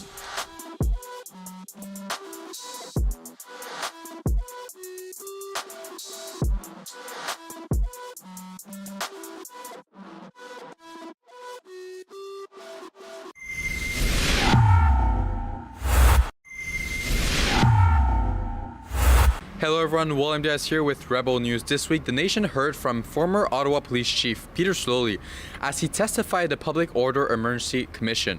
Sloly had the lengthiest appearance before the inquiry, stayed 2 full days in total. The Emergency Measures Act inquiry is taking place in Ottawa from October 13th to November 25th because Justin Trudeau used a never-seen-before anti-terrorism law on peaceful protesters who were protesting the federal government's COVID-19 measures. And the inquiry is built into the act to ensure no authoritarian leader uses it unnecessarily. To follow and support our independent coverage, please visit truckercommission.com. Sloly had an important role during the beginning of the convoy, as he was the police chief in place when the truckers entered the city.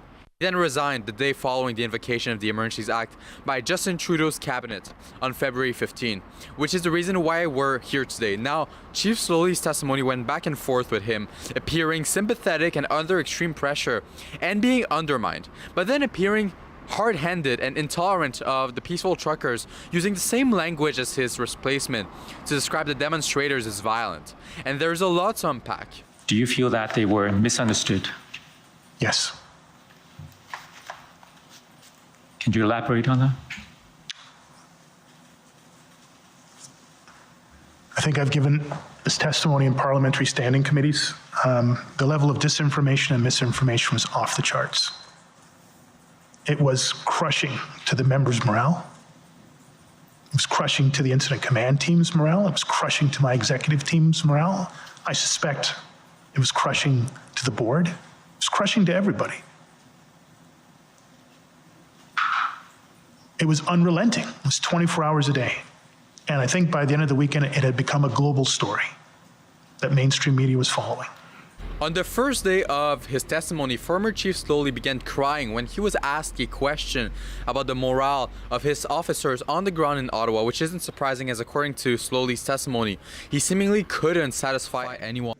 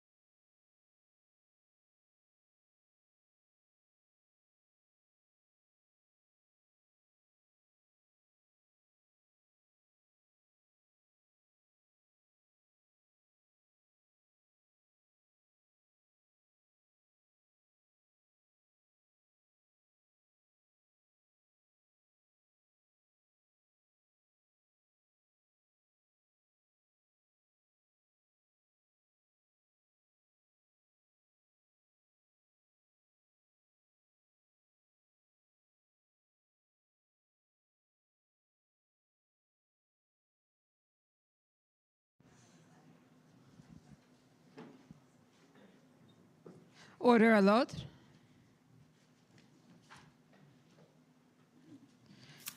The commission is reconvened. La commission reprend.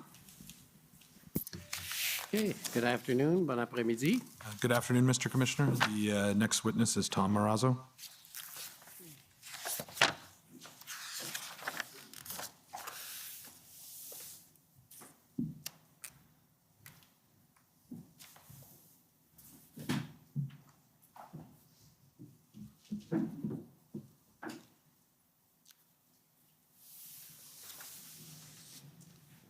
Mr. Marazzo, will you swear on a religious document or do you wish to affirm?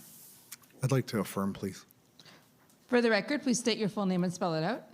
Thomas James Marazzo, Marazzo. Do you solemnly affirm that the evidence to be given by you to this commission shall be the truth, the whole truth, and nothing but the truth? I do. Thank you.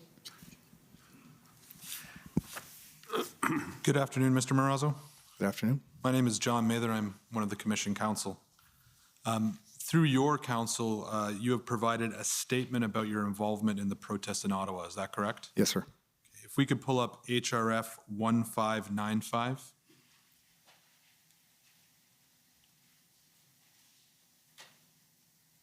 Is this the statement that you've provided? Yes, it is. Have you reviewed it before testifying? Yes, I did. Are there any changes you wish to make? No, sir. Do you adopt the contents of this statement as accurate? Yes. Can I ask you just a few questions about your background? I understand from the statement, which we can actually take down, Mr. Clerk, is that you were born and raised in Ontario. Where did you grow up? Niagara Falls and St. Catharines, Ontario. And where do you live now? Just outside of Napanee. And I understand that you're a father of 2 children, is that right? Yes, sir. And you served in the armed forces for 25 years, achieving the rank of captain, is that Yes. correct? Yes. And then after leaving the armed forces, you earned an MBA? No, I had the NBA when I was currently serving. And then when I retired from the military in 2015, I went back to school and did a Bachelor of Technology and Software Development. And where did you earn that bachelor? Seneca. Okay. And then after that, you began working at Georgian College as a partial load teacher, is that Yes. right? Yes. Sorry.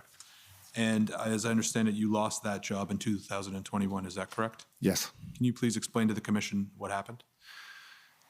I was notified that the college had adopted the province-wide COVID-19 vaccine mandates, and I had had some interactions with my union and realized that the union was not going to be supportive. And so subsequent emails came out from the president of the college herself. And my response to that was to send an email to the president of the college, as well as deans, the VP of HR, and as many other faculty as I could put on this email. I sent it internally to the college, not publicly, looking to express my concern and question. You know, I'm not a lawyer, obviously, but questioning the legality and sort of the morality of what they were doing.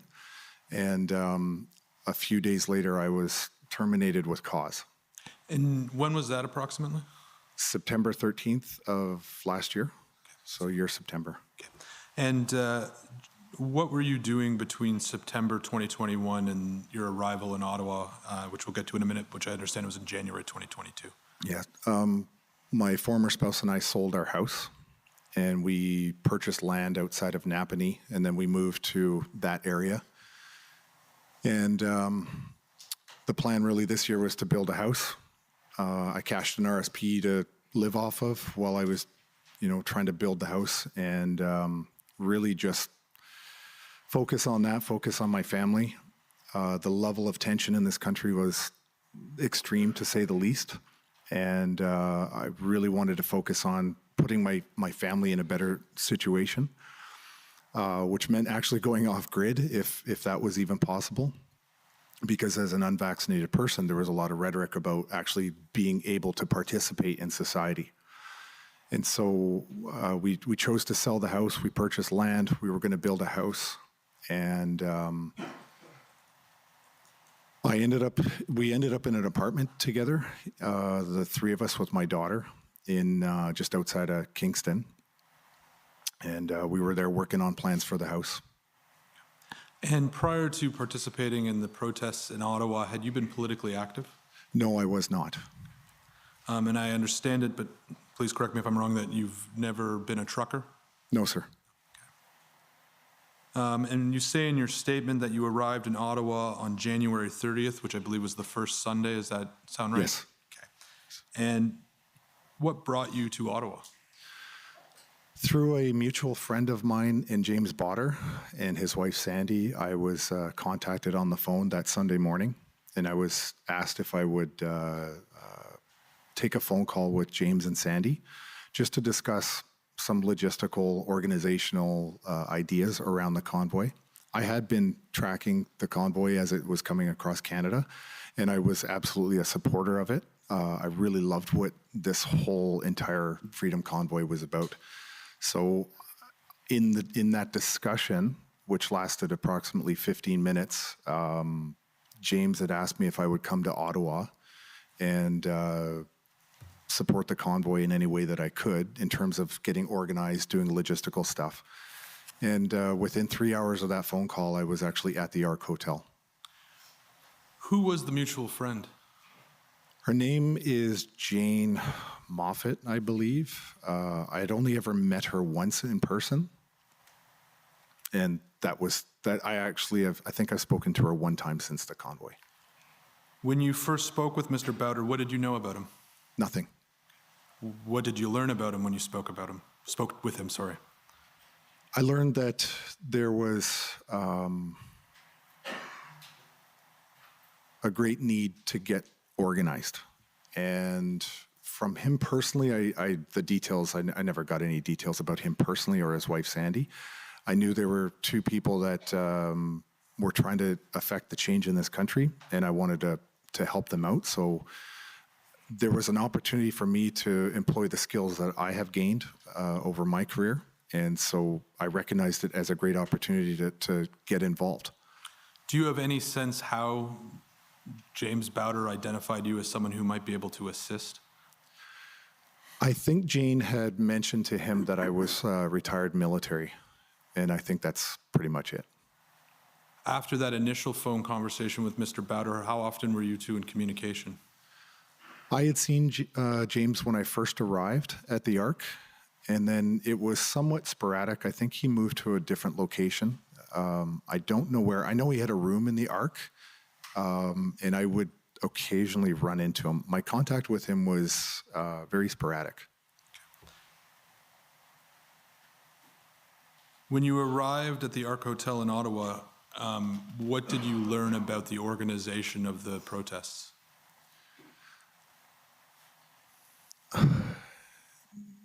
Really, when I walked into the Ark, I was brought into a boardroom, and there were several truckers and two OPS police officers, Sergeant Fong Lee, Sergeant Lou Carvello. And the meeting had already begun, and I was asked to turn my cell phone off or remove it from the room and give the police my name, which I did. And then I just quietly sat there. James actually brought me into the room and introduced me, and I believe he oversold my career. I know there was people in the room that actually thought I was a retired general, which is clearly not the case. And so I sat there quietly and I just listened. And it was a very telling meeting. I got the feeling that after 2 days of the convoy being there, this was the very first collective meeting that they had actually had in a room. I could be wrong about that, but I didn't get the sense that this group of people had ever come together with the Ottawa Police or any representative of the government of any kind. And we've heard the name Fong Lee. Was it your understanding that him and the other officer were members of the PLT? They were. And who were the other truckers in the room? The details of that are a little sketchy. They weren't all truckers. Dana Metcalf was somebody I sat beside. Joe Bourgault was in the room. Ryan Olson, his son-in-law. There was Bridget Belton, I believe, was in the room. Some of the other names, I didn't know who they were when I first walked into the room, so I can't really account for who everybody was in the room. Return to who you were dealing with in a minute. Could you just perhaps provide some more context or an explanation about how it was the case that you received a phone, like what drove you to go to Ottawa after receiving a phone call from a man that you had never met before, who you didn't know anything about, that would have you leave, your wife and your kids to go to Ottawa? What drove you to do that? To be perfectly honest, I think it was a case of fear. I had, over the time of COVID, noticed things that I never before believed that I would see in Canada related to the way the police and bylaw and the government were going after Canadians. And for the first time in my life, I was, actually afraid of police. And I have several friends that are police officers. And I had a phone call with Randy Hillier one day, and Randy didn't know who I was. This was, I sent an email to him and Roman Baber and other people, and months later, his office had returned the call. And Randy doesn't even recall the conversation. And they said, I spent 25 years of my life in the military, and for the first time, I'm actually afraid in my own country. And he said, never be afraid. Like, you can't be afraid of the police or the government. They're here to serve us. And I think for me, that kind of flipped a switch, where I was like, I went from thinking, I'm afraid to get arrested or beaten by the police or getting an $880 fine, to, you know what, now I want the fine. I'm done. I'm not going to hide from these people anymore. And so that started to mentally transition the way I thought. And then we came to a point where I thought, well, at some point the lawyers are going to step in and intervene and start protecting the public. And they didn't, except for a few. Then when the vaccine came out, I thought, well, the medical community is going to stand up and put a stop to this because of informed consent. And they didn't, except for a few. And it was the truckers that gave me an opportunity to actually get into, fighting for my kids' rights. The phone call you mentioned with Mr. Hillier, was that in the context of the Ottawa protests, or did that happen before? No, it was months before, when I still was employed and still lived in, I don't know if I was employed. I think it was, I still lived in my old house prior to selling it and moving to the Napanee area. When you arrived in Ottawa, did you have a sense of how long you were planning on being there?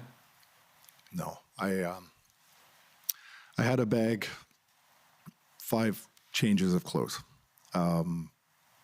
I believed that at the time I would go there, get organized, start to just kind of develop a daily sustainment plan and a routine, and then I would look for somebody who was able to basically take over from me, and then I would move on if I wasn't required anymore. So when you arrive and you've spoken to Mr. Bowder on the phone, he brings you into this room where there's protesters and some police. What happens next? How do you integrate yourself into the organization?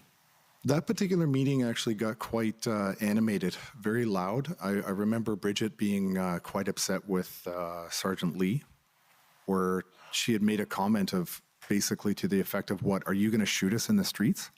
Like, that's where the level had gone, and it had started to calm down. Eventually, the 2 police officers departed from the meeting, and we all just kind of sat around and regrouped. I think people went for breaks. And then people left the room. I remember Bridget and I being in the room, and right around that time, I think somebody brought in the map. And so I had learned there was a list of places that the OPS had requested that we not go near, like roads that we stay off of. And I said, okay, great, we've got the map. Let's start marking the map. And for me, what was really important, because I had spent, my son has a very severe heart condition. And I spent Christmas this year in the hospital with my son.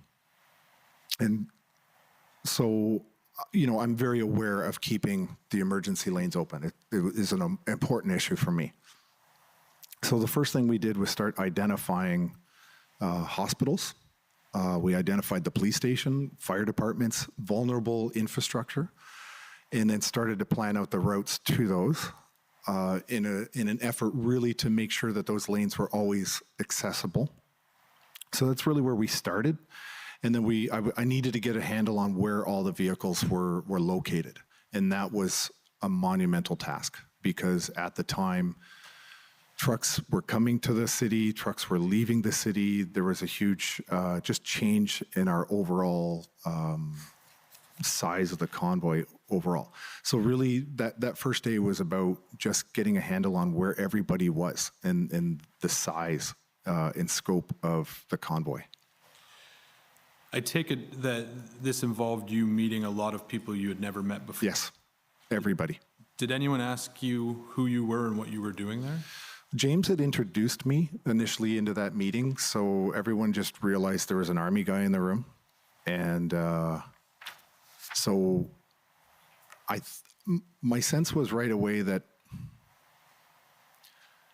nobody was in charge particularly. There were strong personalities, people with strong opinions, but for some reason, and I don't know why, I think it was just the fact that I was an Army guy that people assumed that I was going to be able to get organized. And to be perfectly honest, it's nothing unusual for an Army officer to be able to do what I did. But it was just trying to get organized. When you say in charge and get organized, do you mean get organized? Are you talking about logistics? Logistics. My focus was really just on logistics and a sustainment plan, not any other. I wasn't thinking in a tactical sense. I was thinking just purely in sustainment to make sure that people could get food, fuel, money if they needed it for whatever purpose.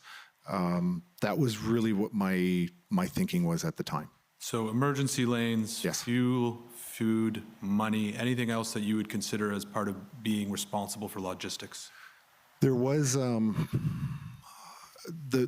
big task, which was really, really difficult, was just to find the numbers and the composition of all the different types of trucks and where everybody was scattered. And then I learned that we had trucks out on the Parkway, we had vehicles out on 88, on prior locations I never actually made it to. But it was just trying to get a good situational awareness, or SA, of what was happening on the ground.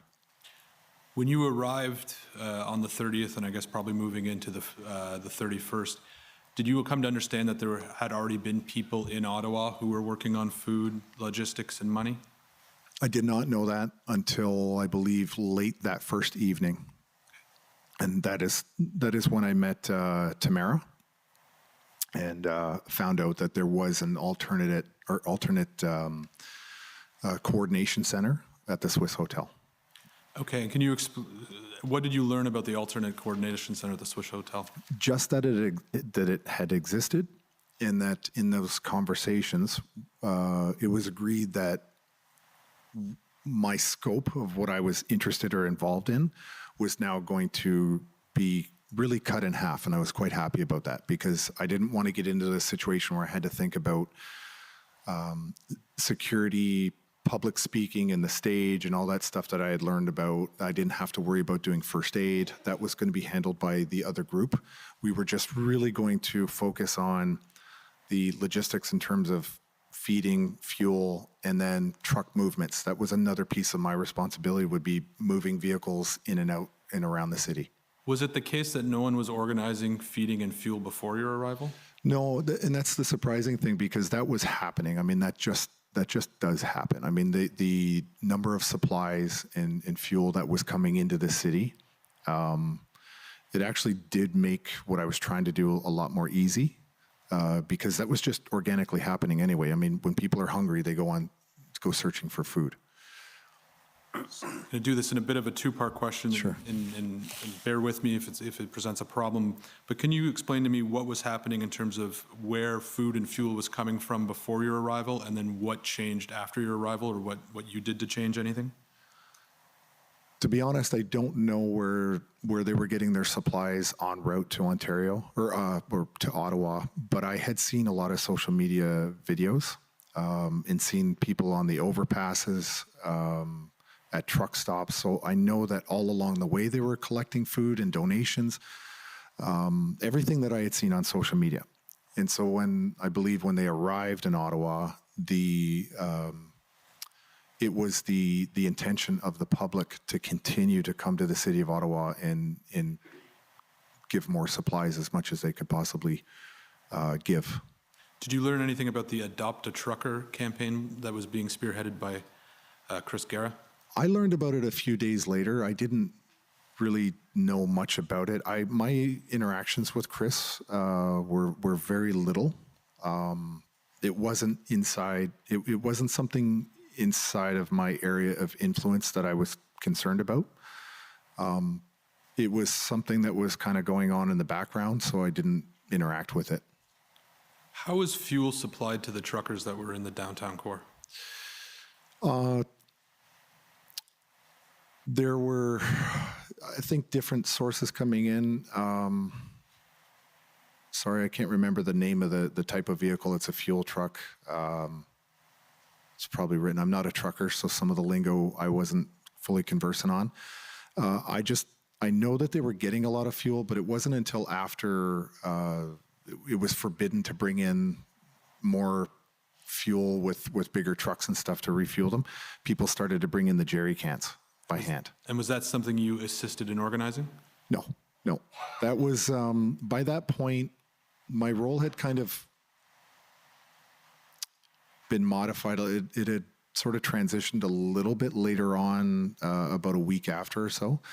I just knew they were getting in fuel. The truckers were taking care of their own fuel, and there was no shortage of the fuel up until the Ottawa Police forbid them from bringing in trucks of fuel. And then it was jerry cans, and that was not my idea. That was just people being very, very industrious. Did you do anything to coordinate fuel into the downtown Ottawa at any point? I did not have to, no. One of the things you said you did was get a sense of the number and composition of the types of truck. First question, how did you go about doing that? I literally had to go and send people out and count trucks in the streets. And do you recall what was the result of that calculation? Well, there was different areas. So I remember speaking to one person who, after it took 4 days just to get that magic number of 322. That was a head count. That was literally somebody going out with sticky notes on streets and then actually breaking down by vehicle. It was incredibly difficult to get an accurate count because trucks kept coming and trucks kept going in and out of the city or out to different locations. So at some point, I just kind of gave up on that as something that I really needed to focus on. I was just kind of more interested in, general terms, where do we have vehicles, center of mass kind of thing. Not, I didn't need the details of where they were. But at some point in time, it was determined there was roughly 322 trucks? That was our count. And I knew that count, I guess I shouldn't say honestly when I've sworn an oath, but I didn't have a lot of confidence in the number just because the influx and outflux of vehicles. So even when I got that number, it wasn't overly valuable to me. At any point, did you feel that you had a handle on the number of trucks that were in the city and then were coming and going, or is that something that always changed? It always changed. And again, it lost value in knowing that specific number. The point of interest for me was that we had more trucks concentrated on Wellington. With respect to clearing emergency lanes, the commission has heard evidence, including from Mr. Barber and Mr. Wilson, that the emergency lanes let me back up. The protesters weren't able to keep the lanes clear on Rideau, Sussex, and at Kent. Does that sound correct? Sometimes, yes, that's true. Was there any other locations or intersections where the emergency lanes were not left open, to your knowledge? My understanding was when that did happen, and it happened occasionally. For example, Sergeant Lee had been, let's say, vigorously contacting me to clear out one of the intersections. And he kept asking me, if I've gone down there and checked it. So I didn't send a runner. I went down for myself to see it for myself. And what I discovered was there was heavy equipment owned by the city, concrete barriers, and 5 Ottawa police officers standing in the intersection. It wasn't being blocked by any of our people at all.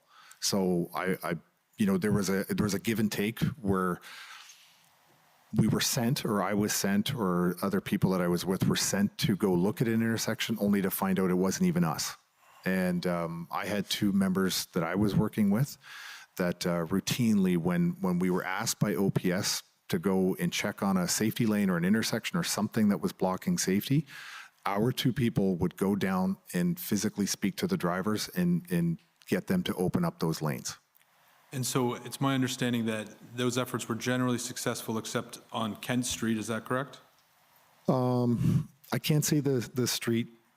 Is that Kent is right near the Rideau? Or sorry, I'm fuzzy on some of the streets. Okay, so the evidence has been there's been 2 locations. One's Rideau, Sussex, which we'll talk about in a moment. To your knowledge, was there another location that was where the emergency lanes were not open? No, the only sticking point was Rideau.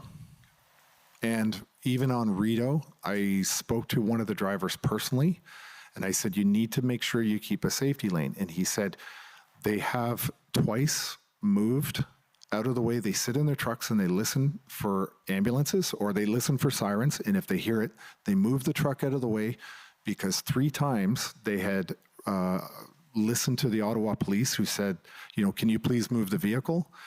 And they would move the vehicle and the Ottawa police would move their cars in that spot and they would trick the drivers. So the drivers at Rideau said, we're not falling for it again. We'll sit in our truck. We will listen for sirens. And when we hear it, we will move. And he assured me that in 2 occasions they did exactly that. Do you know who you were speaking with who gave you that information? I don't know his name. I know where he was parked. He was parked. I know where he was parked. I don't know his name.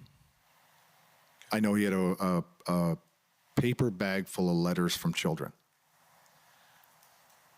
I understand from your statement and from some of the evidence that you had several interactions with the people who were at either Rideau and Sussex. Is that correct? Yes, sir. What did you come to learn about who was in that intersection? There was a Polish-Canadian contingent. There was French Canadians. And I know there was Anglophones on that corner. There was many different groups of people on that corner. The commission has heard many adjectives to describe the group, but I'll put to you the suggestion that they've been described as difficult or standoffish. Would you agree with that?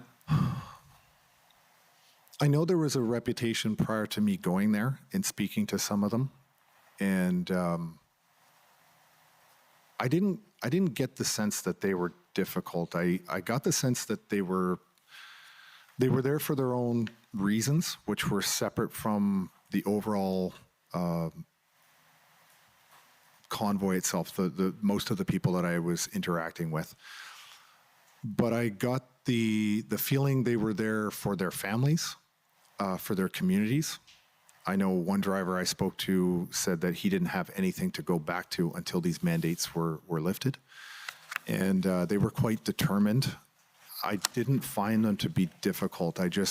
There was a little bit of a language barrier with one of the French-speaking men that I spoke to, but I didn't find it difficult. I just found it a different style of motivation.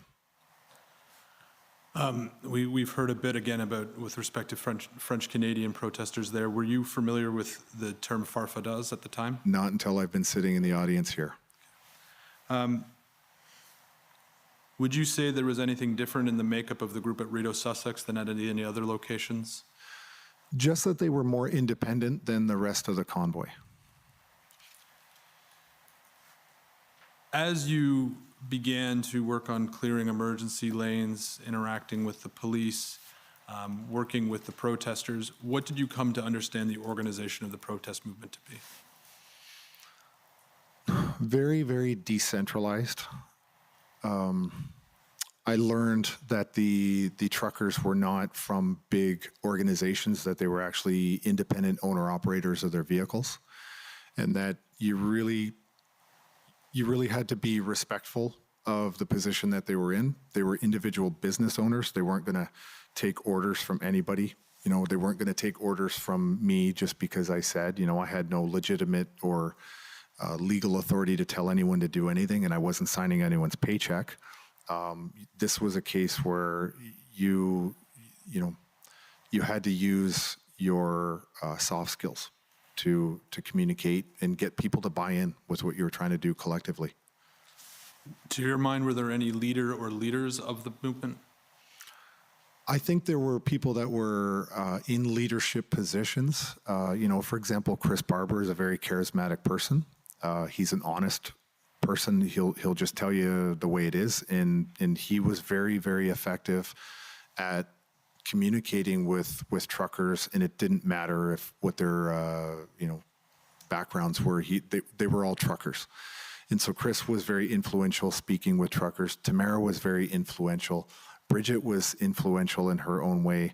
And many of the other people that were there working out of the ARC had developed networks, and they were always trying to broaden the network to communicate the things that we were all trying to do. And that was, a lot of the stuff was like, we've got speeches on Saturday trying to communicate that to the public and really work the social media angles, because we were getting vilified badly in such a grotesque way by the legacy media that we made a conscious effort at one point to go into the trucks with cameras and get truckers to tell their stories on social media. So they were, the leaders were out there developing that kind of messaging to get out to all the supporters across Canada that had given us $20 million to be there.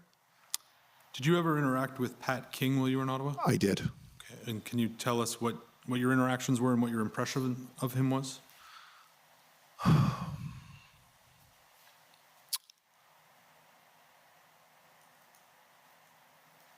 Really, my interactions were very, very little with Pat King, and it wasn't overly impactful, to be honest. I just I had spent maybe 2 to 3 occasions in his presence, and it was very little. I know that at one point there were some slow rolls, and I had requested that one of the other members go with Pat, because I know Pat was leading that convoy. And I made sure that the person I sent kept him well behaved. Are you talking about the slow rolls at the airport? Yes, sir. Okay. Yeah. And why did you think you needed to send someone to keep Pat King well behaved? Because I only knew Pat through reputation in 1 or 2 interactions with him, and I didn't want there to be any confusion as to what they were there to do. It was to really just do a slow roll and to guarantee that in no way did we stop at the airport, because we were well aware that there was an orange helicopter route for the hospital. And we wanted to make sure that we had no impact on any air ambulance ability to get in and out of that airport. We had no intention of slowing down or disrupting the airport.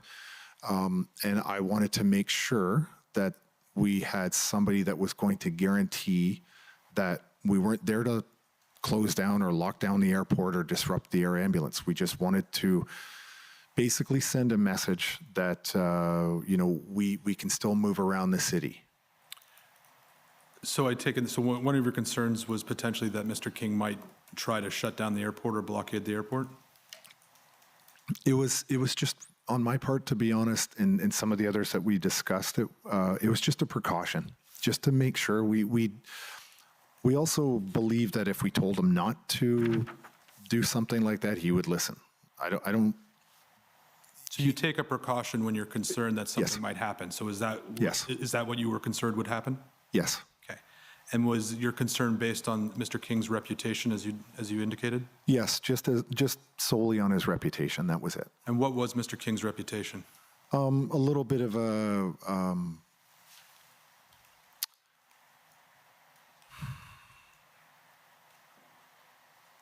wild card. I remember in a meeting once that I had jokingly referred to him as a hand grenade going off in a room and scaring everybody else that it was going to explode. And it was a bit of a joke. He laughed. Everybody else seemed to think it was funny, but it was kind of like funny because, yeah, that's true. But just reputation-wise, he was a little bit of a wild card, and I just wanted to make sure that we were able to contain anything like that. Were you concerned it was possible that Mr. King may not engage in peaceful protest? That was never a concern that I shared or had. And you mentioned that you had dealt with Mr. Bowder sporadically. Yes. After the initial phone conversation and the introduction. At any point, did you become aware of the memorandum of understanding, which I'm sure you've heard about over the last few weeks, or the last few days at least? Yes, sir. I did hear of the memorandum of understanding. I learned about it once it was submitted already to, I believe, the Governor General, and I think the media had a copy, and I had read it. Again, I'm no lawyer, but I know it wasn't written by a lawyer. It wasn't very well written. And I remember having a conversation once I learned about the MOU with somebody that I believed to be involved in drafting the MOU. And it was a private one-on-one meeting, and I said, you must retract that. If you do not retract that or pull it back or put the genie back in the bottle, we are going to denounce it. It made us look like we were here for a completely different purpose than what we were there for. It really muddied the waters. And I don't know if as a result of that conversation, they pulled it back. I just know that the next day it was sort of retracted. When you say it made it look like you were there for a completely different purpose, what was that purpose? Well, I had read it, and as far as I was concerned, it was, we were there for the mandates. That MOU was there for a different purpose, and I don't remember the details of it, to be honest. I skimmed through it. It was not very well written.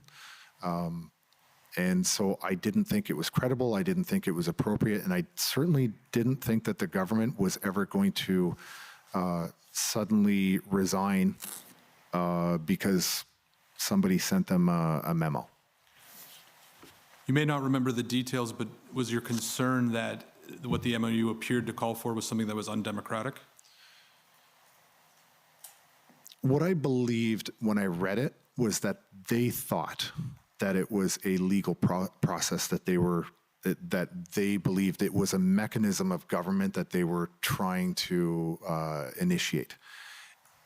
Even though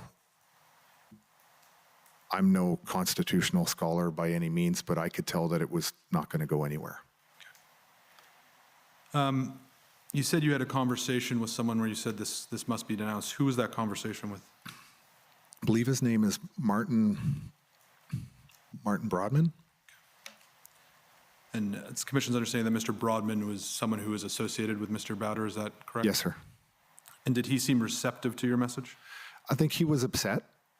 The meeting didn't end on a bad note. It wasn't like he was upset about it. He'd been working on this, I believe, since the year before the convoy had even arrived. This was something that they were working on. They thought they were doing something that was legitimately recognized by the legal system. And he was upset that he wasn't getting support. But I believe at the end of that meeting, he said, okay, we'll pull it back. You've been referred to in media and some of the documents we've received as the spokesperson for the protesters. Did you identify yourself to anyone as the spokesman? No, sir. Sorry, spokesperson? No. Did you see yourself as a spokesperson? The last 2 days, on the 18th and 19th of February, was the two times only during the convoy that I had chosen to speak without being or without discussion with other members of the convoy. And that was because I felt that given the previous media stuff that I had done, alternative media or live streams, that I would be recognized by the public as somebody associated with maybe some of the other people like Tamara and Chris and Bridget, because everybody else was either out of the city or were already incarcerated. So there was nobody left that I believed the public would recognize as a credible person to deliver those two final days worth on the 18th and 19th. And that's the only time. Other than that, I was always asked to speak on the live streams. Right, and you did on multiple occasions either speak on live streams or in sort of forms of press conferences. Is that fair? Yes. And it's our understanding, but again, correct me if I'm wrong, that the first one was on February 7th. Does that sound correct? 7th or 8th, yes. And then on the 10th, and I did clean up some of the confusion that I had caused on the initial. Well, let's talk about some of that confusion right now then. So it's our understanding it's the 7th. Yes. That you gave a press conference. Mr. Barber was there, Ms. Belton was there, Ms. Leach was there, and some of the other organizers. Yes. Do you know what I'm referring to? I do. And how did that press conference come about? I do not remember the person who asked me or the group of people who asked me to speak, but I believe just previous to that, it was the night after the night of the Coventry raid that we did a live stream as a larger group, and it seemed to go okay with I guess my presence on a video. So I was asked the next day to deliver a message on a live stream, and I don't remember who asked me to do it. I just know that I was asked to do it and that I would be accompanied by several members of, I think the entire board, as well as 2 doctors who were in attendance in that video. So if we could pull up COM 50884, and as it's coming up, Mr. Marazzo, you can confirm if it is the case, but we understand that this is the press conference. And yes, this is it. This is it, okay. Different sources that have if you could pause it, please, and go to the 7:25 mark.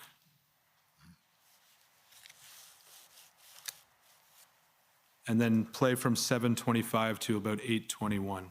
Home until the job is done. Okay? I am not calling for violence. I'm not expecting you to get into your vehicle, drive here, and create problems, create crimes. Okay, that's not what we're saying. Strength in numbers. We got sent here to send a message. The message isn't getting through. He's not getting it. And I apologize if I'm bashing the guy, but honestly, from my assessment, he's got a 22 caliber mind in a 357 world. Okay? Let's get at a table, for God's sakes. Enough hiding. I'm willing to sit at a table with the Conservatives and the NDP and the Bloc as a coalition. I'll sit with the Governor General. You put us at the table with somebody that actually cares about Canada. Okay. One quick question, and then I'm going to ask you about the statement that caused confusion. When you made a reference to a 22 caliber mine in a 357 world, this has been something that's been reported on. Were you referencing Mr. Prime Minister Trudeau? I was. Okay. In the video, you say, "I'm willing to sit at a table." With Can I just continue to answer, because I've been vilified in the media for that one? Yeah, I didn't mean to cut you off. Yeah. Please go ahead. It's a joke. I literally meant to comment on the man's intelligence. It was a joke. Sorry. No, understood. Sorry. Yeah. You can take the video down. Thank you. Then you said, "I'm willing to sit at a table with the Conservatives and the NDP and the Bloc as a coalition. I'll sit with the Governor General. Put us at the table with somebody that actually cares about Canada." Yes. What did you mean when you said that? In no way did I ever mean or intend for us to be part of the government. I wanted them to come and sit literally at a table and start figuring out a way to be an effective opposition to the Liberal Party of Canada, because we weren't seeing any opposition at all with the official opposition of Canada. You know, if the Conservative Party had been effective as being an opposition, we may not be in this room today. But instead, they just didn't oppose anything that was happening to Canadians as to why we were there. And when we got there, there was no attempt at any level of government, municipal, provincial, federal government, to even talk to us, to get in a room with us. And you've heard the testimony here. Nobody ever wanted to even have a conversation with us. So I want to say that I was quite sick throughout my time during the convoy, and I was exhausted. I was dehydrated. Lots of stuff. And in that particular moment of that video, I did misspeak. It wasn't very clear what I was getting at.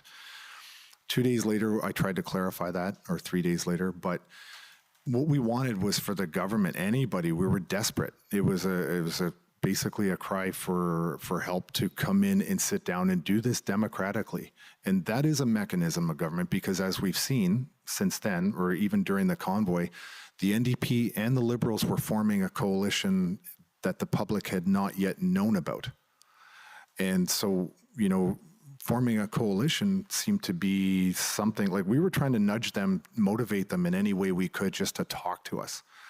And to this day, they've never spoken to us, ever. Some media outlets reported on those comments to suggest that you were saying that the protesters wanted to form government in which they would be in a coalition with the opposition parties, but the protesters themselves would form part of the government. You know what I'm talking about? That is my fault, that the way I phrased that in the video. That is not what my intention was, but the way I phrased it, I can understand that being confusing, but it's not what I intended. We wanted no part of being the government. We wanted the government to do the governing, but to listen to us.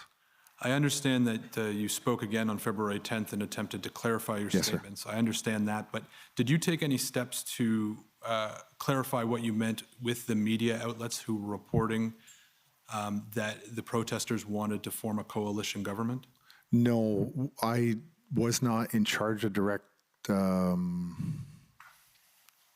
contact. I had no direct contact with the media, and as far as I was concerned, my belief was if they actually started to do their job and report fairly, we would reward them with contact, or I would, or whatever, not necessarily me, but if they continued down the path of constantly vilifying and lying about us, I didn't see the point really of talking to them at all. We were effective, highly effective at getting out everything we wanted to get out to the public through alternative and social media. So you didn't make any efforts to go to the reporters who had reported a different interpretation and say, that's wrong, can you please fix it? No. And so you don't know whether or not they would have issued a correction or maybe not a correction, a follow-up story, you just don't know. I don't know, and they never reached out to talk to me from my knowledge either. After the February 7th press conference, Benjamin Dichter, who's a witness we'll hear from later, sent out a press release saying that only himself, Mr. Barber, Ms. Leach, and a woman named Dagny were authorized to speak on behalf of the protesters. Do you know what I'm referring to? I do. Vaguely, I do, yes. Did you ever have an interaction with Mr. Dichter where you discussed who was authorized to speak on behalf?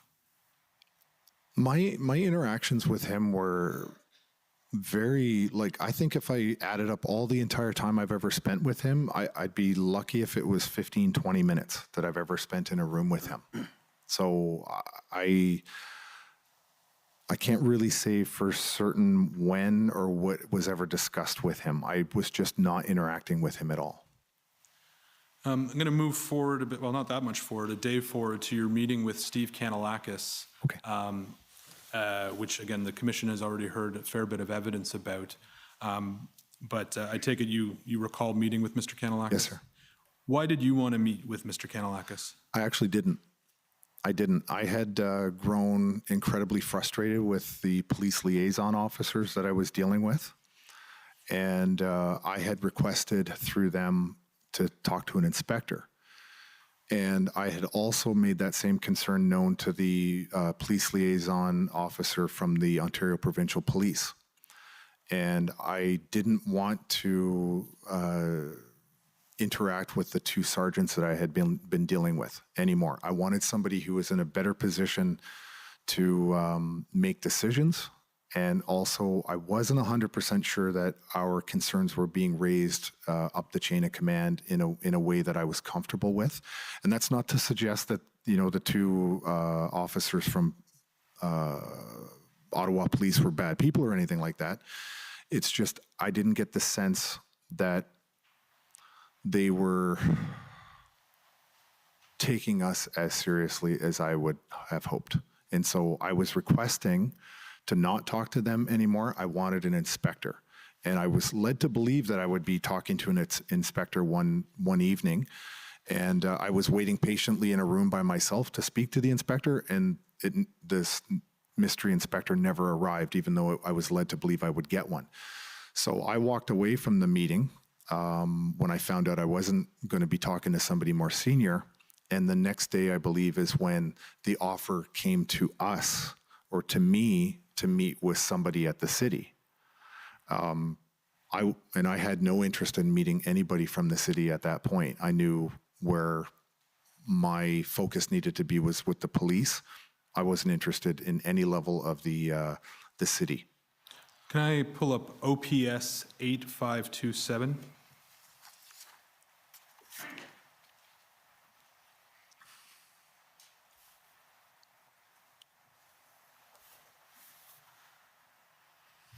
If we go to page 3, so Mr. Marazzo, you're not involved in this email chain, so but this is an email chain within the Ottawa Police Service, and if we can scroll up just a little bit higher so we can see, this is an email from John Ferguson to Mark Patterson and Robert Drummond. Do you see that? Yes. Did you ever interact with Mr. Ferguson? No. Okay. Not to my knowledge. Okay, and if we can scroll down. So we say here is one of our teams has already been out to Rideau, Sussex to speak with the representatives of that group. And it goes on and it says, in regards to the main convoy, our PLT members are currently walking red zones with one of the main organizers, Tom Marazzo, who's responsible for 322 trucks. Do you see that there? Yes, sir. Okay, and then if we could scroll up a bit further. So this is another, this is now an email from Mr. I forget his rank, so I'm going to call him Mr. Patterson. And it says, PLT members continued their conversations with Mr. Marazzo this evening. He has requested a meeting with an elected official or city manager level member. Do you see that? Yes. Do you recall, now that you've seen this, ever being the one who requested the meeting? From my recollection, I never had any interest in meeting with any of the elected officials in the city. I was perfectly satisfied to deal directly with the police. I wanted an inspector. I didn't really feel that, I certainly had no interest in meeting with the mayor. Steve Kay was, when I finally met with him, I realized that maybe that was an error, that it was good to meet with Steve. But I certainly never requested, to my knowledge, to speak with any of the municipal level elected officials. You can take that down. So we saw in the press conference, you were talking, and in your answer about the press conference, you were talking about the importance of engaging with government and speaking with government. I appreciate you changed your mind after you met with Steve Kay, but why wouldn't you want to meet with a city official? Because really, at the time, I believe that was, if I'm understanding the timeline correctly, this is the next day after the raid at Coventry. I believe the Coventry raid was the 6th. That was the 7th.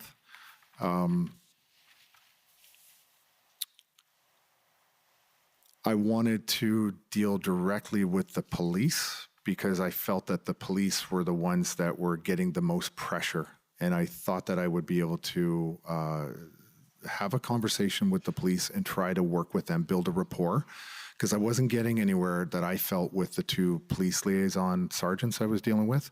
I felt that if we could develop a better rapport with the police, then things would change. Second to that is the Police Services Board meeting that we had seen. The rhetoric from Diane Dean was just incredible. And I don't know if that meeting was before or after the 7th. We just knew that we needed to deal with the police. And Mr. Wilson mentioned in his testimony on more than one occasion that you had a sense that former Chief Slowly you were concerned about the pressure he was under. Is that yeah, accurate? I had seen the recording of the Police Services Board meeting that Diane Dean had been the chair of the Police Services Board at the time. And I was extremely concerned about the things that I had witnessed her say on the video. And so I waited to see the reaction from Chief Slowly. And then I got a little bit more concerned again, so I rewound it and I watched it again. I watched her comments, I watched his reaction, and I knew right there and then that the situation had fundamentally changed for all of us, them as well as us. And I realized that if we didn't do something to take the pressure off of the chief, things were going to dramatically change for the worse. And so that's when we started to completely reshift our focus to taking the pressure off the chief, thereby taking the pressure off of the individual police officers and hopefully ourselves. And again, we heard Mr. Wilson this morning. He described that after the meeting with Mr. Kanalakis, there was an initial effort to move the trucks from Rideau, Sussex to Wellington. And as I understand it, that effort was unsuccessful because the police ultimately didn't move the barricades that would be necessary to do that. Did Mr. Wilson have that correct? He did, but I think I heard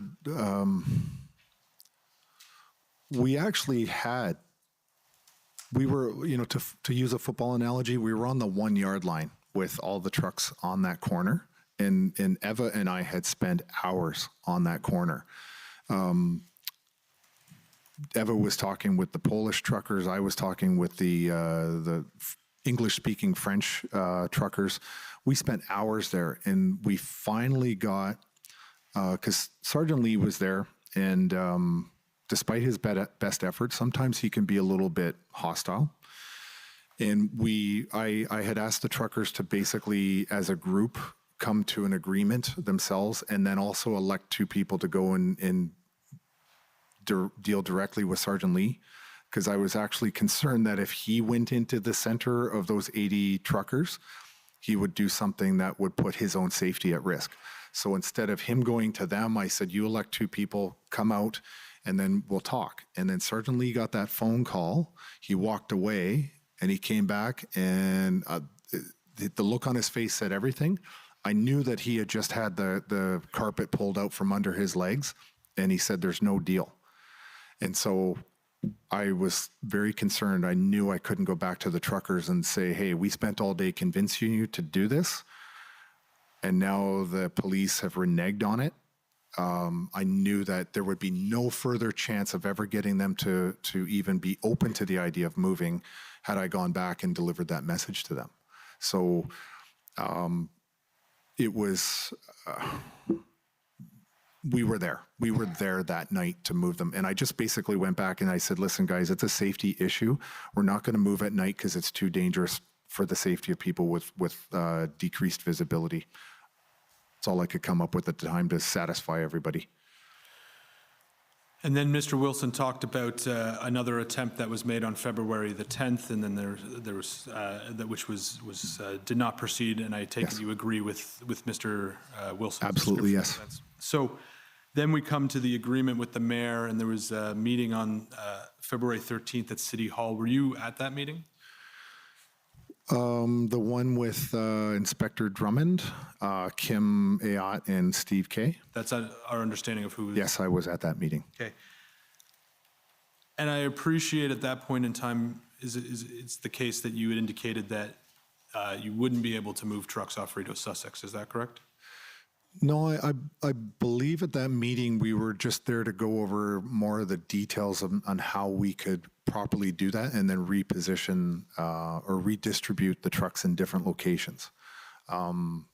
That's what my recollection of that, the intent of that meeting was in the discussion. And I believe Kim Ayotte or Inspector Drummond were the ones that brought the map. And we were looking at the map from sort of trying to work out how to redistribute that based on the map that they had marked themselves. So Superintendent Drummond testified that at that meeting it was represented that there was 2 locations where the organizers did not believe they'd get buy-in. One was Rideau, Sussex, and one was with the Coventry group. Do you recall anyone at the meeting from the protester side indicating that? I believe that it was indicated that it would be more difficult given the events the previous 2 days or prior 2 days, that it would be more work, more challenging, but I also believe that there was a will on our part to go up, and we thought we could actually get it done.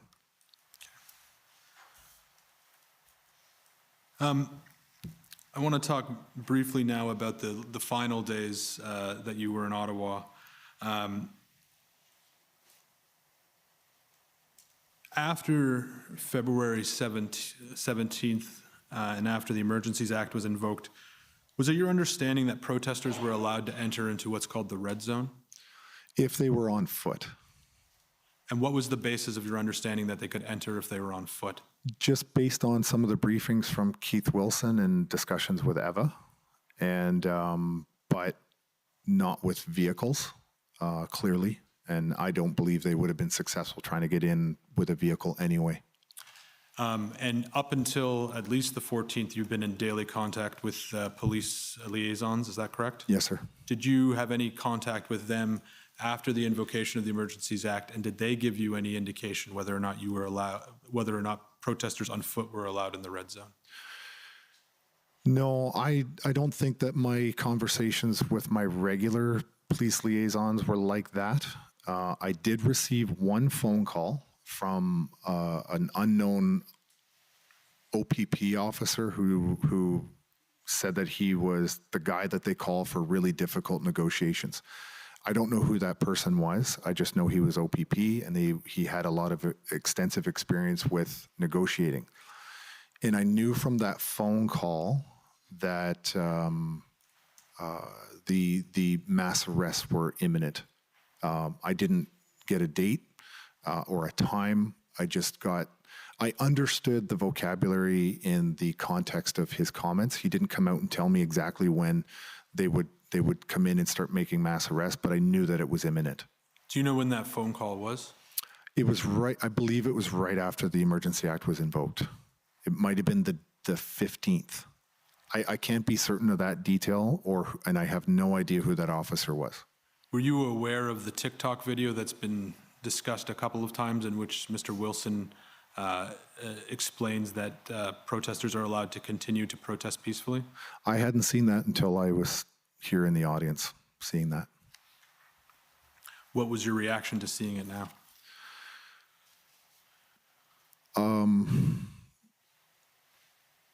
No real reaction. Was there at any point when it became clear to you that the police were not going to allow protesters on foot to be in the red zone? Not until the first day when they started attacking people up in front of the Senate. And what day was that? The 18th. And during that time when the police began clearing the protesters, did anyone from the police ever indicate to you that there was an area where protesters could go to protest? No, sir. Did you ask whether there's anywhere that I did not. Is it something that crossed your mind?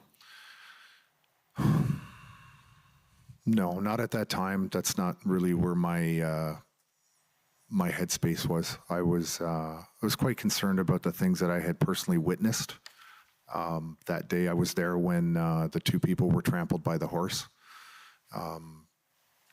I had seen some things that I never thought that I would see in this country. And I've run past my time, so I will ask you one last question, which is there anything else that you think is important that we should ask you about? No, sir. Thank you. Okay.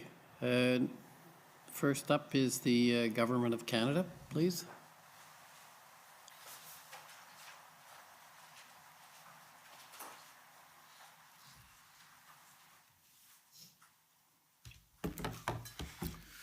Good afternoon, Mr. Marazzo. I'll just have a few questions for you, but I'll start with where my friend started you with. And for the record, I'm Brendan Van Nienhuis, one of the lawyers for the Government of Canada. You described this call with an OPP officer that you weren't sure of exactly which officer it was, in which it was indicated to you that the police were going to enforce, right? Yes. And you saw earlier today the video on TikTok of Mr. Wilson advising people they could remain there on foot. Mm-hmm. Yes? Yes. And you yourself acknowledged that this was not, in fact, the case, right? Sorry, I'm not understanding. That people were not permitted to remain in the red zone on foot. I thought that actually at the time, I thought that that was somewhat questionable. That you would be within your right to be, from my conversations in the briefing from Keith, that you would be within your right to be in the red zone. I just didn't think you'd get a vehicle in there, but that you could remain there as long as you weren't, bringing in a vehicle or anything like that. The call you described, you thought it was on the 15th, shortly after the Emergency Act was invoked on the 14th?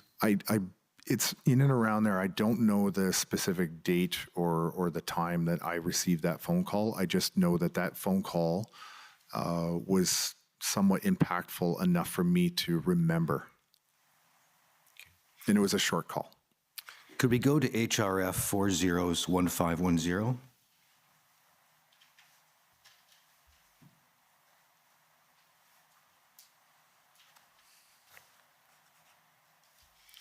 I'm showing you a copy of this email, which appears to be an email from Avid Chipiuk to, among others, yourself and Mr. Wilson. Do you see that? Yes.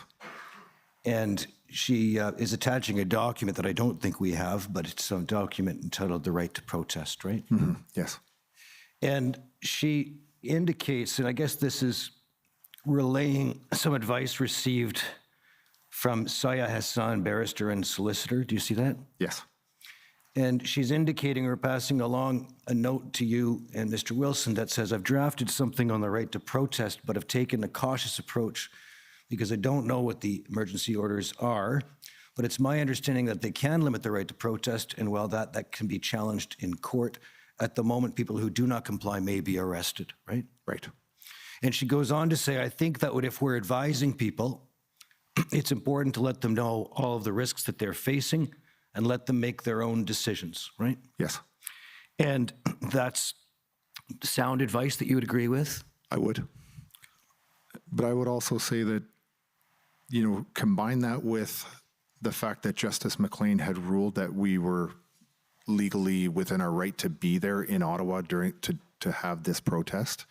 And then, you're seeing an email from a lawyer who is saying that it is, my understanding. So if it is not completely set in concrete for a lawyer, what chance do we have for having a definitive bit of legal advice that we can make a 100% absolute decision on what is going to happen to us if we remain? So you had an interpretation of Justice McLean's order, right? I had, just from what I was briefed on, the result, and that I do remember reading the decision, and I'm not a lawyer, so when I'm reading it, it's from a very unsophisticated perspective. But I do remember reading the part where it said to the effect that we had a legal right to be there. All right. Well, you're not a lawyer, but Ms. Chipiuk is a lawyer, and Saya Hassan, you understand, is a lawyer as well? I see there on the email that this person is a lawyer. Okay. Did you take any steps to relate the risks that people are facing so that they could make their own decision with respect to the possibility that they would be arrested if they did not comply?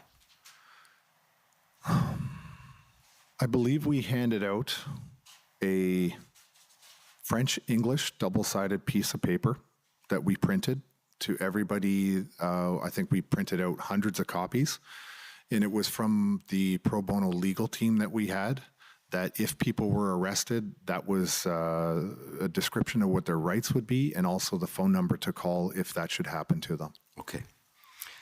Now, sir, you're publishing, I understand you're publishing a book which you intend to release on February the 14th of next year, is that right? Yes.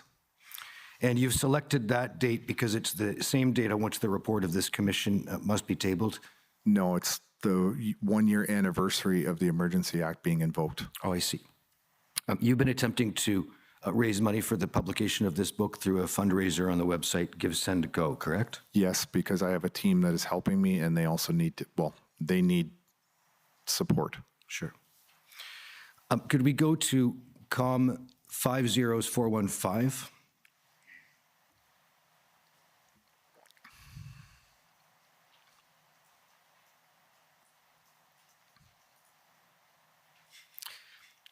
Sir, this is an affidavit that you swore in support of an application by Canadian frontline nurses, right? Yes. Yes. And if we could just go down to the very bottom of the affidavit to find the jurat date. There we go. You swore this, it appears on March the 4th of this year? Yes. If we could go back up to paragraph 4.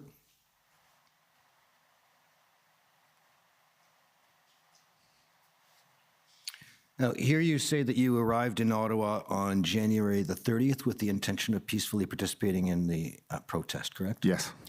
And you told us shortly ago that your arrival was due to the invitation extended to you to come to Ottawa by James Bowder? Yes. And you understood he was asking for your assistance in providing some form of organization to support his objectives as part of the group identifying itself as the Convoy? I wouldn't say as his, because to me it was the Convoy.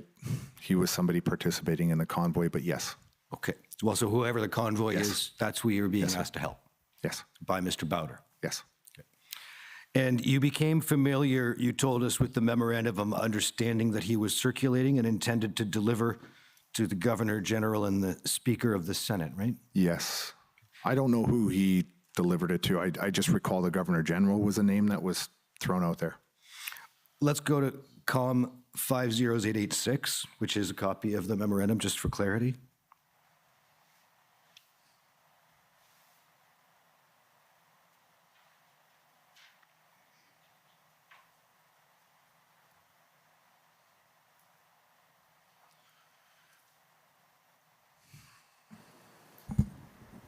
Council, COM 50886 appears to be some sort of social media post. Excuse me, it's 866. I misspoke.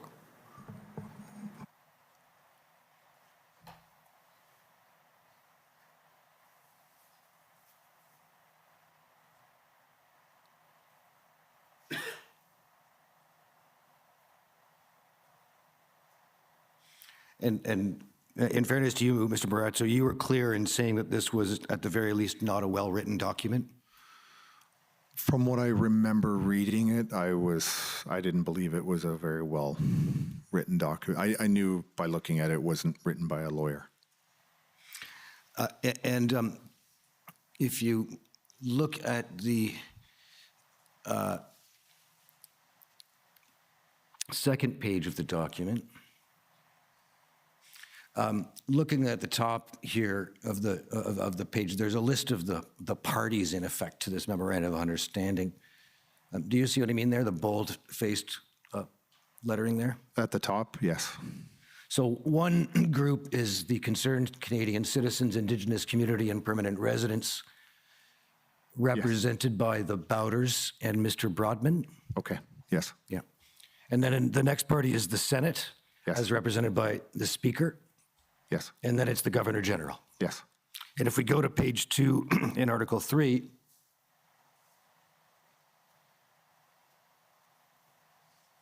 you stop there. You see the notion here is that there would be a committee formed between the concerned citizens and the Senate and the Governor General, right? Yes.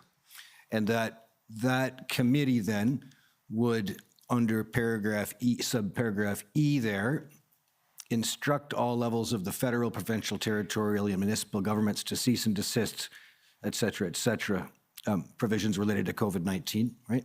Yes. And if you go over to page 3 and look at item J there, you see that in exchange for this,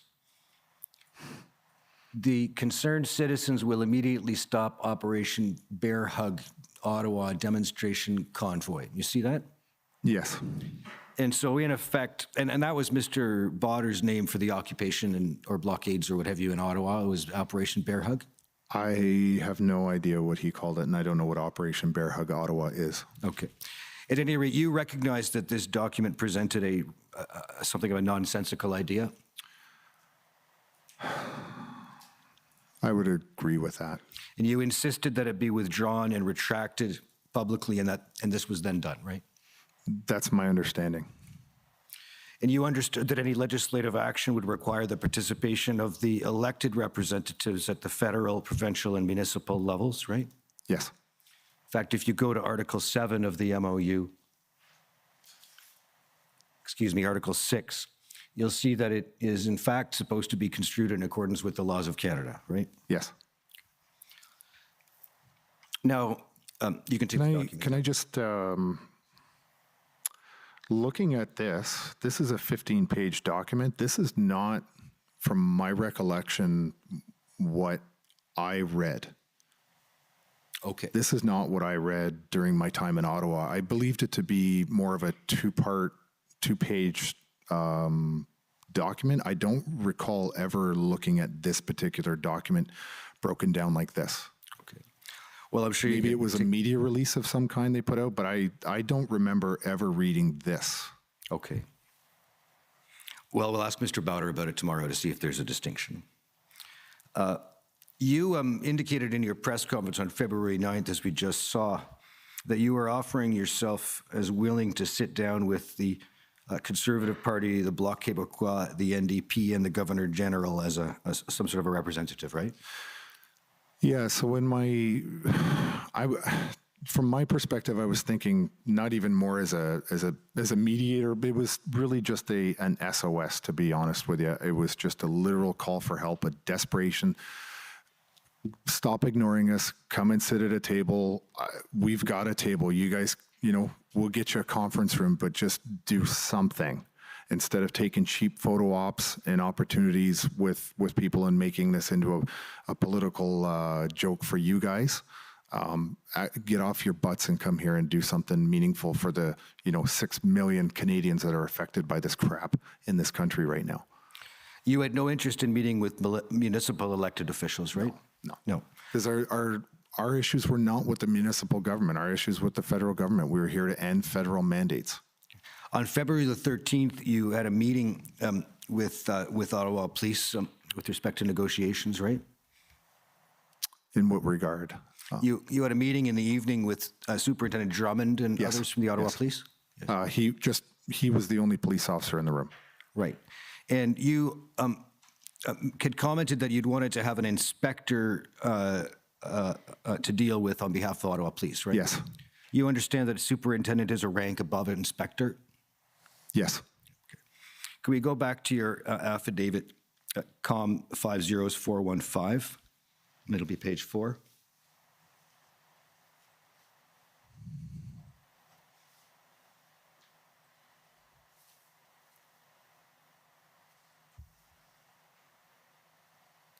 Now, we can go to paragraph 17, I believe it is.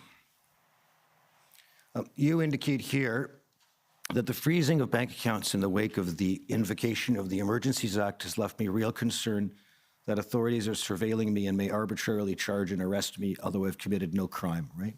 Yes. I'm constantly looking over my shoulder. I am hesitant to leave my house. I have left my home only twice since I returned from Ottawa. Yes. Right? I'm concerned about traveling with my children, as I'm concerned they'll be taken away from me by Children's Aid in the event the police decide to charge and arrest me. Yes, because I was informed after leaving Ottawa that there was a task force of RCMP, OPP, Ottawa Police, as well as the statements publicly made by Acting Chief Bell that said that you would be identified, investigated, and there would be criminal charges and other punishments coming your way.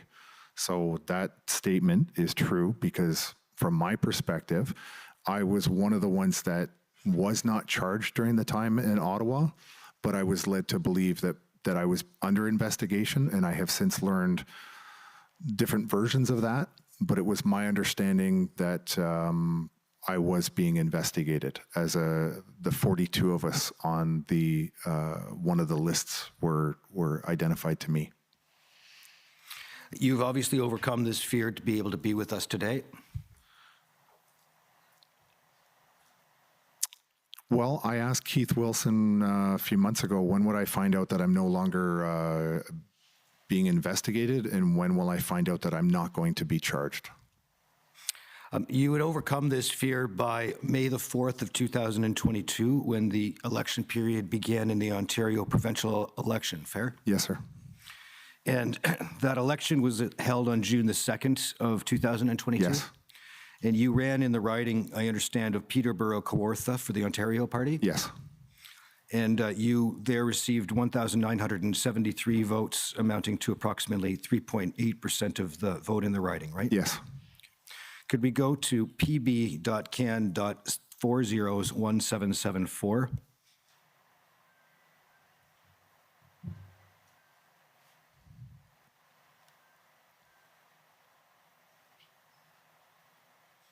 I just want to put up a brief excerpt of the video. It'll be just at the very beginning. Council, 1174 were the last four numbers that you just stated? 1774. Yeah, I've done it again. Excuse me.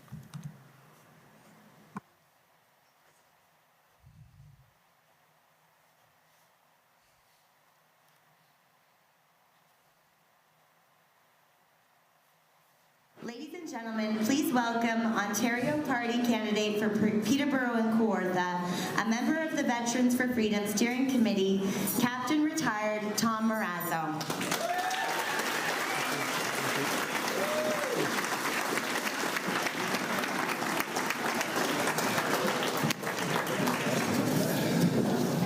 This is a lot harder than it looks. Before I start, there are some people I'd like to acknowledge in the room. And I'd like Jeremy McKenzie to stand up for a moment.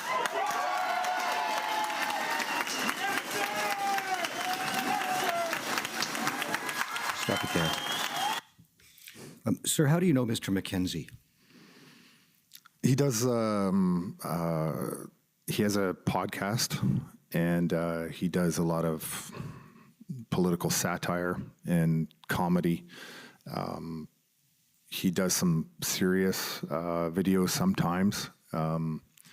He is the creator of a fictitious meme on the internet known as Diagolon, which I assume what you're going to ask me about. And the vice president of Diagolon being a time-traveling, cocaine-addicted goat. That is just a internet meme that has no meaning at all. And I had spoken to Jeremy the first time when I was in Ottawa on the phone. And the second time I spoke to Jeremy was when the Liberal government was debating whether or not they should use the Emergency Act, and they were citing this fictitious goat that time travels as a domestic terrorist group and justification for invoking the Emergency Act. And I saw a video that Jeremy and his friends were doing, and they were laughing hysterically, showing clips of the government actually talking about Diagolon as being a real thing. Everybody knew it was a joke. When I saw the video, I contacted Jeremy and I said, tell me everything there is to know about Diagolon. He said, if you draw a diagonal line from Alaska through Alberta to Texas, it makes a diagonal line. And that's why it's called Diagolon. They're the only states and provinces that don't have mask mandates. And he used it as a joke. He made the symbol for Diagolon in a second on his cell phone because it's a joke. And it is meaningless. He did it to attract attention for people to come to a barbecue and to have a lot of fun. That were, you know, people wanted to have a barbecue without masks on. A bunch of strangers that didn't know each other. And yet here he was watching members of parliament in the Liberal Party actually joking or actually seriously stating that the reason for invoking the Emergency Act was because of Diagolon. Like, it was the most outrageous, ridiculous thing I had ever seen. And I think this commission should be investigating that as the biggest intelligence joke of, the last decade. It's a joke. Diagolon is a joke. It's not even a real thing. Thank you. Those are my questions. Thank you.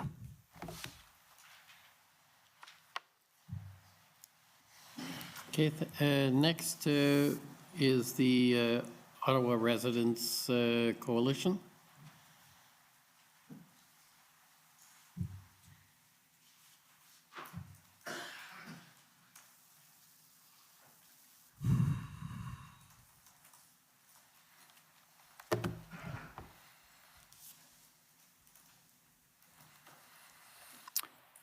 Good afternoon. My name is Paul Champ. I'm lawyer for the Ottawa Coalition of Residents and Businesses. Just a couple of questions, Mr. Marazzo, following your testimony. Yes, sir. I note we didn't get an interview summary for you from the Commission Council. Is that because you refused to sit down with Commission Council for an interview? No, I believe my lawyers felt that I would not have my charter rights protected if I voluntarily gave a statement. Okay. And then turning to your activities in Ottawa in February, earlier this year, which hotel did you stay in again? The Arc. And who paid for your hotel? Mr. Bourgault, I gather? It's possible that he paid for it, but I cannot confirm who paid for my hotel room. I just know I didn't.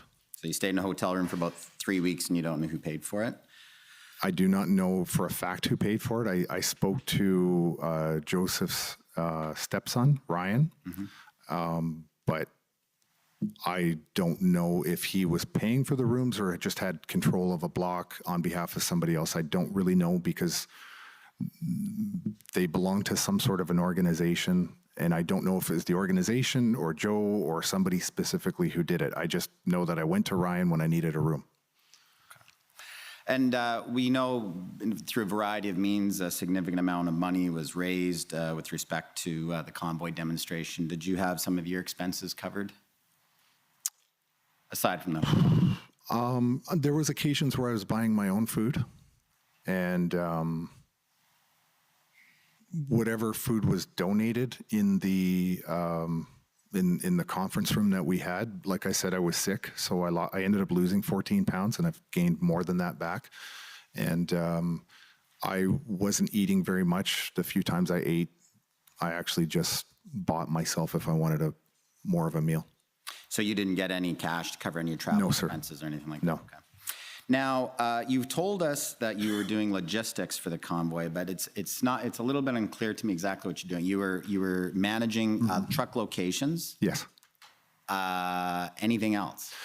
Well, when I initially got there, I was focused in on the logistics, and then after the raid at Coventry, I had notified a former military officer that I personally knew, and I asked him if he would come to Ottawa and help me, and he did. And so I was able to actually hand off some of those day-to-day things that I was working on and then move towards, so my role actually did transition less day-to-day logistics, more strategically working with Keith and Eva to get something going here. Right. I heard you talking about the transition, but it was unclear to me what you transitioned from. What logistics were you doing? Well, I really was directing the people on the ground, figuring, like basically steering people in the direction of things that they needed to focus on, truck locations. There was occasions where people wanted to move trucks around, right. But that became a little bit difficult as well. And then, oftentimes I would deal directly with the police. So that became something that was impacting my day greatly. I would have conversations with the liaison sergeants and then go back and talk to the truckers. So, I mean, physically, was I out there filling trucks up? No, I wasn't, but I was trying to facilitate, organizing that better, developing trucker captain organizations and stuff like that, only to find that really the truckers were organically doing that themselves. And you told us that you were trying to manage where the trucks were, figure out where they all were, map them out, how many trucks, try to get an accurate count, so forth. But it was put to you by Commission Council about Kent Street. Now, we've heard police evidence from a resident, and actually Chris Barber himself, testifying that Kent Street was almost completely blocked throughout the entire convoy. Every once in a while, the emergency lane would get open, but it would almost instantly be closed up again, and that predominantly there was no emergency lane on that street. So I'm surprised, Mr. Marazzo, you don't remember that one street. Well, why is that? At some point, I had the two people that I were working with that actually started to monitor that. My friend that I just mentioned, that was retired military, as well as one other individual. And every time that the other issue was this that we recognized was that the police liaison teams were going and talking to everybody. So they would talk to me, leave, and go have the same exact conversation with somebody else. So, and there was multiple teams, and the information that was getting very confusing. So, for example, they would talk to me, and if you were there, they would go over and talk to you, say the same thing, and then everybody's chasing their tail, going in circles. So, at some point, we just kind of, people took on responsibilities for certain functions, and they just would maintain that. And so, the two individuals I'm speaking out, when it came to safety, the police would go to them for safety lanes. They would immediately go out and do the best they could to clear it. But then again, sometimes they got blocked. That's helpful. I must have misunderstood your evidence. I thought that's what you were doing. You'd agree with me, Mr. Marazzo, city buses, there's no way they could get through anywhere downtown, correct? I thought that's an easy one. There were, I would say, because I believe I was on Metcalf is what the ARC was on. There was, I believe they could have got through there. I don't see any reason why not. There was days I went out there and the street was wide open. A bus could have gone up and down Metcalf all day long, back and forth, I guess. Yes. Well, I don't want to say all day long, but I mean, there were several times where, it was wide open. I moved my vehicle on right in front of the ARC Hotel on that street, no problems. But presumably, if people wanted to go anywhere other than up and down Metcalf, they wouldn't be able to access the city bus. As you got closer to Wellington, it became increasingly more difficult. Similarly, and particularly individuals who require paratranspo buses, they weren't getting anywhere through downtown, correct? Do you mean the shorter buses that are meant for wheelchairs? That's correct. I don't think that that's entirely accurate. I think, again, I would say that for that type of transportation, as you got a little closer to Wellington, it would probably be more of a challenge, but it would be up to the individual bus driver himself or herself to see if they could negotiate through that those intersections. You didn't observe any, though? No, I did not. And just moving to a different topic, police leaks. You were getting information about what the police were planning ahead of time through sympathetic police officers, is that right? That's my understanding, but they weren't coming to me directly. They were coming from other sources, and then I would have conversations with people that information was passed to them. So you were kind of like the clearinghouse for the intelligence, I guess, for the convoy? No, I tried to decentralize that as well, in the sense that you could, I wasn't a police officer. I had worked a lot with police officers in my military career, but I wasn't a police officer. So we had police officers that were retired that, everybody knows Danny Bulford was one. If I had questions, maybe him or Vince Gersey's, maybe. But at that point, at some point, I stopped actually caring about certain things, and I just left it into other people's more expertise or more capable hands. Moving on to another topic, you testified about the slow roll, Yes. Pat King's slow roll around the airport, and that you cooperated to some extent assisting with that, correct? Just so much as I wanted to make sure that there would never be a complete blockage or a stoppage of operations for the airport. But you also told us there was some value to it as well, Yes. that it was sending a message to the city that the vehicles could move around and could move to other areas of the city if necessary. Yes.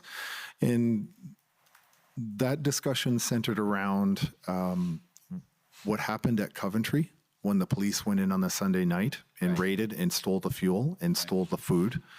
And my conversations with the Ottawa police the next day was, if you want to provoke a reaction from this organic movement, from individual truckers, that's the best way to go about it. And if you want to keep it as civil as it has been, don't put us in a situation where there has to be a tit for tat kind of a situation. And I said, by the way, we will never exceed the level of stupidity that you guys are doing to us.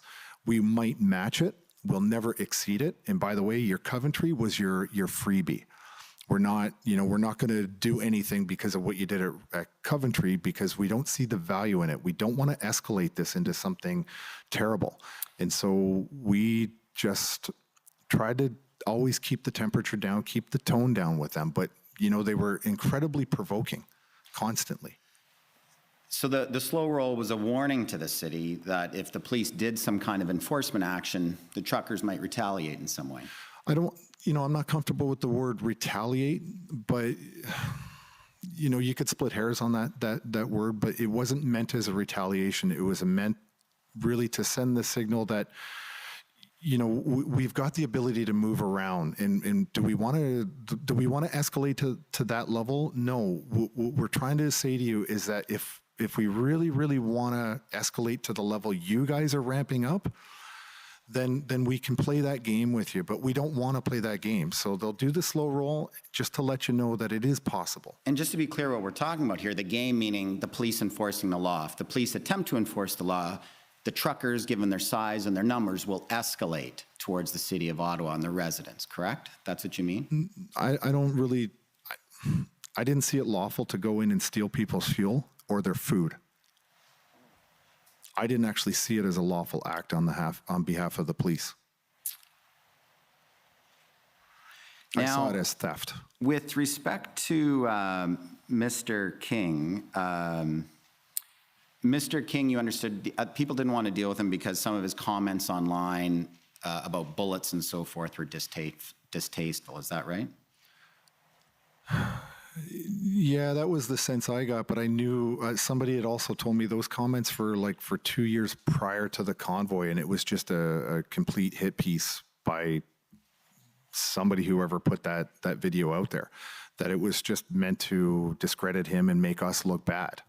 And it was a video. King was discrediting himself by saying the Prime Minister was going to catch a bullet? From the testimony I saw here in the room the other day, the context of that had something to do with something completely unrelated to this convoy. What about his online comments about race and the Anglo-Saxon race? Were those kinds of comments discrediting the movement? I know nothing of those comments. Or Mr. Barber, his online racist comments, was that discrediting the movement? I believe he owned up to that himself yesterday. Right. And then finally, Diagolon, you said that this was a joke and it was about creating a diagonal state of people who don't wear masks. Isn't it in fact the case, it was the concept or the image is a diagonal state where there would only be white people who would live in it and they could get all non-white people out, correct? All right, so... Hey, please, just wait a moment, please.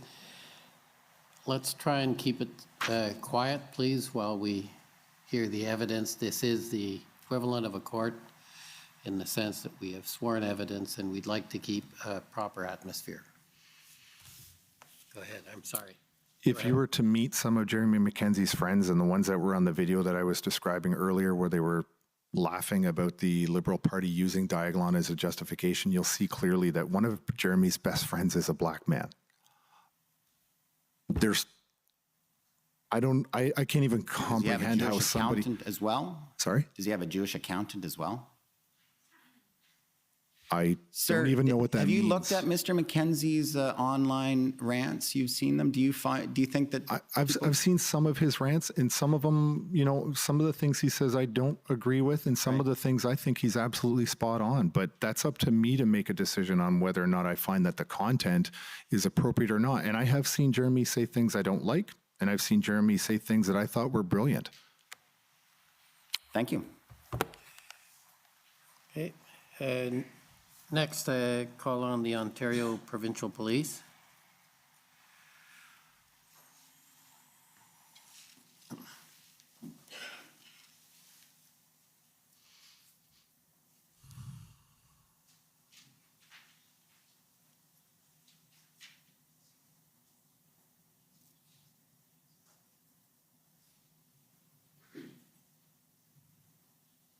Guys, for the delay, I have no questions. Okay. Next is counsel for former Chief Slowly. I'm sorry for interrupting, Mr. Commissioner, but you may have missed Ottawa Police on the list. Yes, I did. Well, we'll get back to you after. Okay, for former Chief Slowly.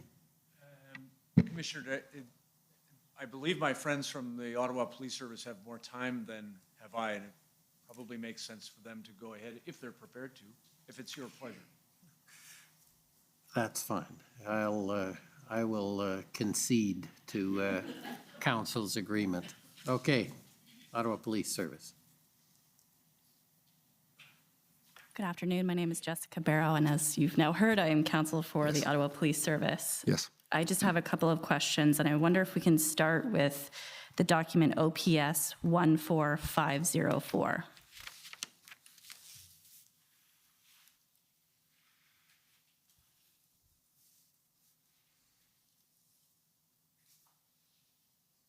Have you seen this document before? I'm not entirely sure. If you read through it, and obviously we can give you a minute, it's a document that we've heard was circulated to the protesters, and it's dated February 17th. It was circulated by the Ottawa Police Service. Okay.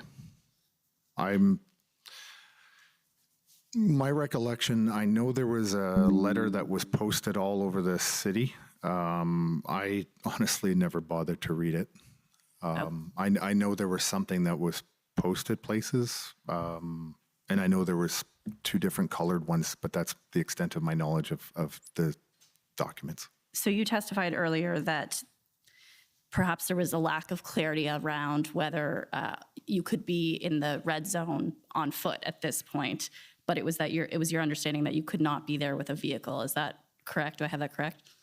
Well, what I meant, as in you weren't going to be able to bring in a large truck. I wasn't really thinking about it in terms of individual vehicles. I know my vehicle was there, and I got 5 parking tickets in 24 hours, and my car hadn't even moved. So I knew there was an issue with vehicles, but my mind at the time was focused on people that wanted to come to the city, came in on foot. Okay, well, let's take a look at this document then. If we could scroll to the top a little bit. It says, we want to inform you that you will face severe penalties under provincial and federal legislation if you do not cease further unlawful activity and remove your vehicle and your property immediately from all unlawful protest sites. And then if we scroll down a little, it says you may be arrested, your vehicle could be seized, a few other issues. Those delivering, if you can see at the bottom, those delivering fuel and other supplies can be charged. Persons traveling to the unlawful protest sites to participate or support the unlawful demonstration can be charged. So does that perhaps clarify the question of whether you could be there at this point in time on February 17th? Well, that's based on, a document that was posted around the city that was not actually served to me personally. So I didn't look at it. I can't really explain why I didn't look at it, but you're posting that, but I was getting different interpretation from the lawyers that were accompanying us. Right, so you're getting an interpretation from your lawyer, yes, but and the an Ottawa interpretation police from you are circulating information that you're choosing not to read that is telling you that if you continue to stay here, you may get arrested. Is that fair? But I vaguely even recall ever seeing it. Like I might have seen something posted in an elevator once. That's all I even remember noticing, that there was something there. And but honestly, until the violence came to the protesters from the police, I didn't see this as something that I didn't see it as something that needed to be abided by, because it was a peaceful protest, and I knew that Justice McLean had already ruled that we had a right to be there. Whether or not the Emergency Act was invoked, we're getting conflicting information from the police. We have information that I trust a lot more from our legal team, because we were dealing with pro bono lawyers. There was 5 of them that did criminal law, and we had the 2 lawyers that were on the ground with us the entire time. So we were there to do a protest, and we took the judges' word. I personally took the judge's word, as well as Keith and Eva's word, that what we were doing was lawful. And so that's how I conducted myself according to that. So I respect the fact that you may have been operating on legal advice, but I guess my question to you is, it wasn't a question of there being a lack of clarity from the Ottawa Police Service, and in fact, it was just that you disagreed with the direction of the Ottawa Police Service.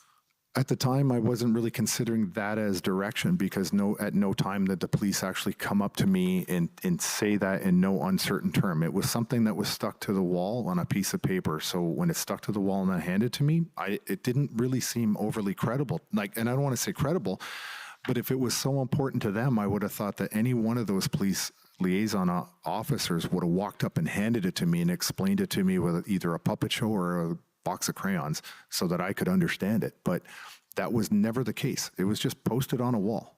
Were you aware that there was also social media posts in relation to these warnings? No. Were you monitoring the Ottawa Police Service social media? I was not. Okay. You indicated you referred to police violence. Yes. Starting on I presume on the 18th of February, correct? Yes. Yeah. And you indicated that you were watching that from your hotel room? No, I was there. Okay. I was only 15 feet away from the horses when they trampled the two people. So then you would have heard prior to the arrest taking place multiple verbal warnings from police officers indicating that if people didn't depart, they risked being arrested. Is that? No, I did not hear them verbally. The front line of police officers were extremely quiet. The front row of protesters were trying to engage the police in dialogue and to convince them to stop doing what they were doing. And there was no reaction from the police on the front line. There was no shouts. There was no, I didn't hear even so much as a bullhorn telling the crowd to disperse during the time that I was there on the line from what I had personally observed. And so if there's evidence to suggest that there were sort of loudspeakers or whatever we're calling them indicating that people needed to leave or they could be arrested, you just didn't hear that? I did not hear that personally. If that's what was done, I did not personally hear that. And notwithstanding that the police were obviously present and ready to arrest those that weren't leaving, they weren't leaving, correct? They were not leaving. Okay, thank you. Those are my questions. Okay. Now, former Chief Slowly's counsel, please.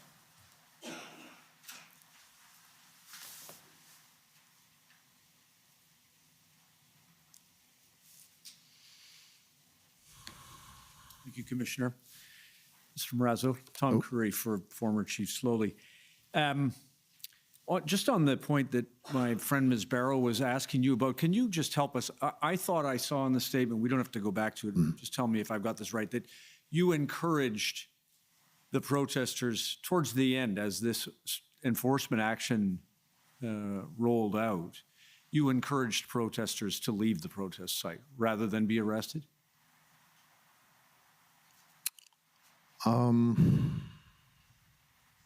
I don't believe that to be the case. I never encouraged anyone to leave until the 19th. On the 19th, maybe I had that date wrong then. Yes. So on the beginning on the 19th, yes. Did you then change your approach and encourage protesters to leave rather than be arrested or dispersed? After what I saw personally in the city, the level of violence that the police had brought to the protesters, what I saw, I was so disgusted. That day, Danny Bulford had also been arrested later in the afternoon.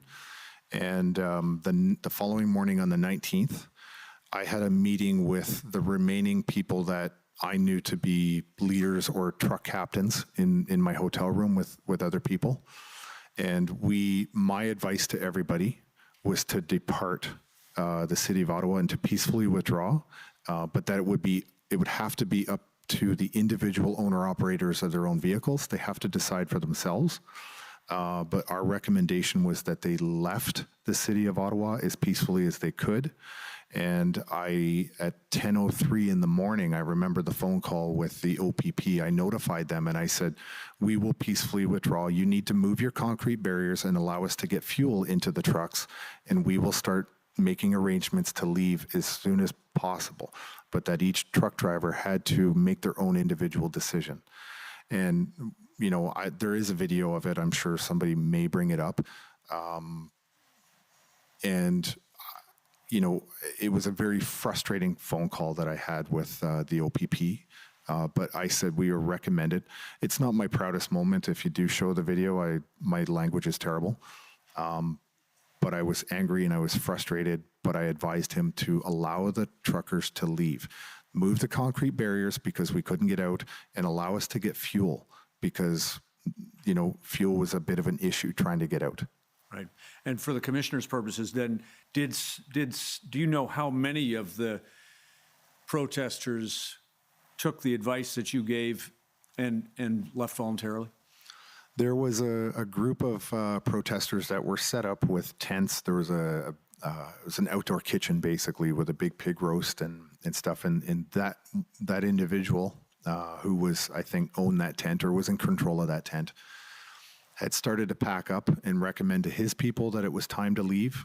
And I just know that various groups took the advice and some didn't. But by the morning of the 19th, from our perspective, the violence just actually got worse. And when they moved down to the war memorial, that's when things got really quite disturbing about, you know, and even on the 18th, things were incredibly disturbing. You know, you'll hear testimony here, I'm sure, from Chris Deering, the horrific things that he had, and he's a combat veteran of Afghanistan. So after hearing that, in seeing the footage of all of that stuff, after that, there was no way there was any point in staying any longer.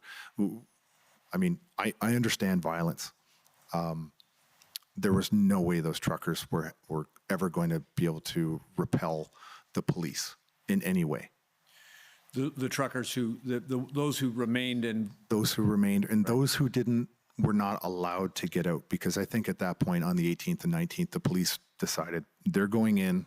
And, you know, we had seen the text messages of RCMP officers laughing and joking about bringing, like, don't do it all in one day. Let us get our turn on the next day. The police were getting geared up. That was leaked to the alternative or social media, where they were joking and laughing about using jackboots on people. Right. So just a couple of things then. You told the commissioner that you were watching the interaction between the Police Services Board chair and Chief Slowly. Yes. And did you form the conclusion that Chief Slowly's support from the Police Services Board had been badly affected, diminished? You know, it was my understanding that it is against the law for a Police Services Board to direct police operations. And from my perspective, what I was watching was her covert or very, I don't know what the word is, but Diane Dean's deep desire to start directing police operations to Chief Slowly. And when I listened to his response, I had to listen to it twice to understand what really was going on in that meeting. It was very clear to me that he was getting pressure from every different direction. And especially because Diane Dean effectively was his boss, and she was putting an enormous amount of pressure on him. And combining that with all the other rhetoric from the mayor and the other politicians locally, it was my opinion that if we didn't do something to help him, to take the pressure off of him specifically, there would be a very negative reaction from the entire police service of Ottawa. And you were attempting also, as I understand it, to take pressure off from the residents. Yeah, and that was the strategy, was to take the pressure off the residents and thereby get less complaints to the police. And then if the politicians were getting less pressure, they would put less pressure on the chief. You were there from the 30th on. Do I have it right that you understood, particularly having regard to your background in our armed forces, that the Ottawa Police Service, as a police service of local jurisdiction, did not have sufficient resources to manage and disperse the protesters 30th, February 1st, whatever day you choose? Was that a fair conclusion that you drew? At that point, it was far too early to tell, because I knew that there was parliamentary police were here. I knew that there was Gatineau police were close by. I knew OPP was in the area, and I knew there was probably RCMP in the area. But it was my belief, because I knew that the liaison teams were interacting with us at least, that we had an exceptionally good chance to work with the police. This is why we made a concerted effort to constantly work with the police, because we knew that, we had a measure of power in terms of the convoy itself, but they actually have the force, the physical force to change the situation. And so we thought if we could just keep the temperature down constantly and effectively with the police, there wouldn't be a need to bring in other police departments. Right. One last thing then, please. Could I ask to show the witness HRF 1379? This is a short little statement that I think you gave Mr. Lawton, who wrote a book, published a book about these events. Just want to make sure that I have you confirm it. This goes, I think, to your ability to manage some of the protesters. Other witnesses have told us about the nature of the independent thinking, independent operator. You experienced that too. Yes. Page 5, please. Just a little higher. Perhaps it starts on 4. And a little higher, please. And I'm sorry, a little lower. There it is. During the meeting, do you see that? During the meeting, Yes. Marazzo and Wilson said they would try to move trucks from residential areas downtown and clear the Rideau and Sussex intersection. Police agreed to move their concrete barriers temporarily so that trucks could get onto Wellington Street. The caveat, however, which Wilson and Marazzo knew all too well, was that no one could force the truckers to do anything they didn't want to do. That Yes. remained true throughout? Yes. Okay. Thank you. I don't have any other questions for you. Thank you, Commissioner. Okay, thank you. Next is the City of Ottawa. All of the areas upon which we had intended to question have been canvassed. Thank you, Commissioner. Okay. CCLA, please. Yes, thank you, Commissioner. Mr. Marazzo, my name is Eva Krajewska, and I'm counsel for the Canadian Civil Liberties Association. I want to ask you a few questions with respect to the emergencies orders.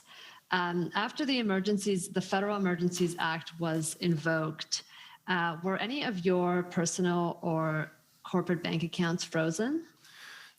Yes, all of my bank accounts, my joint bank accounts with my former spouse, were all affected. My credit card that was on file with my son's pharmacy were suspended. My former spouse, her credit rating was dropped 109 points. Yes, so everything was frozen. I had access to no money other than cash. And so these were all your personal accounts, and not just ones that you hold individually, but also ones that you hold jointly with your Yes. child and your former spouse? Yes, they were joint accounts were frozen, as well as my my ex-wife's, my first wife's financial institution reached out and cautioned her that potentially her accounts were going to also be frozen, and I haven't been with her in over a decade. And Mr. Marazzo, for how long were your bank accounts frozen? During the entire time of the Emergency Act. So until the Emergencies Act was revoked? Yes. And my, And- sorry, go ahead. Sorry, go ahead. No, No, go ahead. I was just going to say that luckily we had cash in the house because my son's heart medication, we couldn't purchase it. My account had been frozen. And if we didn't have cash, he wouldn't have been able to get his heart medication. He had a month and a half previous had myocarditis and was on some pretty intense heart medication. And were you given any information, either from the bank or from the police, as to how your bank accounts could be reopened?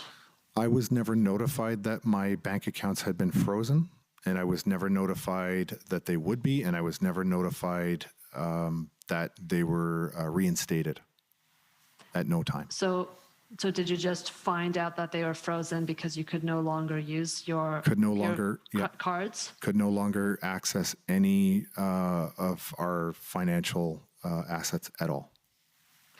And were you And how did you find out that your bank accounts and assets were unfrozen? Was it just because you were able to use them again? We just continued it. Once we discovered it, we would check every couple hours to see if we had access to our own money. Were you able to access your online banking? Just to get in, you could log in, but there was a message on it that said access to your financial whatever was denied. Okay. Thank you very much, Mr. Marazzo. Thank you. Thank you. Thank you, Commissioner. Thank you. Next is Democracy Fund, JCCF.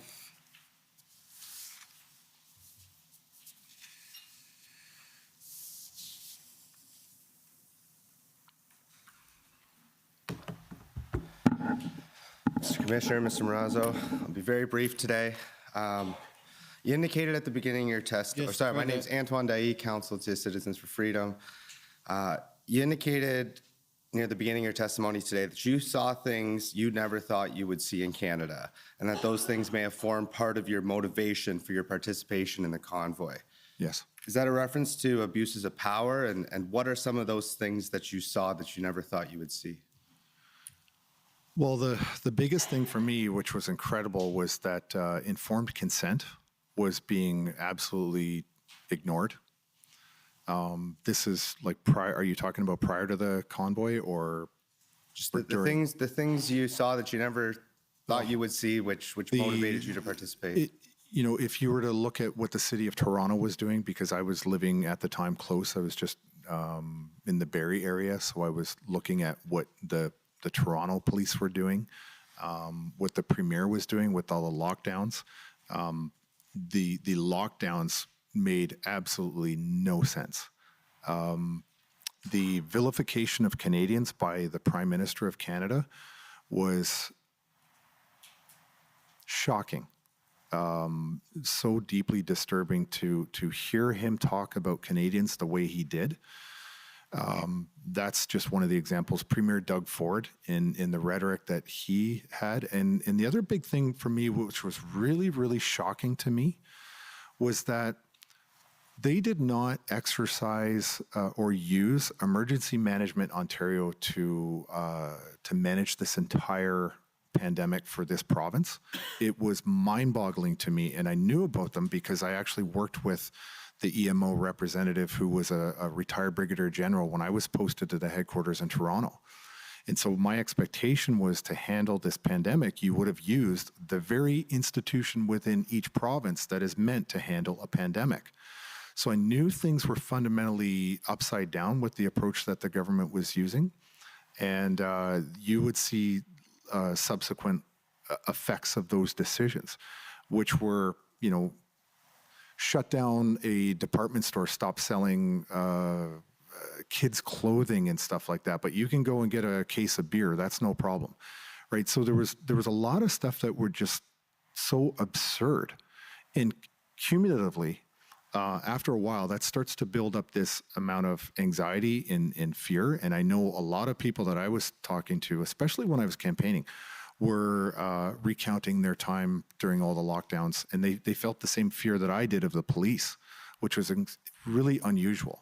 I didn't want to go out in public because, honestly, I thought that I was going to be, it would take nothing for the police to come for any infraction and start arresting people for the most bizarre things. I mean, we saw a year and a half ago, 2 Calgary police officers pointed a taser and threatened to arrest a young kid who was playing hockey out in Calgary.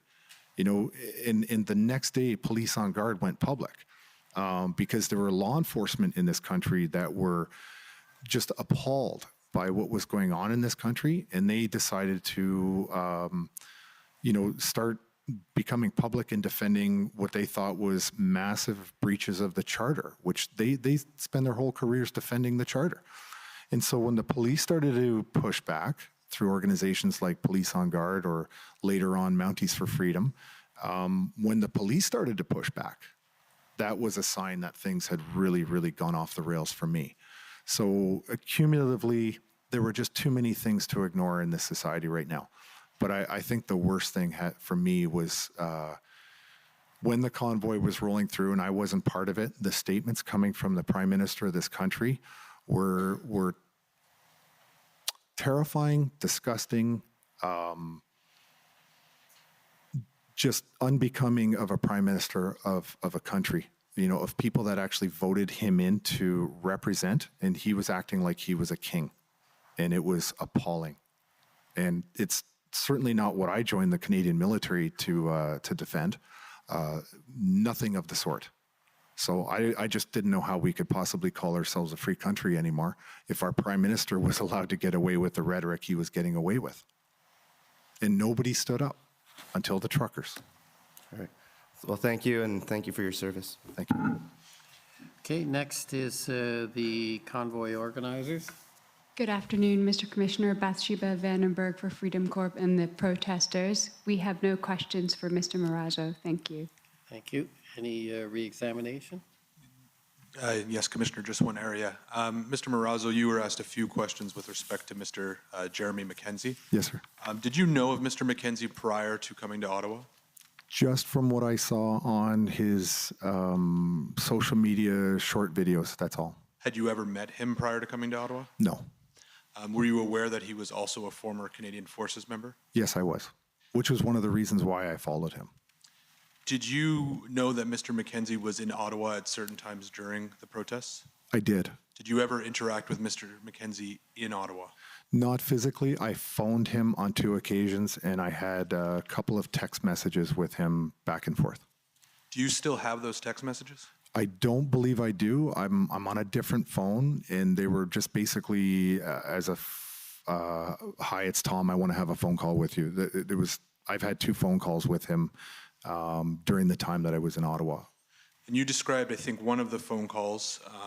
What was discussed on the other one? The first one was, I actually, now that I think about it, somebody that I knew had Jeremy's contact info, and they reached out and said, I just wanted to meet him. Because to be honest, at the time, I was just a fan of what he was doing on his podcasts. I knew there was a veteran in town, and I kind of wanted to get his thoughts. We had a conversation, reminisced about both being posted to CFP Petawawa. But then later on, the next phone call was when I saw the video of him laughing about the what was going on in Parliament regarding Diagolon. I just called him and I said, tell me everything there is to know about Diagolon, because we may get asked about it, and I'm just curious.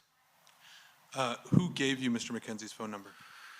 I honestly don't know. That is somebody that I probably met when I first got to Ottawa, and I did not know any single person.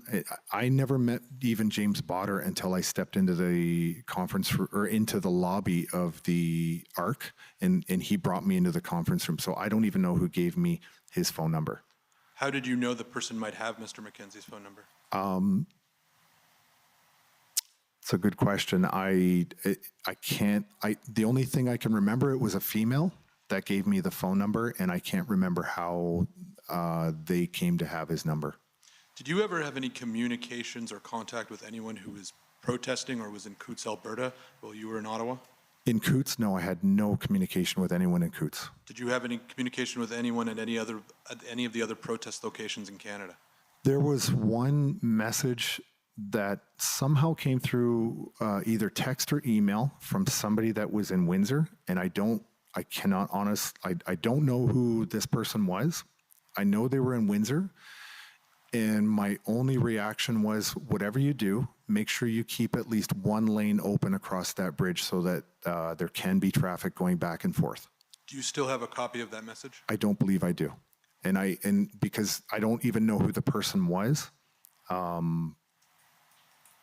I don't. And to be honest, I really did not want to have contact with any other protest around the country. I had my hands full with what I was doing. And all of these convoys and protests were all organic. They started all naturally on their own from citizens that were absolutely fed up with what was happening to this society and this country. So I was perfectly happy to have no contact with any other protest other than the one I was involved in. During your 2 conversations with Mr. McKenzie, did he ever indicate to you that he was in contact with any Went into any of the other protest locations in Canada? No, sir. Thank you. Those are my questions. Thank you. I just have a few short questions. Just following up on one of those, the penultimate question. You answered all of the protests across the country started organically. Yes. How do you know that? I didn't start to learn about the protest until I was already in Ottawa. The only one that I knew about was in I was in Ottawa, and then people would just say, hey, there's another protest in Windsor, or like people in the room, they would just be discussing where they had heard about another protest somewhere else. I had just assumed that it was very much like this protest in Ottawa, where citizens just said, we're seeing Ottawa as an example that you can actually do something. And I think the Ottawa protest was an inspiration for a lot of people. And what I later learned was that there was 20 convoys around the world, and they were all saying that they were inspired by the convoy in Ottawa. So it seemed to be a logical conclusion to me that there was further convoys being inspired by Ottawa around Canada as well. So it's an assumption. It's an assumption. I just wondered, since you made it as a statement, if you had some information. No, sir. Now, what I wanted to ask a bit more is the 322 trucks. Yes. It wasn't clear to me what those 322 trucks were. And by that, I mean, were those part of the convoy group you were involved with, or is that total trucks? Now you understand the confusion. I was asking for a head count of all of the trucks in the downtown. So Wellington being the sort of center of gravity, and all of the perpendicular and parallel streets based off of Wellington. And I had asked for people that I was working with daily, if you could go out and find out how many vehicles we have on every street. Yeah, it's the we. I'm trying to figure out. Yeah, these were convoys. From my understanding, what happened. So, for example, a convoy came in from New Brunswick, and as they got into the city, they had a plan to stick together. And as soon as they got here and they interacted with the Ottawa police started directing that particular convoy, as an example, in New Brunswick, and that entire convoy got spread out all over the place. Same thing came from the west. Same thing came from Quebec. So when they came in here, they drove in together, they'd stay together, but they were spread out like buckshot all over all of the streets. So you couldn't say that, hey, the convoy from New Brunswick that started with 50 trucks, as an example, were still confined to 50 trucks over on a certain area. They just literally got spread out all over the place, and nobody can control that. So we were trying to organize ourselves in a way that we could get effective communication going between the ARC and every single individual truck driver. We just wanted to reduce our span of control to the convoy leader from New Brunswick, just to talk to that person, you go share it. We couldn't do that because we were spread out everywhere. And so communications were near impossible for us.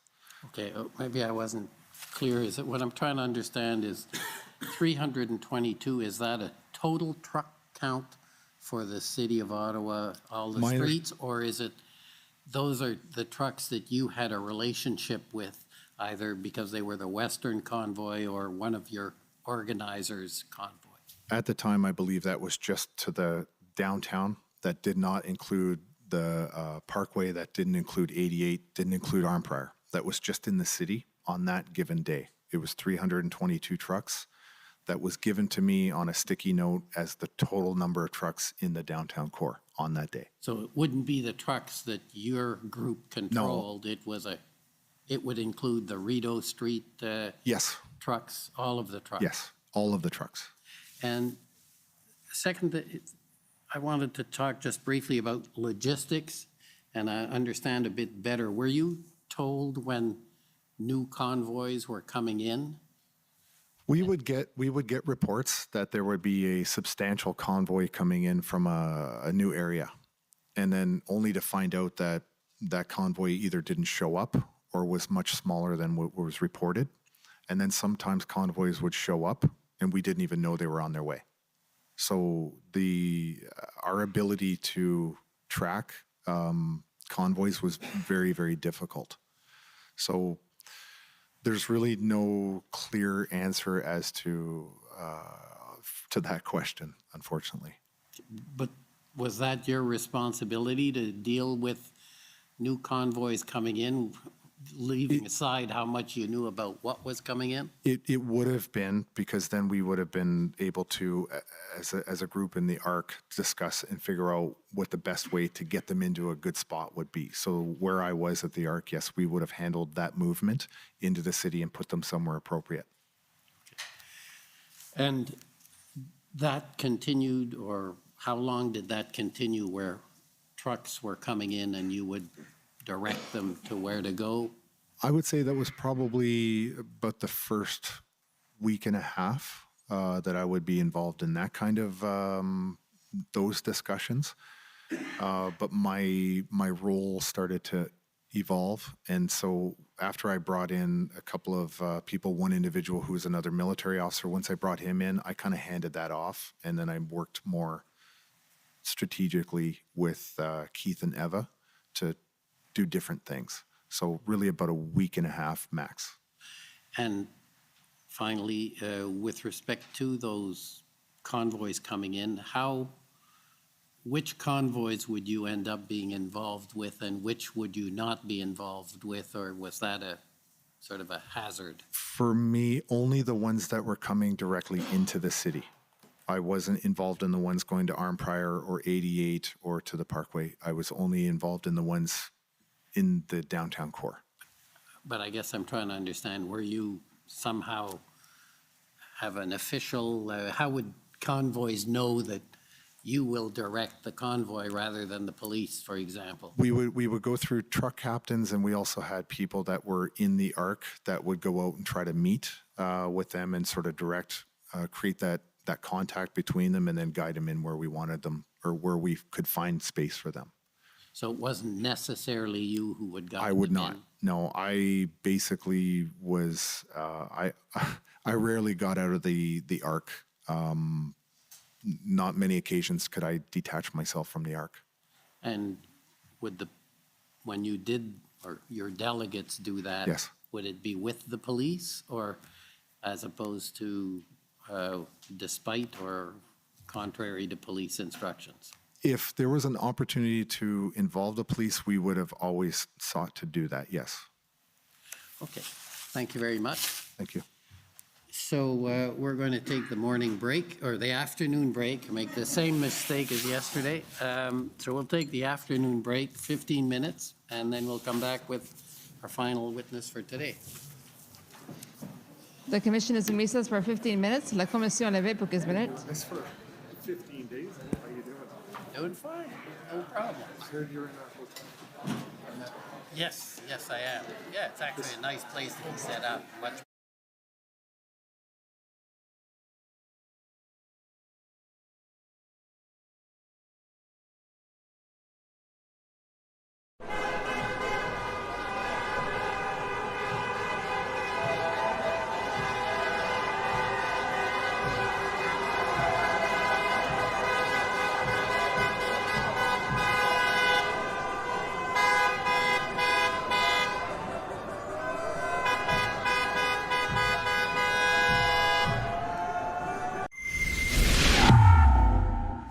Freedom in 2022 is certainly about being able to make free choices for ourselves and for our family, who we believe are the best. We have seen so much suffering over the last 2 years.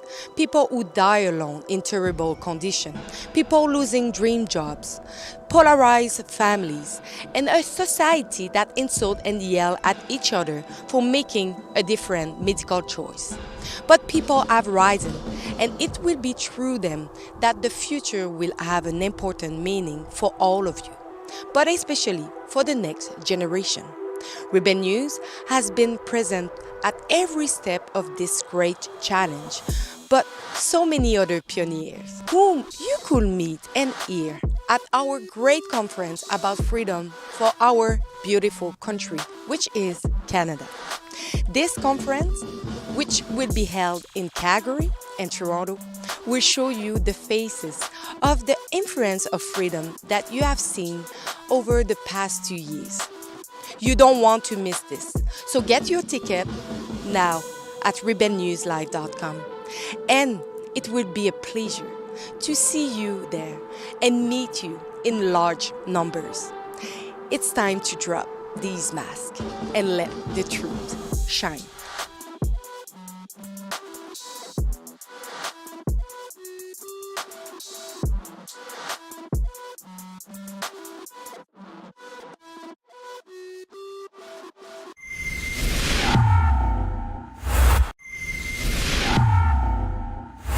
Hello everyone, William Diaz here with Rebel News. This week, the nation heard from former Ottawa Police Chief Peter Sloly as he testified at the Public Order Emergency Commission. Sloly had the lengthiest appearance before the inquiry, stayed 2 full days in total. The Emergency Measures Act inquiry is taking place in Ottawa from October 13th to November 25th because Justin Trudeau used a never-seen-before anti-terrorism law on peaceful protesters who were protesting the federal government's COVID-19 measures. And the inquiry is built into the act to ensure that no authoritarian leader uses it unnecessarily. To follow and support our independent coverage, please visit truckercommission.com.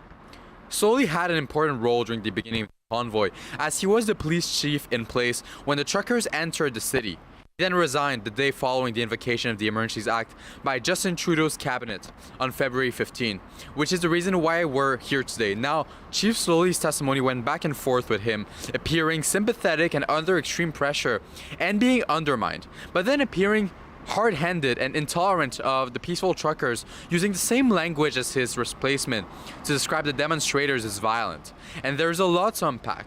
Do you feel that they were misunderstood? Yes. Can you elaborate on that?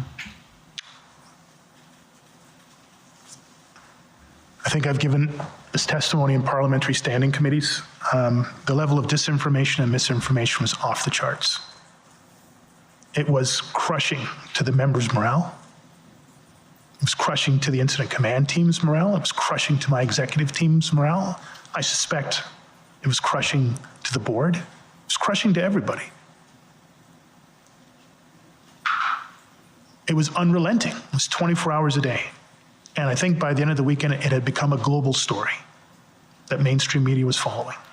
On the first day of his testimony, former Chief Sloly began crying when he was asked a question about the morale of his officers on the ground in Ottawa, which isn't surprising as according to Sloly's testimony, he seemingly couldn't satisfy anyone. And there's a reason for that. To handle the convoy, no policing solution was needed as there was no violence taking place, and the protest was officially not declared a riot since no one invoked the Riot Act. It was not an illegal public gathering. The convoy needed a political solution that Sloly could not offer. However, all 3 levels of government, federal, municipal, and provincial, decided to delegate all the responsibilities to the police.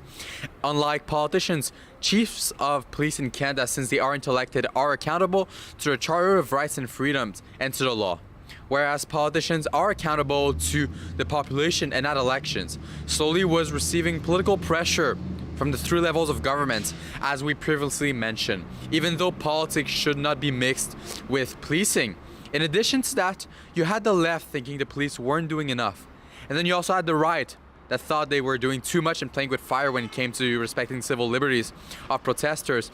And a police chief usually has to remain non-political. But when you have all the pressure from all sides, plus different levels of government, I believe it is understandable how it can be crushing. We also learned later that the cabinet explicitly consulted him prior to invoking the Emergencies Act. Because they would give us more powers and we didn't have any resources to implement those powers, and then we would be accused again of not doing our jobs or not using powers available to us. So for a significant portion of my time in office, discussions around injunctions, discussions around emergency declarations were, maybe that's something that we actually don't want at this point. I was never consulted explicitly on the Emergency Measures Act that was put into place on February 14th. Mm-hmm. After the first day, I believe people were empathetic towards Slowly, but that understandably changed through the second day of the testimony. Through cross-examination, we heard Chief Slowly use pejorative words while saying he was careful not to use pejoratives towards a convoy, insulting the protesters and talking about what he called assaultive behavior, quote unquote. The surge contained and enforced was announced on the Friday morning at a media conference, and this was specifically to address the level of ongoing disorderly, assaultive, hate-related behavior that our downtown communities and businesses were experiencing, particularly in Councillor Fleury's ward and Councillor McKenney, although I'm not sure she's in office now, but former Councillor McKenney, her ward. And the overwhelming amount of community complaints, business complaints were coming from the unlawful, assaultive type behavior in that area, and we needed to, that surge contain and enforce is not for the red zone, that is for the areas outside of the red zone. Slowly then backpedaled and admitted that his words were very pejorative towards a convoy when pressed by Freedom Convoy lawyer Brendan Miller. Watch what he said. Yes, I used the term assaultive in the broadest case possible, broadest way possible. It is my understanding that there was criminal code assaultive behavior by individuals in and around the protest areas of the city, but I can't tell you that they were specifically a part of one convoy or specifically a part of some group that had clearly established themselves as a major, if not a dominant factor. But there was criminal code level assaultive, threatening behavior that became the subject of criminal investigations. I don't know the status of those investigations. Right. And would it surprise you to know, it's already in evidence, that in the time period between the start of the protest and when the invocation of the Emergencies Act came about, there was a total of 5 charges for assault in total? I don't know the statistics, sir. Thank you. So the second thing I want to talk to you about is... I believe that Slowly's pejorative and biased comments towards the convoy were part of what made some people lose compassion towards the man. Slowly still did not explicitly state his approval of the use of the Emergency Measures Act on peaceful protesters. As I mentioned before, he was also not explicitly consulted prior to invocation of the act. Finally, hear what Slowly had to say about what he calls systemic bias and racism in the police force. Take a look. There is a bias, and I've spoken very publicly about systemic bias in policing, not limited to systemic racism in every aspect of humanity. I saw this during my time in Kosovo in peacekeeping. After 9/11 happened, there was a significant shift operationally, politically, socioeconomically, geopolitically, to the threat that was posed by the various terms around radical Islam and Islamic-based terrorism. When I was in private sector, I was invited by Public Safety Canada to be the co-chair of a committee of citizens from across the country looking at online radicalization to violence and terrorism. And we received a briefing from CSIS, including senior RCMP officials, on the current state of the National Threat Assessment. And this would be the summer of 2019, 18 months before the arrival of the convoy. But this is also the time that we had the incel van attack in Toronto. This is also the time that we had seen a rise of right-wing extremism, white supremacy, and violent events south of the border, and increasing levels of violence and recruitment north of the border. Presentation that we got on the National Threat Assessment had no mention whatsoever, zero, of right-wing extremism and white supremacy. To the question that was asked of me, is this a concern of mine? It was a concern of mine in my days with the Toronto Police Service, in peacekeeping missions, in private sector, on a Public Safety Canada committee, and as a chief of police here in Ottawa. To conclude, here are some of the thoughts Andrew Lawton, journalist with True North, had in regards to Chief Slowly's testimony. It was interesting because Slowly and the OPP Commissioner Carrick, it seemed like we're very, very tight. And the issue that former Chief Slowly kept raising today was Brenda Lucki, the RCMP Commissioner. And I think I feel like that meme with like the guy that's like just trying to weave all of these strings together and the chalkboard, like the conspiracy theorists. But we know that Brenda Lucki has shilled for the Liberals and has been very much an agent of the Liberal government's agenda. And in that context, not even Convoy related, I wonder what's going to come out further in this inquiry when you find out that it was the RCMP that seemed like the weak link, slowly felt anyway, as far as that unity and the lack of support for him. Freedom Convoy organizers and key actors are testifying in the week of October 31st following Slowly's testimony. Stay tuned for more in that regard. Thank you for watching. This is William Diaz here with Rebel News. To stay up to date with what is going on here in Ottawa throughout the Emergencies Act inquiry for a whole 6 weeks and support our independent journalism of the inquiry, make sure to visit truckercommission.com. Freedom in 2022 is not sitting idly by while health diktats with no skin in the game make up all the rules. If you're like me and want to play an active role in upholding civil liberties and freedoms for all Canadians, for our children, and eventually our grandchildren, then come out to our Rebel Live event and get to know us in person. We'll hearing from some of the most influential leaders in the freedom movement. We have events in Toronto on November the 19th and in Calgary on Saturday, November 26th. Tickets are on sale now at rebelnewslive.com. Come out, have lunch, get some Rebel swag, meet the Rebels, and more. You don't want to miss this event. Check it out, rebelnewslive.com.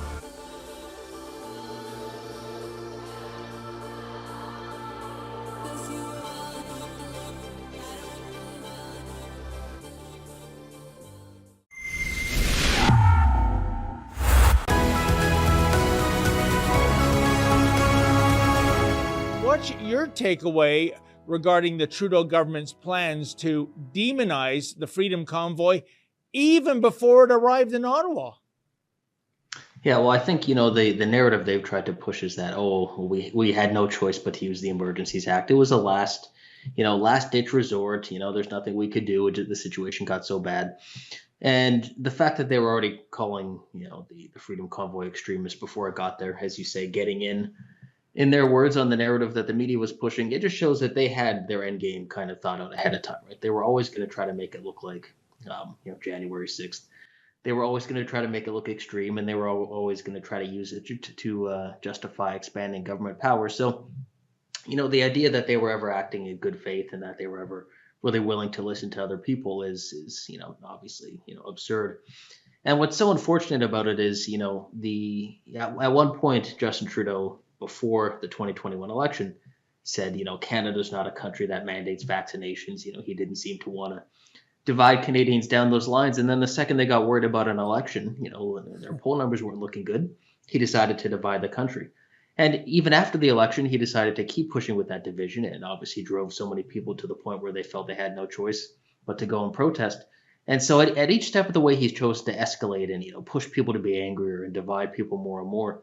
And then he goes in there and talks about, division's a real threat in this country and Canadians need to be united. And it's just, the hypocrisy is just absurd. No, indeed, as the saying goes, physician, heal thyself. But Spencer, you brought up the inquiry. And of course, the reason for the inquiry is the invocation of the Emergencies Act. And it's an automatic that an inquiry does follow when it comes to the Emergencies Act.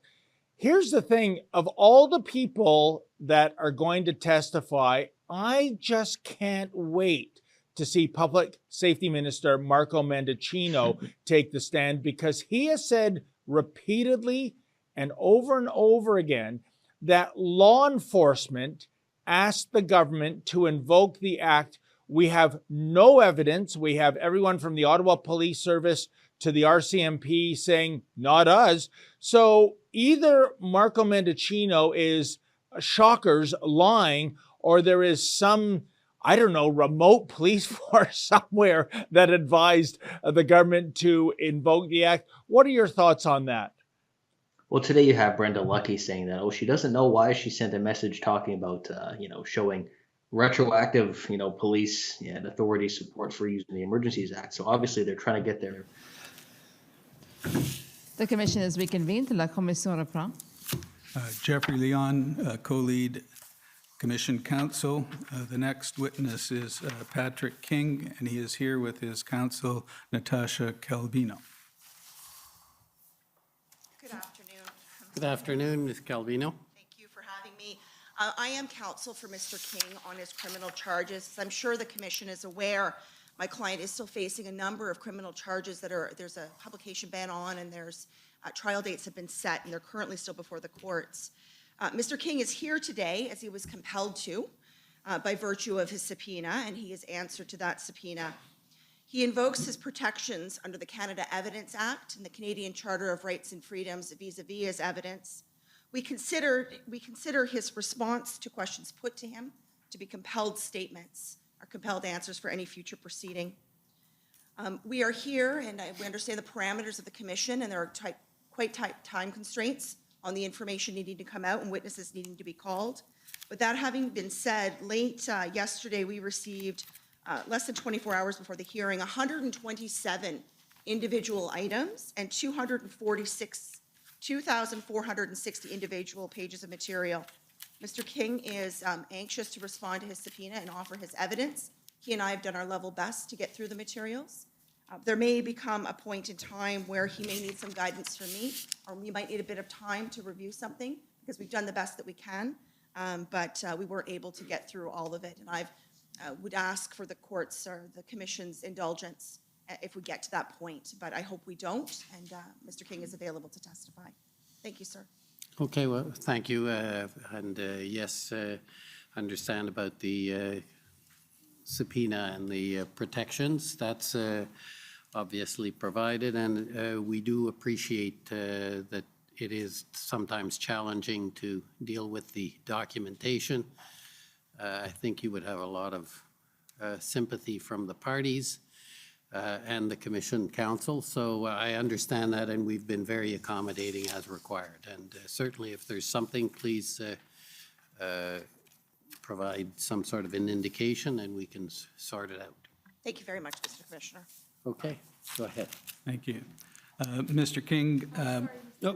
Yes, to be sworn.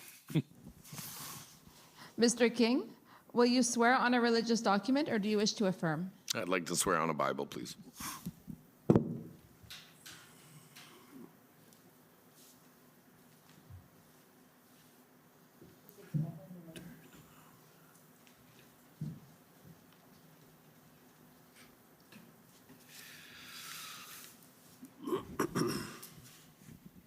For the record, please state your full name and spell it out.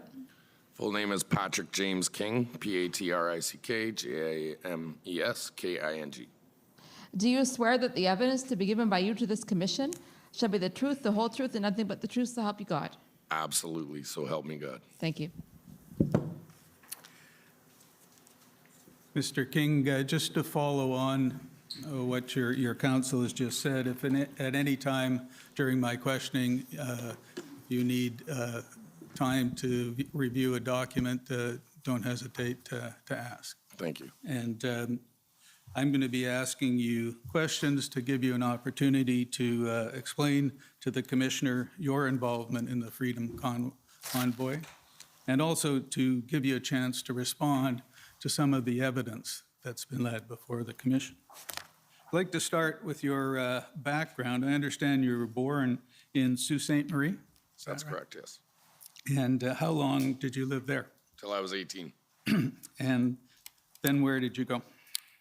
I moved out to Alberta where there was work, and I've been living in Red Deer, Alberta ever since.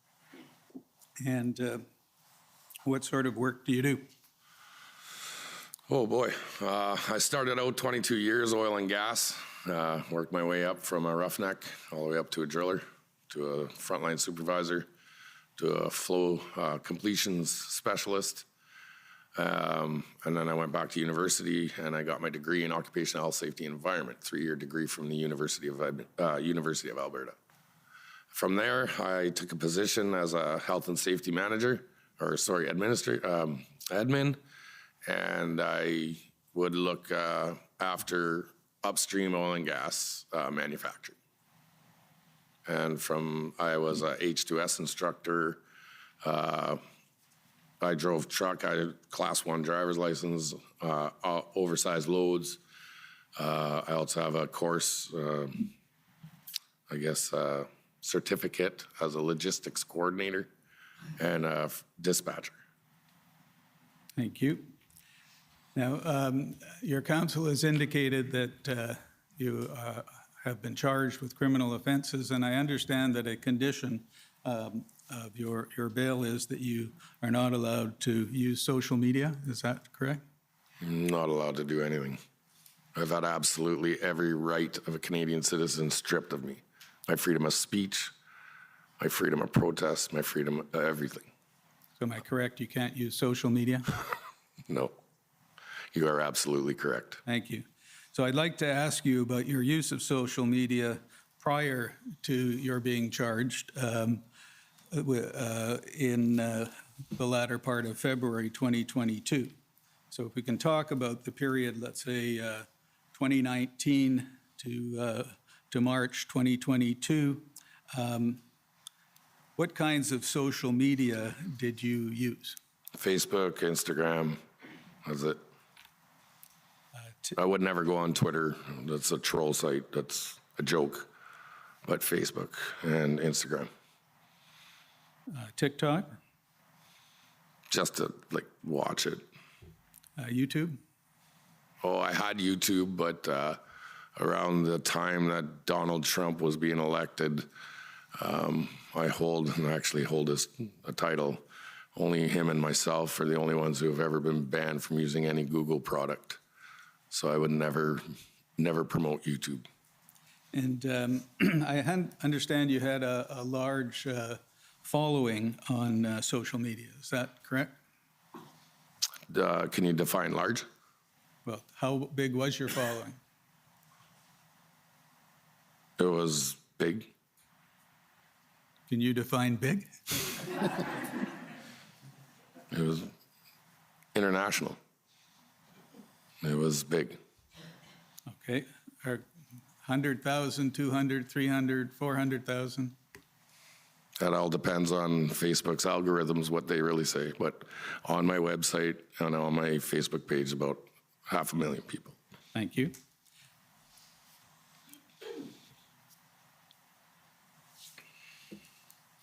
And I understand on Facebook you would host live events. Is that correct? I would do podcasts and I would do media. And I'd catch interactions in real time for basically just to show it in reality, and not some distorted mainstream media view. I'd show you what it was like in the real time. And I understand in 2019, you were involved in a convoy called United We Roll. Yes, sir. Correct? Yes, sir. And that was a protest over some oil and gas issues? That was a protest over Bill C-69 and C-48, which is the anti-pipeline and the anti-harbor moratorium, of which, when we came to Ottawa, we were successful. They reopened all the contracts after, and actually, since I've been incarcerated, as of June 2022, both those bills have been scrapped because they've been deemed unconstitutional. And Alberta finally got our pipelines, and we're finally back to work again. And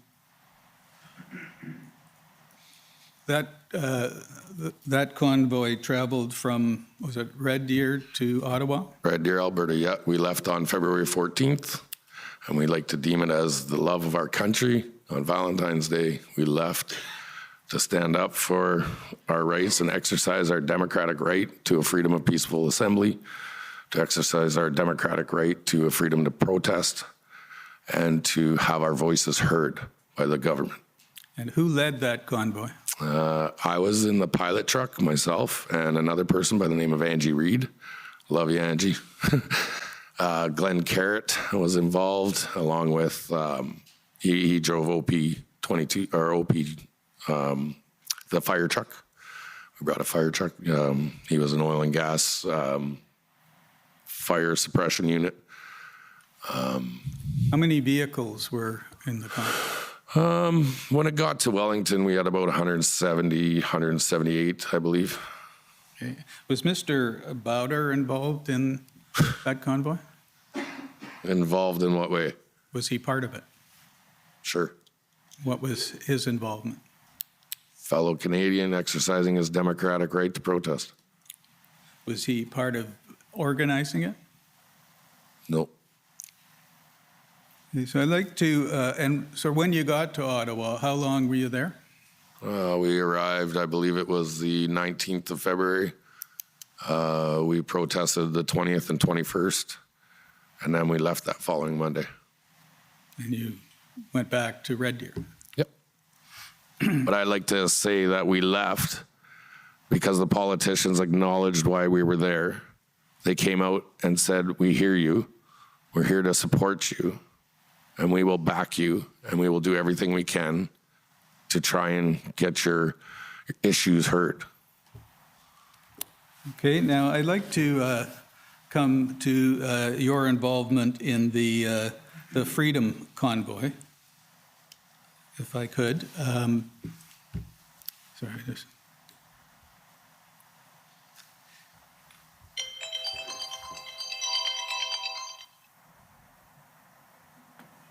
Trying to keep track of the time, but I won't.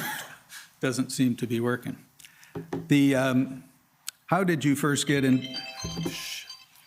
How did you first get involved in the Freedom Convoy? Well, I'd already been social media. I'd already been doing my stuff that I always do, and I had happened to see some people that were talking about the trucking industry and how they were about to be affected. And I know that our truckers here in Canada are the backbone of the economy in Canada. They move the freight. Their importance is very under, basically they're forgotten. They're kind of, yeah, they're a trucker, whatever, a trucker. But I knew the importance that if you stopped the trucking industry within 72 hours, you'll be brother on brother for a loaf of bread. And when they started to hit the truck drivers, and these guys have already been working diligently throughout this nonsense, we've seen it as a direct attack against the Canadian economy. And not only a direct attack against the Canadian economy, but a direct attack to truckers are the guys that want to be left alone. They want to work in their trucks. They want to go do their job independently. Leave us alone. We won't create a stir. We won't cause a problem. We'll pay our taxes. And felt like they needed a voice. Did somebody contact you and ask you to get involved? Nope. What did you do to get involved? Well, I reached out to a few people and I asked if they'd like to, let's talk about it. Who did you reach out to? I reached out to Chris Barber, Bridget Belton. I reached out to, well, basically them, those two. And I said, I'd love to have you on my show. And I really think what you guys are wanting to do, I can be an asset because I've done this before back in 2019, and I can help you out in any way possible. And am I correct that you then had a Facebook Live event on January, was it 13, 2022? If that's the date that you have, yes. And as you, Mr. Barber, Ms. Belton, and I understand James Bowder were all on part of that. That's correct, yeah. And I gotta say there's people involved, but I've had my social media stripped. I've had all my videos gone. I can't recollect who was all there, but that sounds very close to who was there. I think there were some other people that were involved too. I think Dave Steenberg was one. Well, there was a couple, I think Joe Jensen was one. There was a few people, yeah. And During that event, you talked about the plan for a freedom convoy with those people who were with you? Well, we had thrown the idea around. We had said, you guys really want to do this? And they're like, yeah, we should do this. And I said, okay, well, I'll do everything I can to help you. I'll give you the platform. I'll give you the voice. I'll not allow, but I'd like to help you because I see what you're doing is absolutely prophetic. Finally, the hardworking, blue-collared people of Canada, we're going to stand up. And was this the first time you'd met Mr. Barber and Ms. Bilton? Yeah. And my information was you had about 3,000 viewers to that event. Does that sound right? If that's what you have a number, sure. I was never concerned about the numbers. I could have 2 people in the room and it didn't matter. And have you told us why you decided to get involved with the Freedom Convoy based on the statement you just made? The reason I did it was basically I have gone through my own issues with these mandates, and I have my own stance and my own beliefs on these mandates and what they're doing. And now I want everybody to remember a mandate is not a law. And they were pushing this, and I finally found people that didn't want it pushed on them anymore. And what did you understand was the goal of the Freedom Convoy? To go and protest and exercise your democratic right to a freedom of peaceful protest, to a freedom of assembly, to exercise your voice and be heard by politicians of your concerns and your, basically your agitation with the way things are being controlled. And later in January, the 21st, did you have another video stream that involved Tamara Litch, Chris Barber, James Bowder, and others? You call that? You bet. And I understand there was a general discussion of what was going to happen with the Freedom Convoy? Yes, there was a discussion. It was basically like so organic, like how are we going to do this? Who's going to do what? Who's going to be doing this? Who's going to be doing that? I basically was a platform for these people to be able to like show who they are. And by this time, do you know if anyone in that group had contacted any members of a police force to tell them that this was going? Yeah. Yeah, James Bowder bragged about how he had Ottawa around his little finger, that he had all the police and he had all the connections. And I was like, is that the same connections of when we did the United We Roll? And he's like, yes. I'm like, oh, okay. So I reached out because I have a rapport with PPS. I've traveled around Canada protesting and speaking on public platforms. And I've given I've basically set a good communication between these officers. So I reached out to these officers and said, we're looking at bringing another convoy to Ottawa. Remember me? And they're like, oh yeah, we remember you, Pat. I'm like, it's good, right? I'm like, oh yeah, you're always great when you're here. And you had some of those, at least one of those officers on your stream that night. But we had a few officers, yeah. Yeah, they were on our streams, yes. And discussing safety issues and that. Absolutely, safety is number one. Like your rules of the road and all that. And they knew who I was. They knew how we had organized the 2019 convoy. And they knew how absolutely law-abiding and professional that we were. And you traveled to Ottawa with the western leg of the convoy? Yes, sir. And what type of vehicle were you driving? I wasn't driving. I had somebody who was driving our motorhome, and I sat passenger in the motorhome. And where did you join up with the convoy? I joined up with the main convoy in Calgary. Now, Clerk, can you please bring up HRF 401221?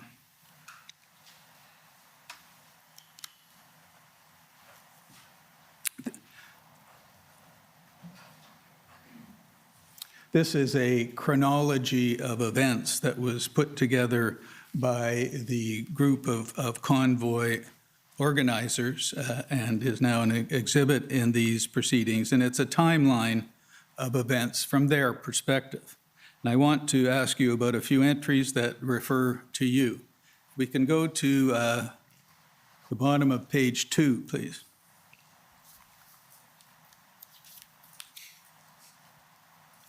You see there, January 24, Chris Barber and Tamara Leach meet, and then concerns Pat King expressed. And Tamara and Chris discuss concern about Pat King after viewing a tweet with a video making reference to bullets. Chris agreed perhaps Pat should be sent home, but there was concern about the trucks Pat brought with him. Talked to Pat about the tweet, and he stated the video was an old one about an issue on a reserve and had been heavily edited to make it appear as though it was regarding the convoy. Following captain's meeting, everyone expressed concern about Pat King's involvement, and the decision was made to talk to Pat about in the coming days and request he not attend in Ottawa. Do you remember that conversation? No, I do not. Do you deny it happened? Yes. I'm not the one. They're discussing their concerns. That wasn't what I asked you. I'm saying, did the conversation happen, sir? No. The conversation came up of, hey, there's a tweet out there. I said, don't worry about it. Okay, can we go to page 3 of this document? I'd like to give a little bit of an explanation there. The explanation is I have been absolutely harassed. I've been absolutely defamed, character assassination by a certain group, and they edit videos and they cut and splice and they take 10 seconds here and they blow it out of proportion. And I've been dealing with this for years. I will give you an opportunity. I'm going to show you some of the videos, and I'll give you an absolutely. I opportunity can't wait. Comment on them. I've been waiting for years to tell you guys how these videos are. So on page 3, you'll see under January 26, concerns Pat King raised. Pat King was on the radio annoying others, had tried to pull in front of everyone with his motorhome, but was eventually set back to the back of the convoy. Everyone was concerned about Pat's involvement, and plans were made to talk to him in the evening when they arrived in Thunder Bay. Unfortunately, Pat did not stick around, but continued to Sault Ste. Marie, so no one had a chance to speak to him. Nope. Were you aware that that had happened? I was one of the lead vehicles from Calgary all the way to Kenora. When we got to Kenora, I was in the front. And when I got to Thunder Bay, I sat for 2 hours directing everybody into their parking spots. And I told everybody that I was leaving for Terrace Bay. We're at a fuel stop and meals and basically a rest stop for everybody, and that's where I was going. And if you can bring up, Mr. Clerk, HRF 50646.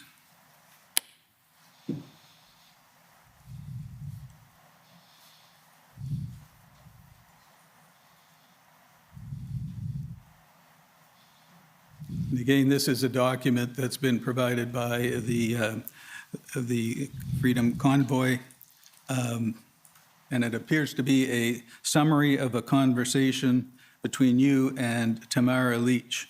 Do you recall having a conversation with Ms. Leach on January 28th? Yep. And did she request that you not attend in Ottawa? No. What was happening is we were at a rest stop. I said, oh my God, this has gotten big. I said, I'm getting death threats and I might need security when I'm in Ottawa. And I said, this got way bigger. And I may have said this little part here where about the organizing thing, but then I checked myself right away and I realized Tamara said, whoa, it's not all about you. And I'm like, you're right. You're absolutely right. Okay. But that comment at the bottom, check your fucking ego, that never happened. Thank you.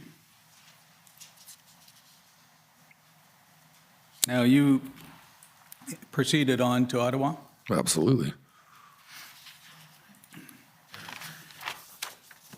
Now, were you familiar with an organization called Adopt a Trucker program? Or a program, Adopt a Trucker? Yep. And can we put up, please, COM 50571?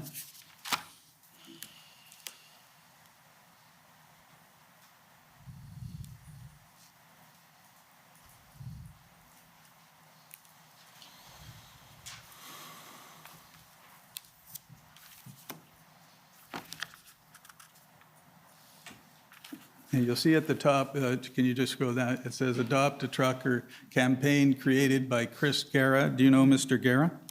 I do, yes. And if you scroll a little further up, no, sorry, down. In the first line there, you'll see it says towards the end, we are endorsed by Pat King and Canada Unity. Did you endorse this campaign? I endorsed everybody. Did you endorse this campaign by Adopt a Trucker? Endorsed by, what do you mean by endorsed? Can you explain? Did you support it and publicize it? Absolutely, yeah. And who asked you to get involved in this? They were just a group that we had asked for people to, in the Ottawa area, that community who wanted to help. Adopt a Trucker was, you would take a trucker and basically bill it, like billeting. So if you remember hockey, when you'd go to tournaments, you would stay with a billet. So people were offering up their homes for truckers to come have showers. There was food and whatever they needed and necessities. Chris and their group were going to look after I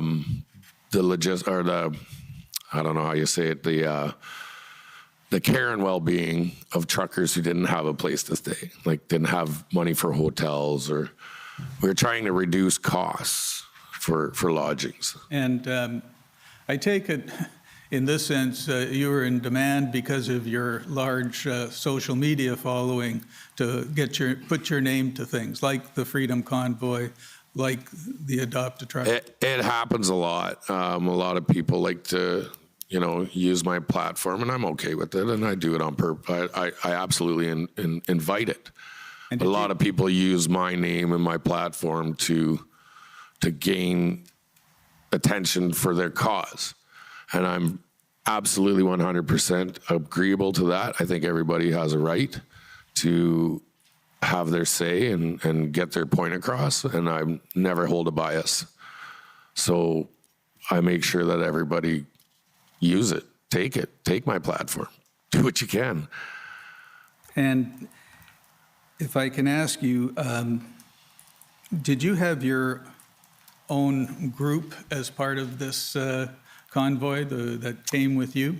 I was a road captain for, I believe it was the northern part of Alberta. So I took on the responsibility for those people that were part of our initial jump from Red Deer to Calgary and then onwards to Ottawa. And can you estimate how many trucks were in that group? Oh boy. When we left Red Deer, there was about 50 of us. But once I found out further on, we tried to get people to sign the documents and everything in Calgary, and it turned out to be about 148, if I'm not mistaken, that I was responsible for. I guess responsible, but taking care of their paperwork. And you arrived in Ottawa on January 29? Yes, sir.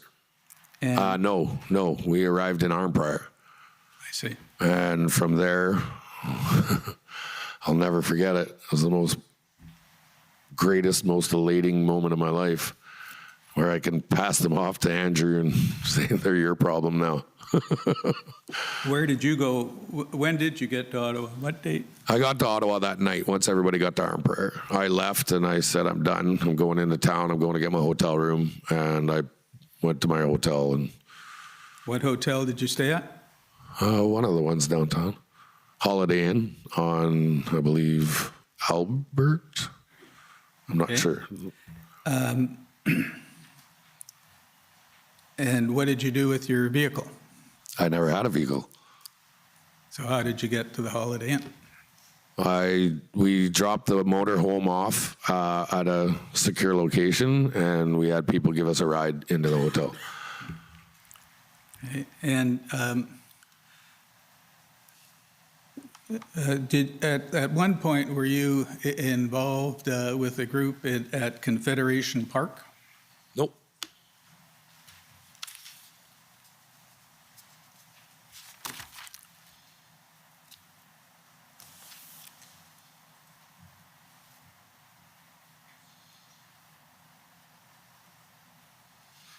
Now, I want to move forward to February 12th. And on that date, did you learn that an agreement had been reached with the mayor of Ottawa to move trucks out of residential areas and onto Wellington Street? I heard that was the plan. And who did you hear that from? Just from other road captains and people that were I don't know, people who thought they had a role in this and were a voice and could make calls, I guess, if you say like make calls, like they were told something and passed it on to the block captains, and then the block captains would pass it on to their drivers. And so did you agree with that idea? Sure. Whatever you want. I was here to help in any way they needed me. Mr. Clerk, could you put up a video? It's COM 50881. And I understand this is a video you published on YouTube. I don't have February YouTube. 13th. I wouldn't have put it on YouTube. I don't have YouTube. Well, let's see if it's you. Other people can post things on YouTube. Hey guys, we got a quick one out here for you all right now. Just been informed that while the counter protesters were involved, there were groups of them going around giving letters out saying that the convoy needs to move. They've made an agreement. It's a lie. It's a lie. Break, break, break, break, break, break. Get this out everywhere. Get this to every person out there. Just come down from the top. They've gone out and spread letters to the truckers. Truckers, in your trucks, do not move. Do not leave. There is no letter going out. There is no letter going around. This was part of the counter protesters shit. What they did, it's all a lie. Do not leave Ottawa. Do not back your trucks out. Do not leave the residential areas. You are good to go. Stand your ground. That's it. That's all. Stand your ground. Stand your ground. Hold the line, you guys. Counter protesters went out They passed out letters. They acted like they knew what was going on. They acted like they knew what was happening, and they acted like participants in this. They weren't. It was part of the counter protest. Do not believe it. Ladies and gentlemen, the more people that I find in these chats, that I see these rumors that are saying that everybody was told to leave, everybody was told to walk, and that they're leaving, and when I catch your little chats and the conversations as I go through them, I will be blocking you. You will be banned from the page. I'm done with the rumors. I'm done with the bullshit. Everybody needs to get this message out right away. Do not read that letter. That letter is a false flag letter. They're trying to use the counter protesters to push you out. Hold the line. Hold the line. Thank you. 100%. Now, do you remember? I remember that there was a lot of stuff going on at that moment. We were, you said this was February 12th? I believe so. I believe that this was also at the same time that the community had organized their own counter protest.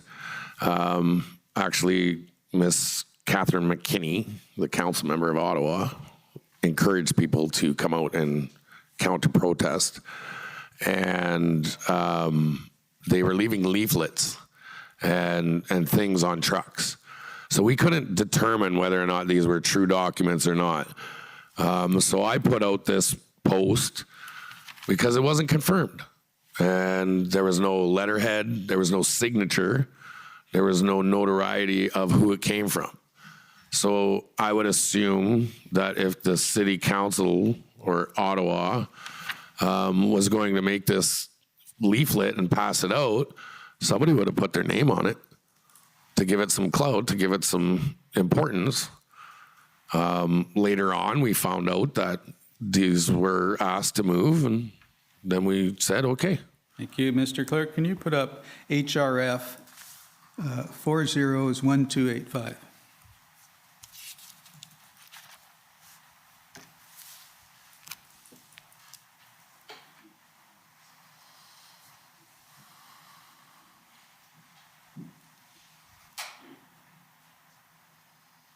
Now, I understand this was the leaflet that was passed around. You see it's dated February 12th from Tamara Leach. Speaks to a freedom manifest and has the Freedom Convoy symbol on it. And can you scroll, please? And you'll see there, the last two paragraphs, it talks about repositioning the trucks, and we'll plan to start repositioning on Monday to consolidate the protest. Now, that the document you saw? I never saw this, no. But do you remember what the document looked like that you did see? It was a leaflet from the mayor or something like that. I might be confused on this. I've never seen this. Okay. Now,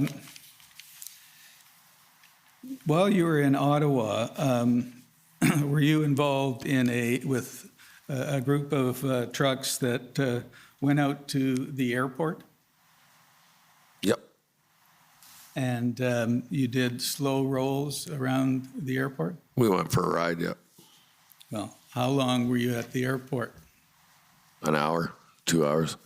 And were you doing slow rolls around the airport? We were abiding by the law, by the rules of the road. We did the speed limit. We did not impede emergency traffic. We just went for a cruise. What was the purpose in your going? We were bored. I'm sorry? We were bored. And that you found interesting? We went for a ride to see what Ottawa was like, to see. Well, you spent 2 hours at the airport seeing what Ottawa was? Well, to see what the airport was and just go for a drive. We were bored. It was cold. Do you recall speaking to Tom Marazzo before you went? I've talked to Tom many a times. And did he have somebody accompany you to make sure what you were doing went okay? No. Not that I know of.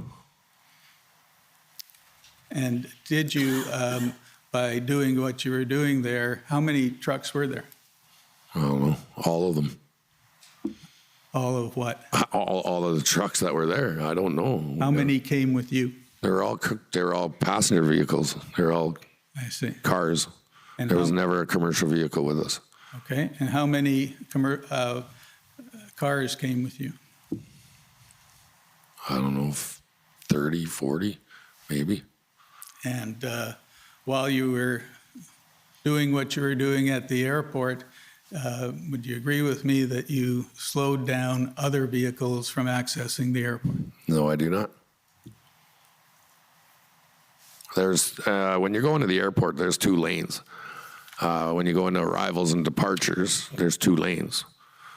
We used 1 lane. We were in the 1 lane, and there was always a lane open. So anybody who wanted to go in, they could have used the other lane. Thank you. Mr. Clerk, can you put up HRF 26083?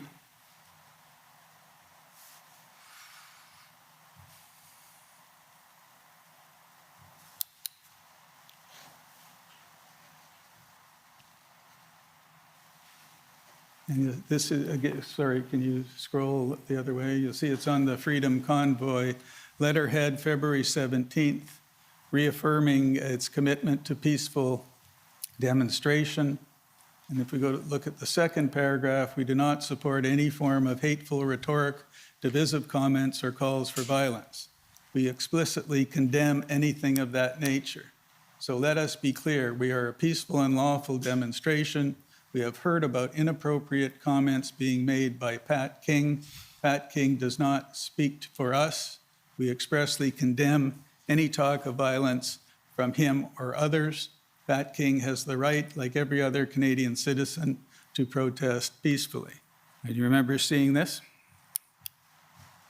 Never saw it, but I heard about it. I knew about it. And do you know what they're referring to when they say? Well, the reason is, and I'm going to say it straight up, and I'm going to have to give a little bit of a brief background to this. I've been chasing the government and exposing a lot of stuff of the overreach, the financial and economic hardships that have been happening. I have in my possession the document of the non-disclosure agreement between a young juvenile and a certain specific member of parliament. And when doing so, exposing also the $42 billion infrastructure project that was stolen out of Alberta's hands and handed over to the Chinese government, and the implementation of Chinese soldiers on Canadian soil. I've been absolutely harassed and degraded and defamed and discredited and character assassinated. And these guys were getting attacked because of me. So when they put this out, I get it.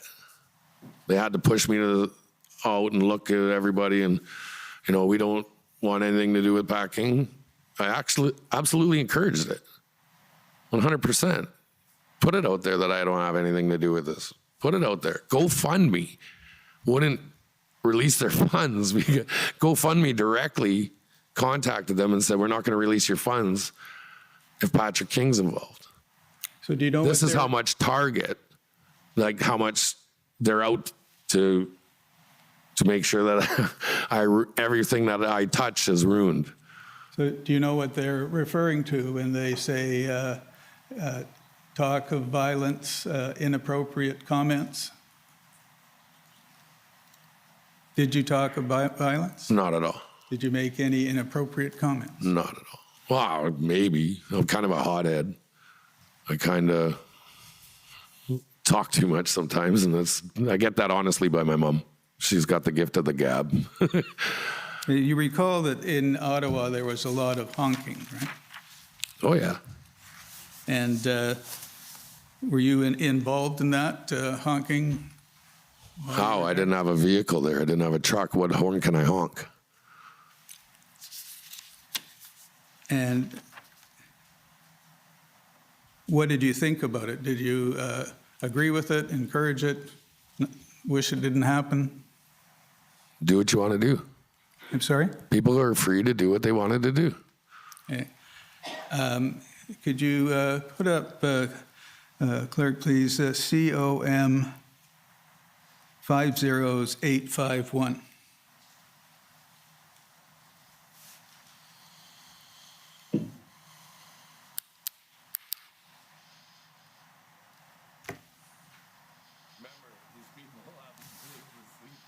Remember, these people haven't been able to sleep for 10 days. Can you try starting it again, please? It's kind of funny, I'm not gonna lie. Remember, these people haven't been able to sleep for 10 days. Okay? It's kind of funny, I'm not gonna lie. I'm not gonna lie. It's pretty hilarious. That you? Of course. And that's what you thought, that it was hilarious that people couldn't sleep?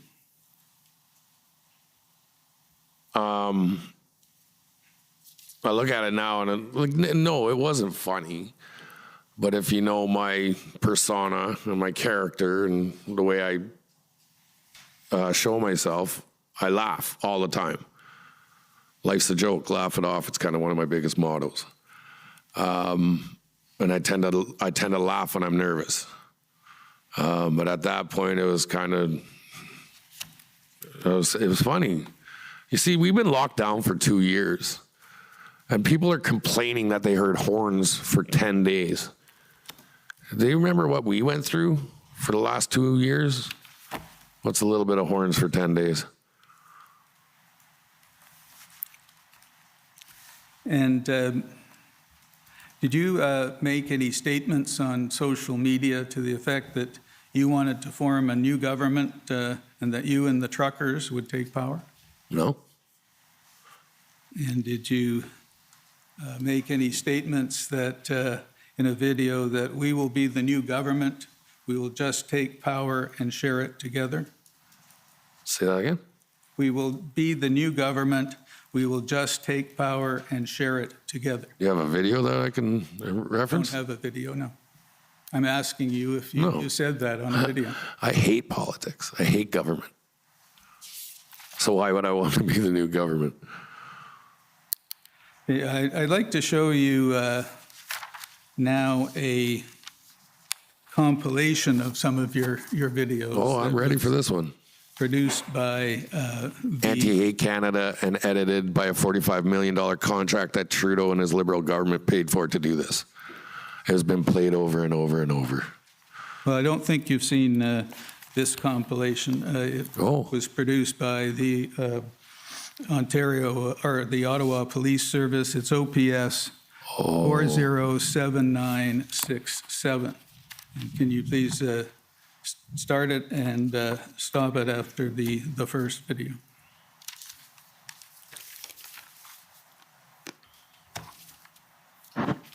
Trudeau, someone's gonna make you catch a bullet one day.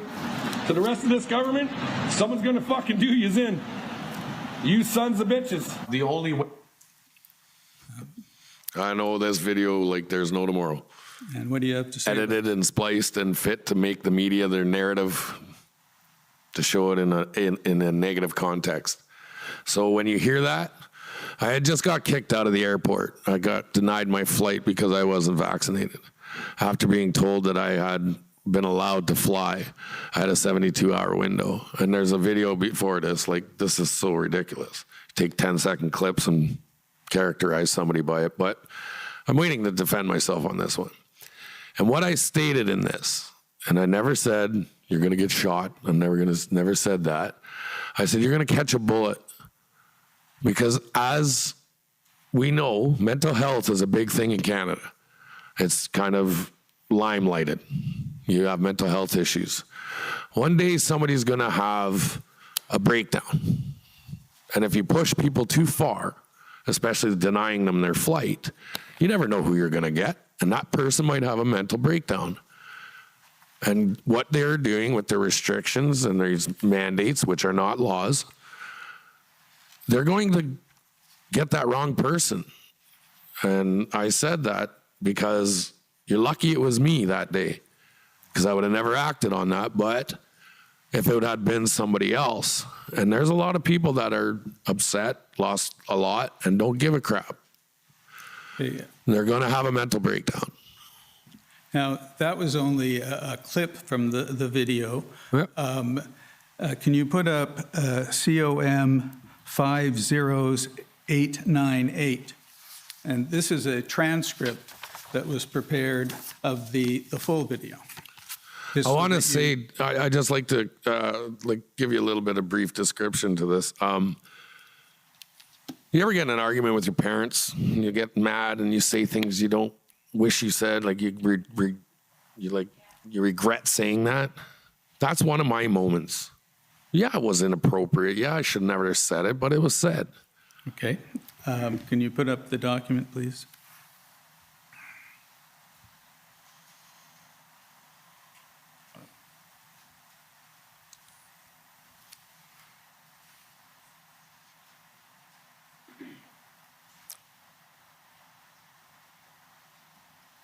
And you'll see there's the part that we saw. The only way that I'm going to say it out loud, the only way that this is going to be solved is with bullets. No, you're okay. So this one, someone's going to make you catch a bullet one day. That's one video. What you've done is you've put another video in there and said this part, and this part needs some major clarity. Okay, because it's been edited and fit to make the narrative out like I'm some kind of loony and radical. But what it was is... Can I just stop you for a second? I want to just go through this whole statement, and then I'll let you speak to it. If we go down to the next paragraph, you might want to change your name to Ishmael or drop a bunch of chains down the stairs and call yourself Chong Ching Ching Chang. Now you want to say the Indian culture and everything, the natives' culture is a disgrace. It is 100%. Every person who was born here in Canada and North America, you are indigenous. People don't realize that. If you were born of the land, you are indigenous of the land. It's called depopulation of the Caucasian race or the Anglo-Saxon. And that's what the goal is to depopulate the Anglo-Saxon race because they are ones with the strongest bloodlines. They are ones with the strongest bloodlines. They are one with the strongest bloodlines. And then going down to the bottom, I think I'm going to have a big gathering at my house, and I'm going to film it. You're right, cops will get shot. Now, did you make a video to that effect? Nope. No, can we go down so I can reference each sentence in this? Because I've been dying to get this out. Did you make any of those statements? Can we go down so I can defend each? But first answer my question. You question. have 4, if not 5, videos that you've transcribed. One from over 4 years ago. That's part of this. And they're taking out of context. Okay, I just asked you, so I need to defend myself on that. I'll let you talk, but just let me answer my question. Are those statements that you made? Those are statements that were said in a long line of online podcast that go along with the evidence or go along with the topic that I was discussing. No. All right. Can we scroll down, please? Thank you. No, sorry, up. I apologize. A little bit more, please. Right to the very beginning, number 1.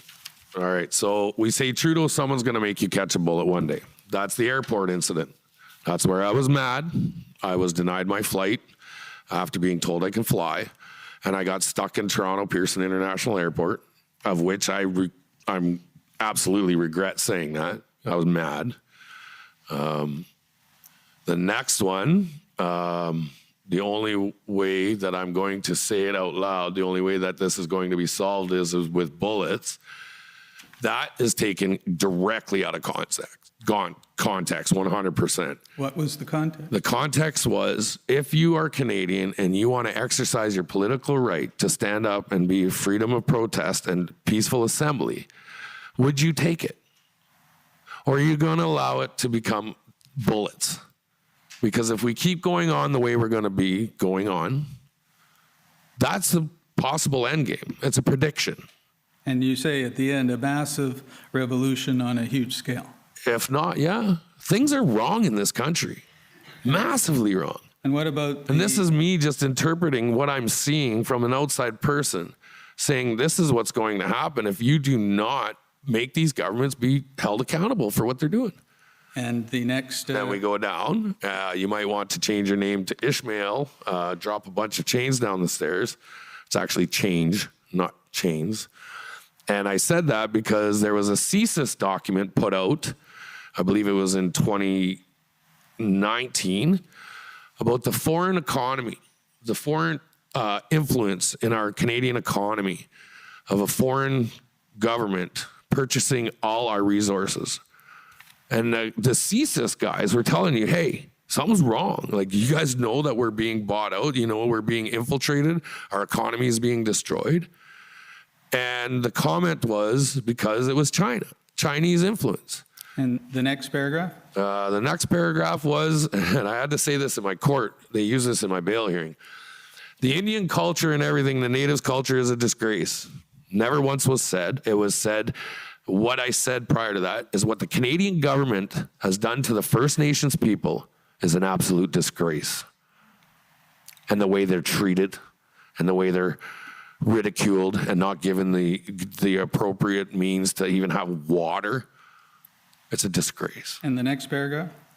And the next paragraph, the depopulation, oh, this is a good one.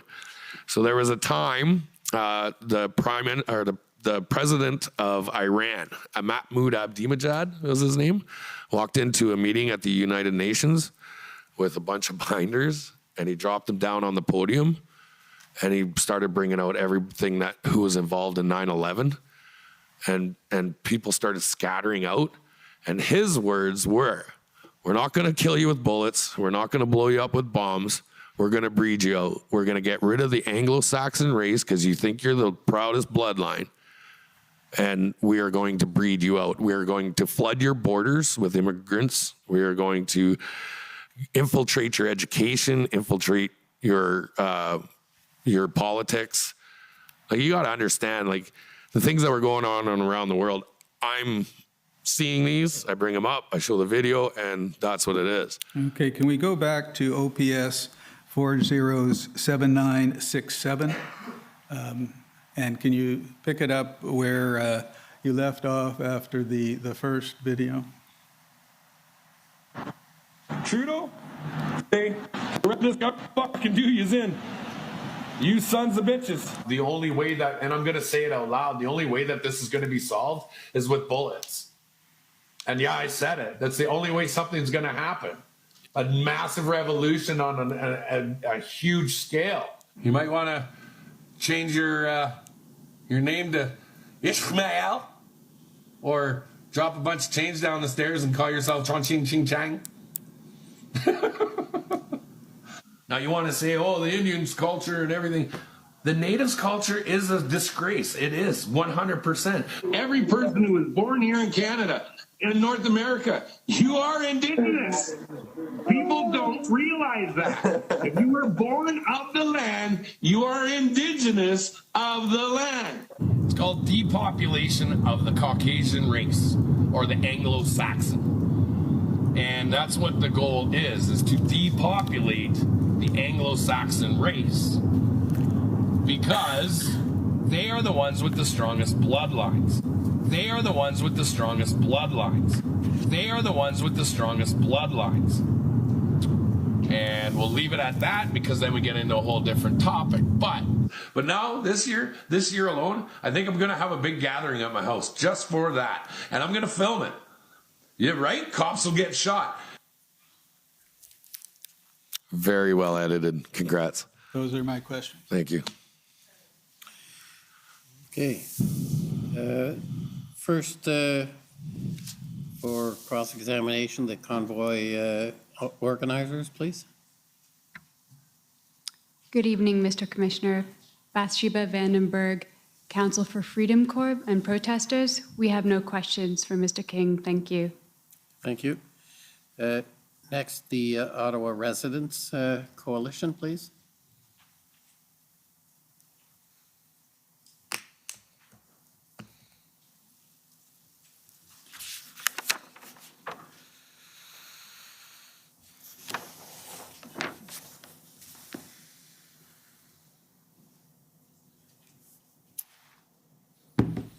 Mr. King, my name is Paul Champ. I'm a lawyer for the Ottawa Coalition of Residents and Businesses of Ottawa.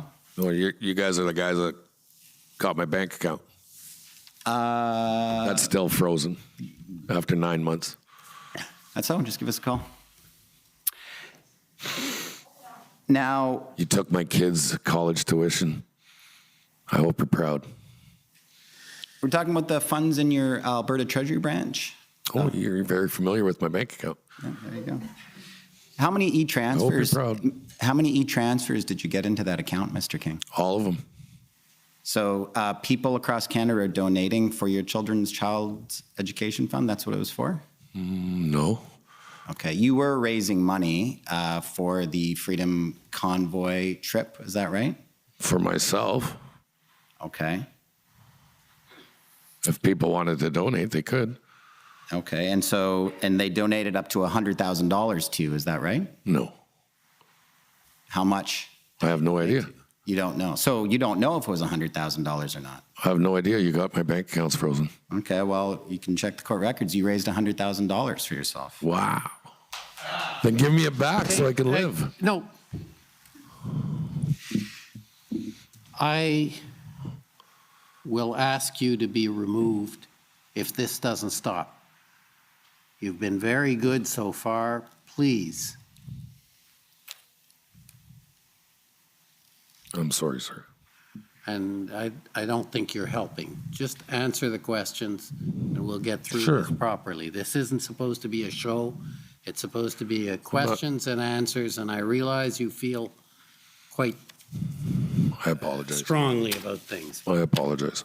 I did take that wrong. I apologize, Mr. King, Mr. Champ. Yeah, myself as well. Mr. King, I'd just like to ask you about the 2019 United Re-Roll convoy. You've told us that was a successful protest. Is that right? 100%, yeah. It was. You organized a number of people, you and others, Mr. Carrot and others. You got a number of trucks together, including semi-truck trailers. You came across Canada. You got a lot of media all the way across Canada, came through Ottawa and generated a lot of attention to your issues, correct? Yeah. Yeah, a successful protest. 100%. Yeah, then the Even with Mr. Trudeau's involvement in the Freedom of Information, where he sent 2,000 anti-protesters to come slash our tires. Right. So for the Freedom Convoy protest in February, why did you stay for so long? Why? Yeah. Because I exercised my democratic right to freedom of peaceful protest and a freedom of assembly. Because I'm Canadian and I have that democratic right. Now, Mr. King, where did you said you stayed at the Holiday Inn, is that right? Yeah, for like 4 or 5 days, yeah. And then where did you stay? In Gatineau. Okay, that's we had heard Ms. Belton testified she thought you were staying in a hotel out of downtown. I guess the horns were getting to you downtown. Is that why you changed hotels? Not at all. Why did you change hotels? Because your community decided to pull the pin on lodgings and hotels for people, and we were told they were no longer going to allow us to rent a room because the community had basically told the hotels, if you support these guys and give them a room, you're going to be in a lot of trouble. And that's from the manager of the Holiday Inn who told me that. So I'm sorry, Mr. King, we can't give you another room. I said, that's fine, I get it, no problem. It sucks to be you guys because you're making a killing. And the money that you guys are generating from all of us being here is probably the best for you guys to recoup those funds after 2 years of being shut down. Why didn't you go to the Ark Hotel or the Sheraton Hotel or the Swiss Hotel? There was lots of rooms there. I didn't need a hotel. Okay. And who paid for your hotels while you were in Ottawa, Mr. King? Me. Pardon me? Me. With the donations that you got to make the trip? Sure. Okay. Are you speculating that or? No, I'm asking you. Oh. You're the person I'm asking. It the didn't sound question. like a question, that's all. It was a question, and Okay. are you answering yes? That's how you... Yeah, I paid for it. Sorry. You paid for it, so I apologize. You got donations to come here, and it's with those donations that you paid for the hotel rooms. Is that Yes. right? And there's other people who were supporters of you, who you also assisted in getting funds to pay for their hotel rooms. So, like, in fairness, you were raising money to help others as well, correct? When I got money donated, I gave it away. Absolutely. And you were also working with Mr. Barber and the others about getting funds for other people that you helped bring to Ottawa, is that right?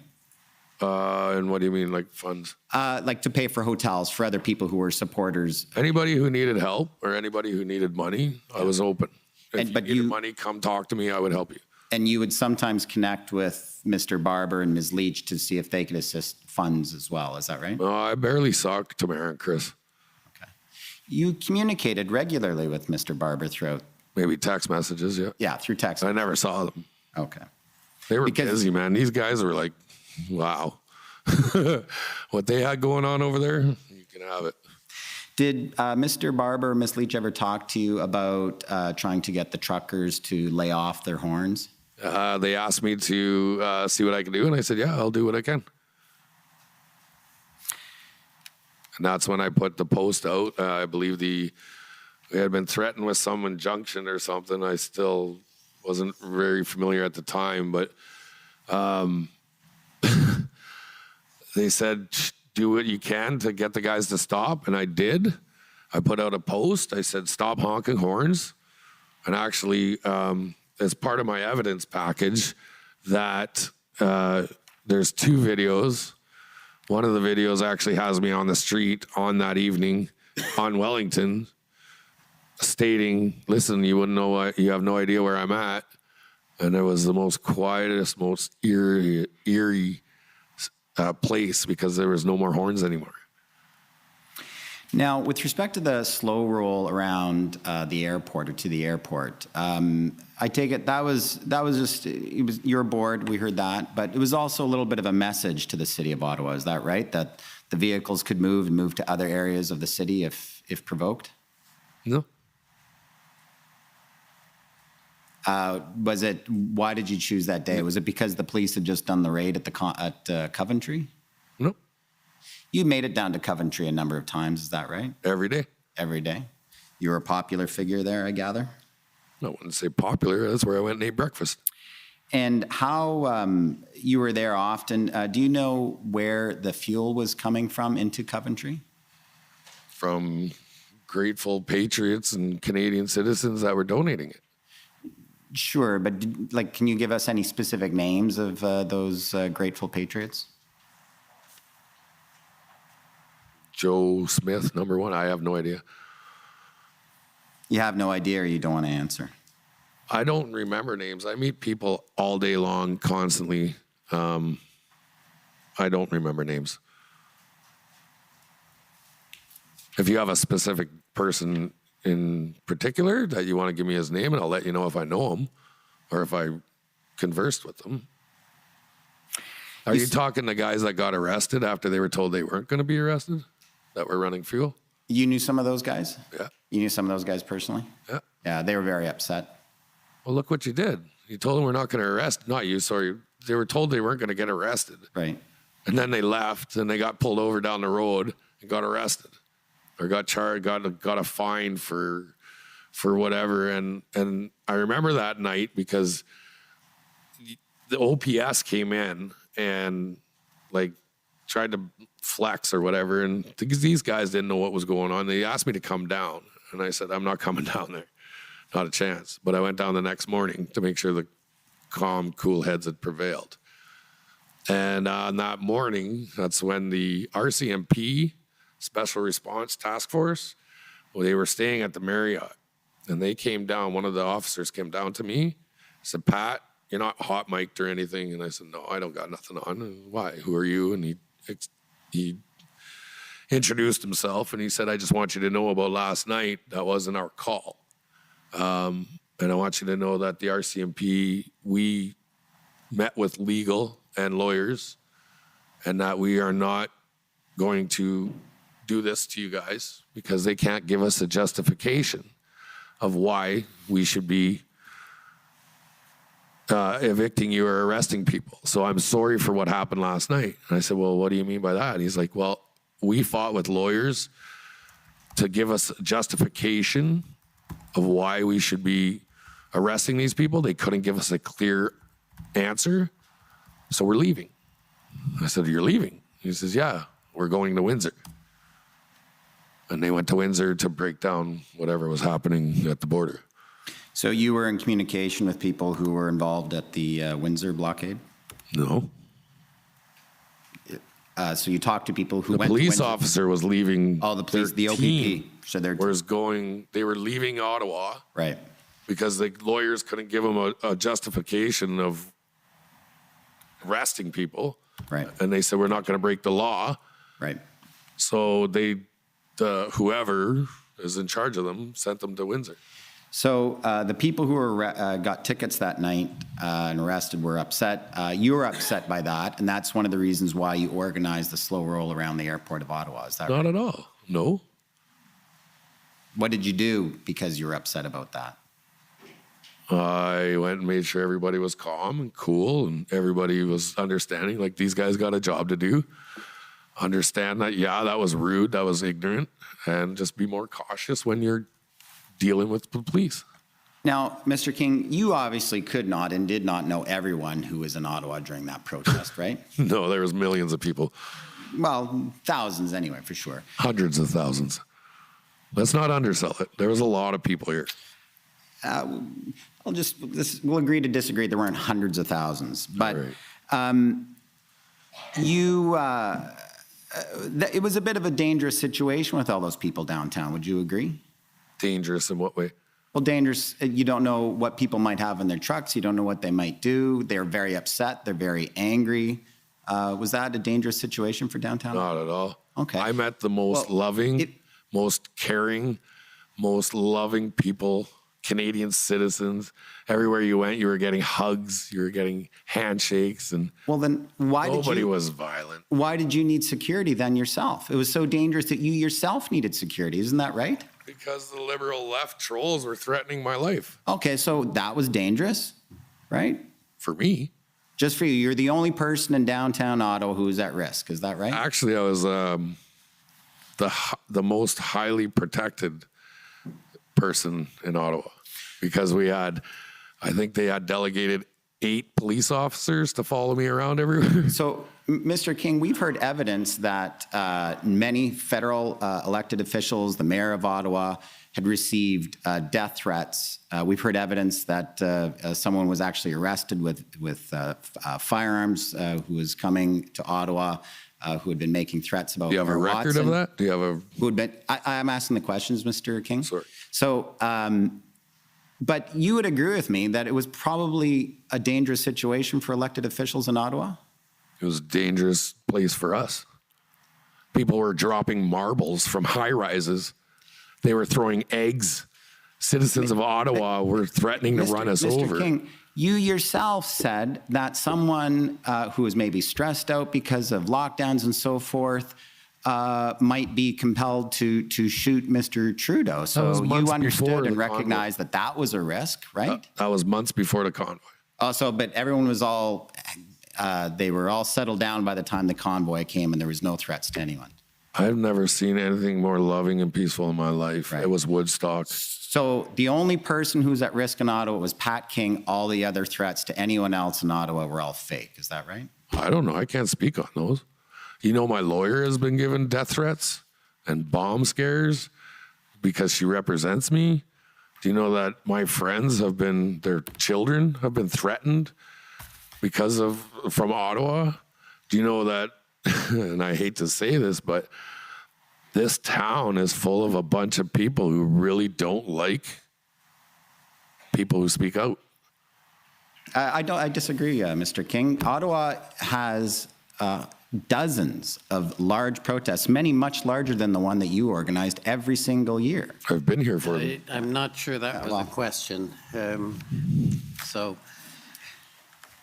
Well, Mr. Commissioner, can I just I'll ask? just note. Mr. Commissioner, I'll just note for the record that the people of Ottawa got one morning in this proceeding. We've had a week of all of these convoy organizers given a full platform to say whatever they want. The people in Ottawa respect the right to protest, and these folks are getting their time to say everything they want from the. Can I say one? Sorry. I'm sorry. Just I'm going to stop this. You'll get. Yeah. Hey, please. Could you ask have him? I'm going to take a break while you remove the person. I'm sorry, sir. The commission's in recess. La commission est levée.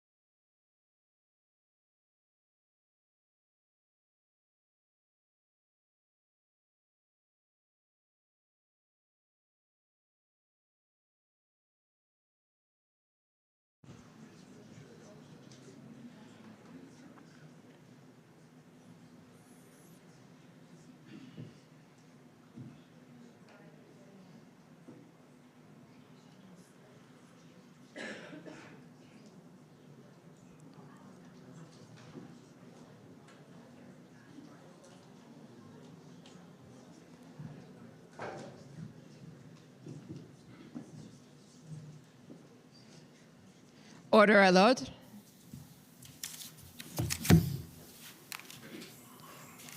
The commission is reconvened. La commission reprend.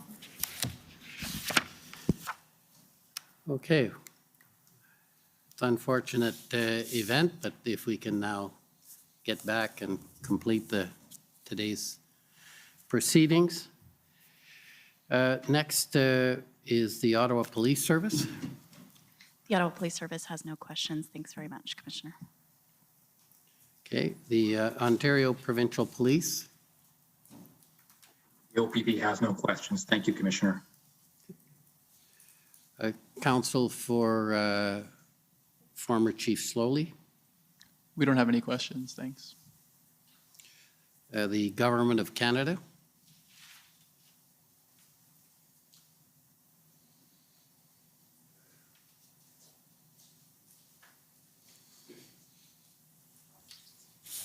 Thank you, Commissioner. Mr. King, my name is Kathleen Tanner, and I'm counsel for the Government of Canada.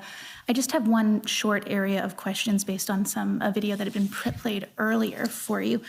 And it was a video that I believe had been recorded on February 12th after some information had come through about some pamphlets or some letters that had passed around to the drivers. And you had made a video recording telling other drivers that it was a lie, that it was fake news, to hold the ground, stand the line. And later on in that video, and if you'd like, we could bring it up or we could just walk through it. I understand that you referenced the information that's at stake there is a letter which mentions Miss Leach's name. And later on in that video, you mentioned that Miss Leach would never do something like this, and you knew her well, and you had good communications, and so this wasn't going to be something coming from her. So my question is, did you have any meetings with the City of Ottawa while you were in Ottawa? No, I did not. And were you aware of any meetings that Ms. Leach or other representatives of the Convoy may have had with anybody from Ottawa? No, I tended to stay away from that. And prior to releasing this video, did you make any attempts to reach out to Ms. Leach to confirm whether or not this letter may or may not be accurate?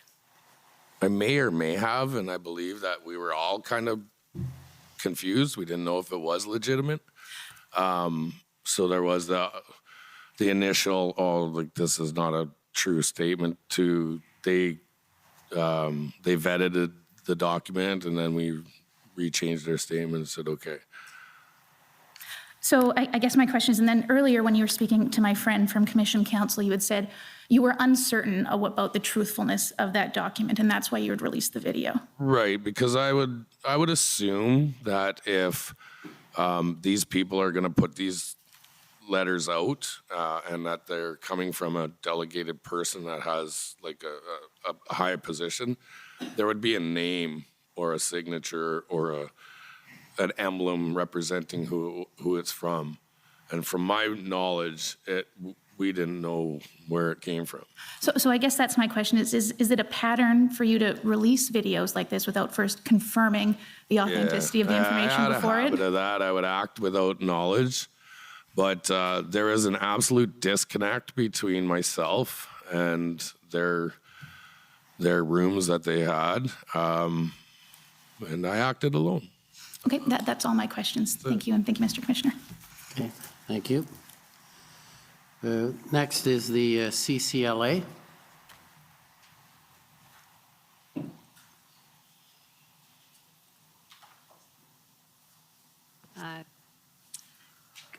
Good evening, Commissioner and Mr. King. My name's Eva Krajewska on behalf of the Canadian Civil Liberties Association, and I don't have any questions for Mr. King. Thank you. Thank you. Now the Democracy Fund or Citizens for Freedom. Mr. Commissioner, Antoine Dailly for Citizens for Freedom. No questions for this witness. Thank you. Thank you. Okay. And I apologize, I've forgotten your name, counsel for Mr. King. Any questions, anything that concerns you about the documentation or want to put to your client? Thank you. No, Natasha Calvino for Mr. King. I don't have any questions for the commission. Okay. Sorry, I forgot your name, so I apologize for that. Okay, any re-examination? Nope. Okay, well, that completes your evidence, Mr. King, and you're free to go. Can I ask for one thing?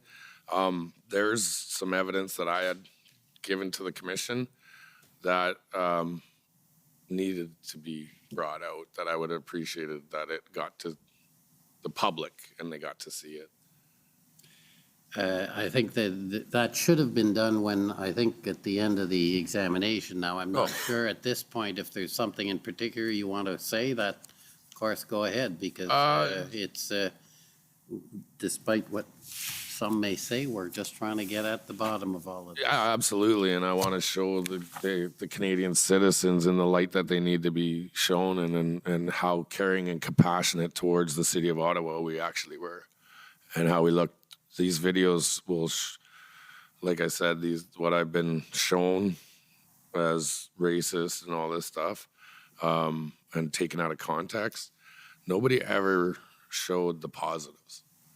And that was the police officers who were right with us saying thank you. There was residents that were saying thank you.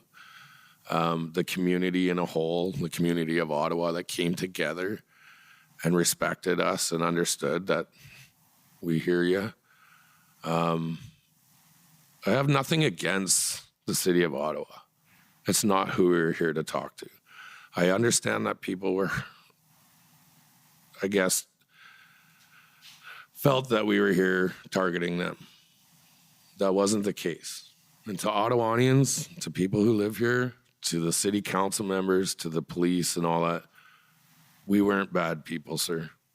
We were Canadian citizens who, we were showing Canadian pride, and we were nice, and we were good people. We're good people.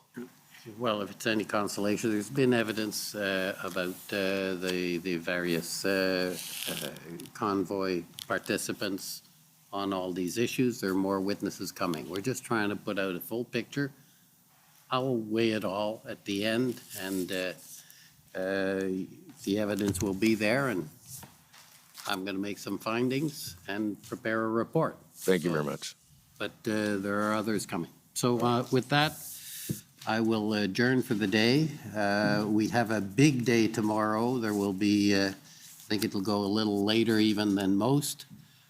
I hope we'll have no difficulties tomorrow, because that just slows up the process. But we'll be back tomorrow at 9:30. The commission is adjourned. La commission est adjournée.